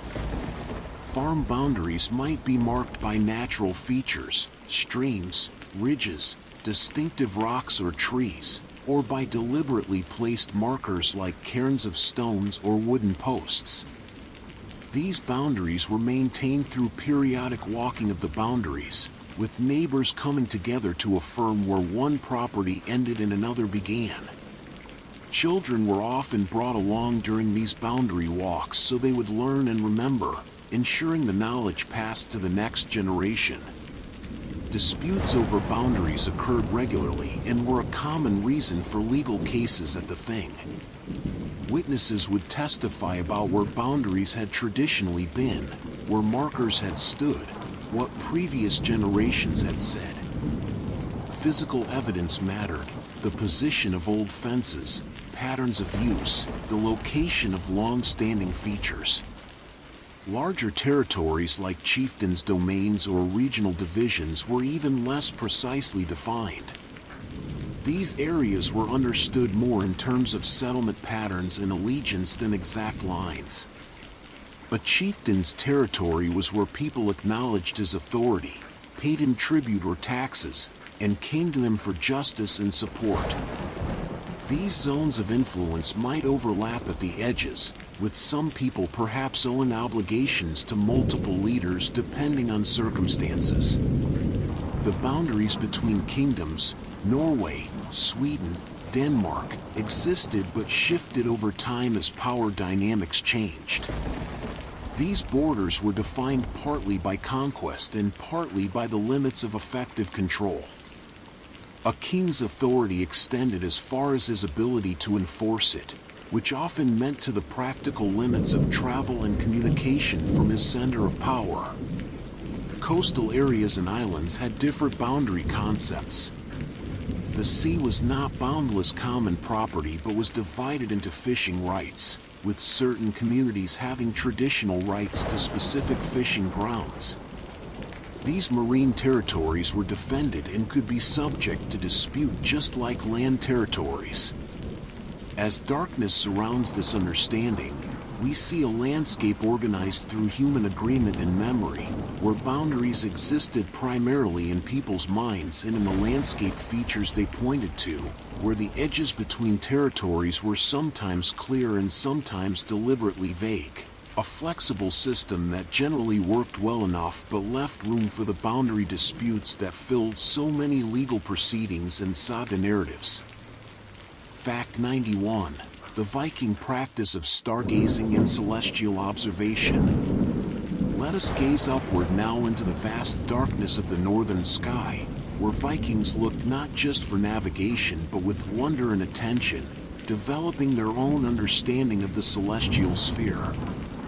Without the light pollution that obscures our modern view, Vikings saw the night sky in its full glory, thousands of stars visible on clear nights, the Milky Way stretching across the heavens like a luminous river, planets wandering among the fixed stars, and occasional comets or meteors streaking through the darkness. Vikings learned to recognize patterns in the stars, not identical to our modern constellations but their own groupings based on their cultural references.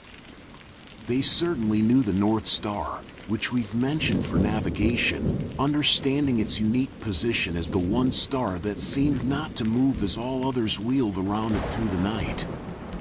They tracked the movement of other stars and star groups, noting how different stars appeared at different seasons, how the sky changed through the year. The Vikings likely had names for prominent stars and star groups, though many of these names are lost to history. We know they observed the sun's path across the sky through the seasons, noting solstices and equinoxes not just for practical calendar purposes but perhaps also with spiritual significance. The aurora borealis, which we've discussed, was the most dramatic celestial phenomenon, but Vikings also watched meteor showers, eclipses of the sun and moon, and the appearance of bright comets. These unusual celestial events were often interpreted as omens or signs, messages from the gods or warnings of coming events.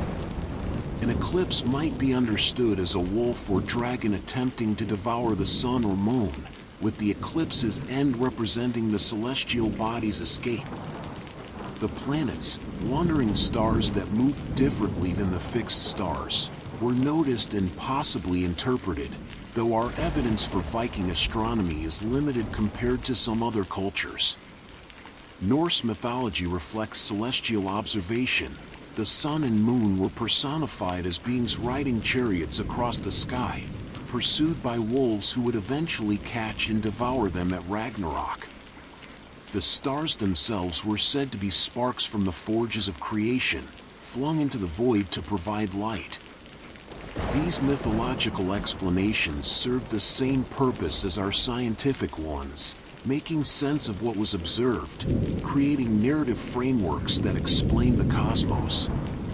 On long winter nights, when darkness dominated and the stars shone with brilliant clarity in the cold air, Vikings would have had ample time for sky watching.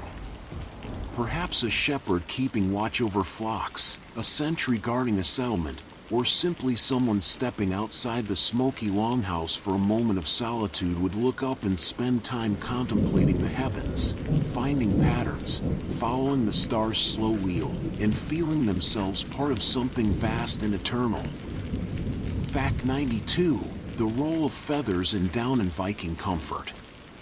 In the soft comfort of our continuing journey, let us understand how Vikings used feathers and down to create warmth and comfort in their cold climate.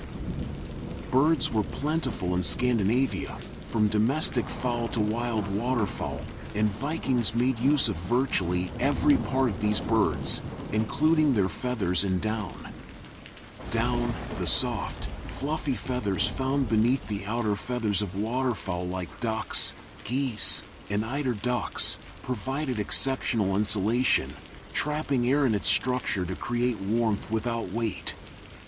Vikings collected down through several methods, gathering it from wild birds' nests, particularly eider ducks, which lined their nests with their own down, plucking domestic geese and ducks, a process done carefully to avoid harming the birds, who would then regrow their feathers, and collecting feathers from birds killed for meat. This down and feathers were cleaned, sorted by quality, and then used for various purposes. The primary use was in bedding. Down-filled mattresses or cushions provided comfortable sleeping surfaces, while down-filled covers created warm blankets far lighter than the weight of wool or furs needed to provide equivalent warmth. The wealthy might have thick down mattresses and multiple down-filled covers, creating luxurious sleeping arrangements. Even modest households tried to have at least some down bedding, as it made the long, cold nights far more bearable. Down was also used to stuff pillows, creating soft supports for heads that were more comfortable than rolled-up clothing or other makeshift solutions. Some clothing might be lined or stuffed with down for extra warmth. Jackets or cloaks for winter wear could incorporate down for insulation. The larger, stiffer feathers had different uses. Flight feathers from geese were perfect for fletching arrows, and Vikings who made arrows spent time selecting, preparing, and attaching these feathers to create stable flight. Feathers could also be used decoratively, perhaps attached to clothing or used in ceremonies, though evidence for this is limited. The collection and preparation of down and feathers was labor-intensive work, typically done by women and children. Down had to be cleaned of dirt and oils, dried thoroughly to prevent mold, and stored carefully to protect it from moths and other pests. Good down bedding was valuable enough to be mentioned in wills and inheritance documents, passed down through generations as a treasured possession. As we imagine sinking into a down-filled bed on a cold winter night, the warmth enveloping us without oppressive weight, the softness cradling tired bodies, we understand why Vikings valued these gifts from birds, why they took care to collect and preserve down, and how this natural material provided essential comfort in a climate where warmth was precious and nights were long and cold. Fact 93. The Viking understanding of echoes and acoustics. Let us listen now as sound travels through the Viking world, for these people lived in environments with distinctive acoustic properties and developed their own understanding of echoes, resonance, and how sound behaved. Vikings noticed that sound acted differently in different places, how voices carried across water, allowing conversation between boats far apart, how mountains and fjord walls returned shouts as echoes, sometimes multiple echoes bouncing back and forth, how sounds in forests were muffled by trees while sounds on open plains carried for great distances. These observations weren't just curiosities but had practical applications. Warriors understood how to use terrain to conceal or reveal their presence through sound, approaching with the wind in their faces so their noise wouldn't carry to enemies, choosing paths that wouldn't create echoing footsteps or the clatter of equipment against rock. Hunters moved quietly, understanding which surfaces and conditions would transmit sound and which would muffle it, getting close to wary prey. Shepherds used calls that carried well across hillsides to communicate with each other or to call dogs, developing distinctive calls that identified individuals. The acoustic properties of the longhouse shaped social interactions. Conversations could be overheard throughout the single large room, meaning little could be kept truly private. Speaking quietly required deliberate effort and often wasn't successful. This acoustic environment may have influenced how Vikings thought about privacy and personal space. The Thing assemblies, held outdoors, required speakers to project their voices to be heard by hundreds or thousands of gathered people. The ability to speak loudly and clearly was valued, and good speakers knew how to modulate their voices to carry without shouting themselves hoarse. Some Thing sites may have been chosen partly for their acoustic properties, natural amphitheaters where sound carried well. Vikings also made deliberate use of sound in various contexts. Battle cries, shouted in unison by warriors, created intimidating noise meant to frighten enemies and bolster courage. Horns and loud instruments could signal across distances, coordinating actions or warning of danger. The rhythmic sounds of work, the thud of axes, the splash of oars, the clack of looms, created sonic environments associated with different activities. Music and singing, which we've discussed, took advantage of the resonance of the longhouse, voices perhaps blending and reinforcing in the enclosed space. Some sacred or special places may have been recognized partly for their acoustic properties: caves with unusual echoes, rock formations that resonated when struck, places where sounds seemed strange or otherworldly. These might have been interpreted as places where the boundaries between worlds were thin, where supernatural forces were present. As evening settles and we imagine the sounds of Viking life, voices calling, tools working, fires crackling, the wind across open landscapes, the lap of waves against shore, we understand that Vikings inhabited not just a visual landscape but an acoustic one, shaped by the sounds they made and heard, by echoes and silence, by the way sound connected them to each other and to their environment. Fact 94. The practice of Viking herbal gardens and plant cultivation. Let us walk now through the small gardens that Vikings maintained near their dwellings, where useful plants were cultivated with care and knowledge passed down through generations. While much of Vikings' plant use involved gathering wild species from forests and meadows, they also deliberately cultivated certain plants near their homes for convenient access. These gardens weren't ornamental in the modern sense but intensely practical, growing plants used for food, medicine, craft, and magic. Herbs for cooking and flavoring food were important. Vikings grew onions and leeks, which thrived in their climate and added flavor to the otherwise bland grain and meat diet. Dill, which grows well in northern conditions, flavored fish dishes. Other culinary herbs like parsley, chervil, and various regional plants were cultivated. While Vikings had limited access to exotic spices from distant trade routes, they made good use of the herbs they could grow or gather locally. Medicinal plants received special attention. Every household needed remedies for common ailments, and growing these plants ensured their availability. Chamomile for stomach troubles and sleep, yarrow for wounds and fever, feverfew for headaches, wormwood as a general medicinal herb and for making spirits, and numerous other plants found places in Viking gardens. The knowledge of which plants helped which conditions was held primarily by women, passed from mother to daughter, refined through generations of observation and experience. Some plants served both culinary and medicinal purposes. The boundary between food and medicine wasn't as distinct as we make it today. Plants for craft and practical purposes were also cultivated. Flax was grown for its fibers, which were processed into linen thread and cloth, a labor-intensive crop but valuable.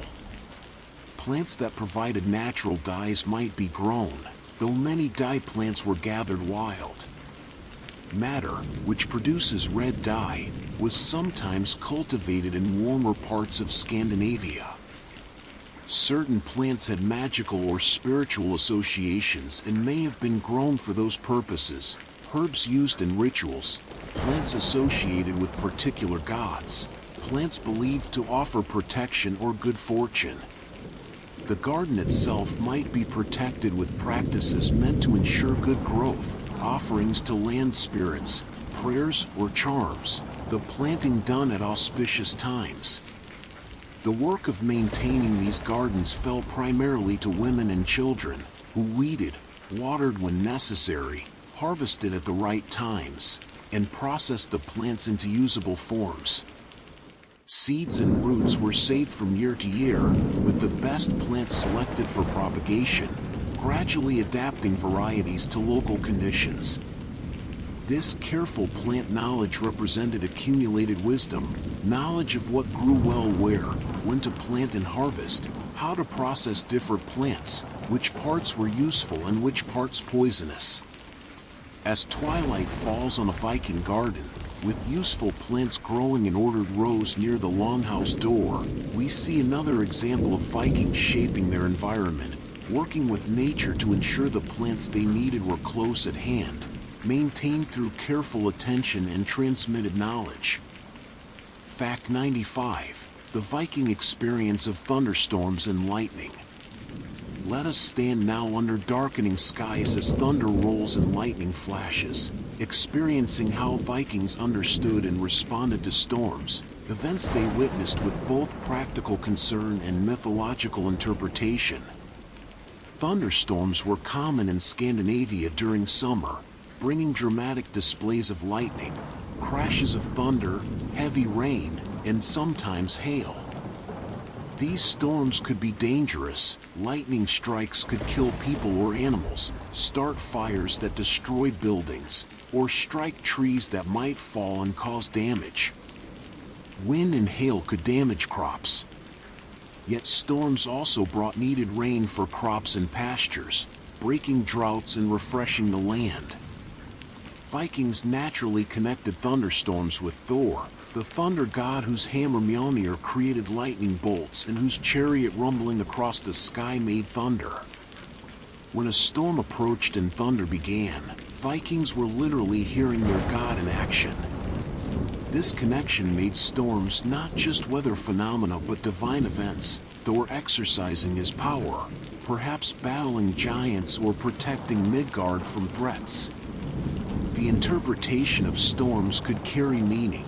A storm at a significant moment might be read as Thor's approval or disapproval, as an omen or message. People caught in storms might call on Thor for protection, invoking the god whose domain included the very danger threatening them. Thor's protection extended to his worshippers, and many Vikings wore Thor's hammer amulets partly for this protective association. Practical responses to storms were important too. People caught outdoors when storms approached sought shelter, understanding the danger of being in open areas during lightning storms. Farmers worried about crops and brought animals under cover when possible. Buildings were at risk from lightning strikes, and while Vikings couldn't prevent strikes, they could try to minimize fire damage by having water available and being ready to fight fires. Children might have been frightened by storms, perhaps comforted by parents with stories about Thor fighting giants, reframing the scary sounds as the actions of a protective god rather than random danger. The dramatic beauty of storms, the purple-black clouds, the brilliant lightning forks, the sound and fury of thunder, made them memorable events, and particularly spectacular storms might be remembered and recounted for years. In coastal areas, storms at sea were even more dangerous, with waves rising high and wind making navigation difficult or impossible. Sailors caught in storms faced genuine terror, and their survival or death could depend on the sturdiness of their ships, their skill at handling them, and significant luck. As rain begins to fall in our imagination, thunder rumbling in the distance and lightning illuminating the landscape in brief, brilliant flashes, we stand with Vikings watching the storm, understanding it both as Thor's power made manifest and as a natural force requiring practical response, experiencing awe and fear mixed together as humans have always done when confronted with nature's dramatic power. Fact 96. The role of swimming in water activities. Let us wade now into the waters that surrounded and flowed through Viking lands, for these people had an intimate relationship with water and many were accomplished swimmers. Swimming was a practical skill in a culture so connected to water, with coastlines, lakes, rivers, and fjords dominating the landscape. The ability to swim could save your life. Children learned to swim young, playing in shallows during summer's brief warmth, gradually venturing deeper as they gained confidence and skill. Swimming ability varied among individuals, as it does in any population. Some were strong, confident swimmers who thought nothing of crossing wide rivers or swimming in the ocean, while others were less comfortable in water but could still manage basic swimming if needed. Swimming appears in the sagas, sometimes as a competitive activity where men would race each other or demonstrate their endurance by swimming long distances in cold water. These swimming competitions tested not just speed but stamina and tolerance for cold, Swimming in the northern waters, even in summer, was challenging because of the temperature. Some swimming contests involved wrestling in the water, with opponents trying to dunk or exhaust each other. These activities built skills useful in real situations while providing entertainment and allowing men to demonstrate their physical capabilities. Diving was also practiced, both for practical purposes, retrieving lost objects from water, gathering seafood like mussels or sea urchins from shallow waters, and perhaps for competition. The ability to hold one's breath and dive deeply was valuable and impressive. Vikings certainly swam when necessary, even in less than ideal conditions. A person falling from a ship needed to swim to survive until rescued. A warrior whose boat was destroyed in battle might swim to shore or to another vessel. Travelers might swim horses or cattle across rivers when no bridge existed, the animals swimming while handlers swam alongside or guided them from boats. Winter swimming, while extreme, may have been practiced by some as a form of hardening or spiritual practice, the shock of cold water followed by warming considered beneficial or spiritually significant. The Norse concept of bathing included swimming in natural waters, not just washing indoors, and on warmer days people might swim for cleanliness and pleasure. Children certainly played in water when weather permitted, learning through play the skills that might save their lives later. As we imagine a summer afternoon beside a fjord, with Viking children splashing in the shallows and older youths demonstrating their swimming skills in deeper water, we see another dimension of Viking physical culture, another skill that their environment demanded and their people developed, another way they engaged with the water that so dominated their world. Fact 97. The Viking understanding of kinship and family structure. In the warmth of family connection, let us explore more deeply how Vikings understood kinship, not just immediate family but the complex web of relationships that defined social identity and obligations. Viking society was fundamentally organized around kinship, with family relationships determining much of social life. At the center was the nuclear family, parents and children living together in a household, but kinship extended far beyond this core. Vikings tracked relationships through both mothers' and fathers' lines, knowing their connections to a wide network of relatives. Cousins of various degrees, aunts and uncles, more distant relatives, all were part of one's kin group, and all carried some level of mutual obligation. When Vikings introduced themselves, they often included their father's name and might reference other notable relatives, situating themselves within their family network. This emphasis on kinship had practical implications.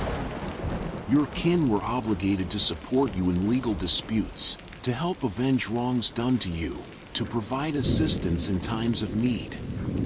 Conversely, you were obligated to them. Their disputes became your disputes, their enemies potentially your enemies, their honor connected to your own. The system created strong support networks but also could draw people into conflicts not of their making. Inheritance followed kinship lines according to complex rules that generally prioritized sons over daughters but ensured daughters received something, especially if no sons existed. The nearest male relative inherited a man's property if he died without sons, maintaining property within the broader family. Marriage created new kinship networks, linking families together in alliances that could be economic, political, or simply social. Parents arranged marriages partly with these alliances in mind, considering not just the immediate couple but how the marriage would benefit both families' networks. Divorce was possible and severed these alliances, sometimes causing complications in the broader family relationships. The concept of friendly, kinsman, carried weight in Viking thinking. Your friendly were the people you could count on, but who could also count on you. The strength of obligation decreased with genealogical distance. You owed more to close relatives than to distant ones, but even distant kinship meant something. Blood brotherhood and adoption, which we've discussed, were ways to create kinship where it didn't exist by birth, showing that Vikings understood kinship as something that could be made as well as inherited. As darkness settles around the complex web of Viking families, we see a social structure built on relationship, where individual identity was inseparable from family connection, where obligations and support flowed through kinship networks, and where understanding who you were related to and how was fundamental to navigating society. Fact 98. The practice of Viking night watches in security. As deep night surrounds us, let us understand how Vikings maintained security during the hours of darkness, for the night brought particular vulnerabilities that required watchfulness. In a world without streetlights or artificial illumination beyond fire, night was genuinely dark, concealing dangers and making navigation difficult. Communities and individual households took precautions to protect against threats, whether from wild animals, enemies, or simple accidents like fires. In settlements, night watches were common practice, with designated individuals staying awake to watch for danger. These watchmen would patrol or remain at key observation points, looking for suspicious movement, listening for unusual sounds, watching for fires that might threaten buildings. The duty of keeping watch rotated among community members, with everyone taking turns except perhaps the very young, very old, or infirm. Being assigned watch duty was a responsibility taken seriously. Falling asleep or failing to raise alarm when needed brought shame and potentially serious consequences if harm resulted. On ships during voyages, watch-keeping was absolutely essential, with crew members taking turns steering, monitoring weather conditions, watching for other vessels or landmarks, and ensuring the ship maintained its course. The isolation of sea travel made these watches lonely vigils, one person awake while others slept, responsible for everyone's safety. The watches typically rotated through the night so no one stayed awake too long. Though the timing divisions varied, some cultures divided night into specific watches, each lasting several hours. Individual farms might post watches if threats were expected, during feuds, when raids were possible, or if dangerous animals had been seen nearby. A family member or servant would stay awake, perhaps sitting near the door with a weapon ready, listening and watching. Dogs helped with security, barking to alert humans of approaching strangers or predators, serving as an early warning system that allowed people to sleep more soundly knowing the dogs would raise alarm. The night watch was a liminal time, alone in darkness while others slept, senses heightened by the need for vigilance and by the slight fear that darkness naturally brings. Watchmen might build small fires for warmth and light, though this meant they could be seen approaching from a distance. They might wrap themselves in cloaks against the cold, stay awake through sheer will or perhaps with the help of strong drinks. The slow passage of time during night watch, the way each sound becomes magnified in darkness, the relief when the first light of dawn appeared and the watch could be handed off or ended. These experiences were known to generations of Vikings who took their turns protecting their people through the vulnerable hours of night. Fact 99. The Viking relationship with bogs and wetlands. Let us move now through the misty, mysterious wetlands that dotted the Scandinavian landscape, for Vikings had a complex relationship with bogs, marshes, and swamps, places both useful and uncanny. Wetlands were productive environments, offering resources not available elsewhere. We've mentioned bog iron extraction, one of the most important uses. These iron-rich deposits formed naturally in bogs and could be harvested and smelted. Wetlands also provided peat, which could be cut into blocks and dried for fuel, an essential resource in areas where wood was scarce. The cutting of peat was hard, wet work, but the fuel it provided was valuable enough to justify the effort. Wetlands supported diverse plant life useful to Vikings, reeds and rushes for thatching, basketry, and floor covering, specific wetland plants with medicinal properties, and in some seasons, abundant bird life whose eggs could be gathered and whose bodies could be hunted. Yet wetlands were also dangerous places.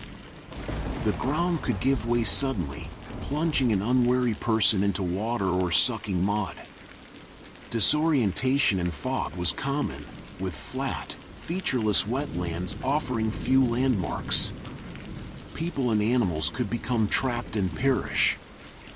These real dangers combined with wetlands' eerie aesthetic, the mist that hung over them, the strange sounds of birds and water, the twilight feeling even in daylight, to make them places associated with the supernatural. Vikings offered valuable objects to wetlands, throwing swords, jewelry, and other precious items into bogs and lakes in rituals we've discussed before. The preserved bodies occasionally found in Scandinavian and Northern European bogs, people who died or were killed and whose bodies were preserved by the acidic, oxygen-poor conditions, suggest that wetlands were sometimes places of execution or sacrifice. Whether these bog bodies represent criminals, sacrifice victims, or simply people who died accidentally isn't always clear, but their presence adds to the liminal, between worlds quality of wetlands. In Norse mythology, various beings inhabited water and wetlands, nixies and water spirits who might help or harm humans depending on how they were approached. These beliefs reflected the ambiguous nature of wetlands, places of resources and danger, fertility and death, the natural and supernatural. As evening mist rises from a bog in our imagination, obscuring vision and muffling sound, we understand why Vikings approached these places with both practical interest and spiritual respect, harvesting their resources while remaining aware of their dangers and mysteries. Fact 100: the end of the Viking Age and the transformation that followed. As our long night journey nears its completion, let us consider how the Viking Age gradually came to its close, not with a single dramatic ending but through a slow transformation that changed Scandinavian society fundamentally while preserving threads of continuity. By the mid-11th century, the characteristics that defined the Viking Age were fading. The conversion to Christianity was largely complete, replacing the old gods with new religious structures that connected Scandinavia to the broader European Christian world. The political landscape consolidated as powerful kings unified previously independent regions into kingdoms. Norway, Sweden, and Denmark became increasingly centralized states with stronger royal authority. The era of raids and expansion was ending, partly because the targets had grown stronger and more organized in their defenses, partly because Scandinavian energy turned inward to political consolidation and organization. The Norman conquest of England in 1066, led by William the Conqueror, who was descended from Viking settlers in Normandy, is sometimes taken as a symbolic ending point, a last great military success by people of Viking heritage, but one that came from Normandy rather than Scandinavia proper, and that integrated into European feudal structures rather than representing Viking culture continuing unchanged. The great voyages of discovery and settlement had ended. Greenland's settlements would persist but not expand. Vinland was abandoned. Iceland was fully settled and developing its own unique culture. The cultural transformation was profound. Literacy spread through Christian learning. Written law replaced oral tradition. Stone churches replaced wooden temples and sacred groves. And Scandinavian society became increasingly similar to other medieval European societies in structure and culture. Yet the transformation wasn't complete erasure. The language evolved but maintained continuity. Modern Scandinavian languages are directly descended from Old Norse. Many social structures adapted rather than disappeared. The Thing assemblies continued in modified forms. Family structures maintained traditional patterns even under Christian marriage customs, and crafts traditions evolved but didn't break entirely with the past. Most importantly, the memory of the Viking Age persisted, preserved in the sagas written down in medieval Iceland, in the runic stones standing in the landscape, in the burial mounds and artifact hoards, and in the cultural identity of Scandinavian peoples. As our journey through the Viking world reaches its peaceful conclusion, as dawn begins to break after this long night of exploration, we understand that the Vikings were not simply fierce raiders of legend, but a complex people who lived rich lives filled with work and play, joy and sorrow, struggle and achievement, who left their mark not just through conquest but through their crafts, their stories, their laws, their voyages of discovery, and their persistent influence on the cultures that followed them. Their world has passed, transformed beyond recognition, yet something of them remains, in our language, our laws, our place names, our stories, and in the archaeological traces scattered across 2 continents, waiting to be discovered and to tell us more about these remarkable people who once sailed the northern seas and built lives at the edge of the known world. And now, as morning light finally comes, our journey complete, perhaps you too can rest, carrying with you dreams of longships and distant shores, of firelight in the darkness, of courage and endurance, of a people who lived centuries ago yet who remain somehow present, their stories still being told, their spirits still remembered, their world, though hidden now beneath the passage of time, brought briefly back to life through these 100 facts, these 100 small windows into the Viking Age. Shared with you in the quiet darkness of this night, now ending as all nights must, giving way to new light, new days, and the eternal continuation of human stories, generation after generation, stretching back into the past and forward into the unknown future.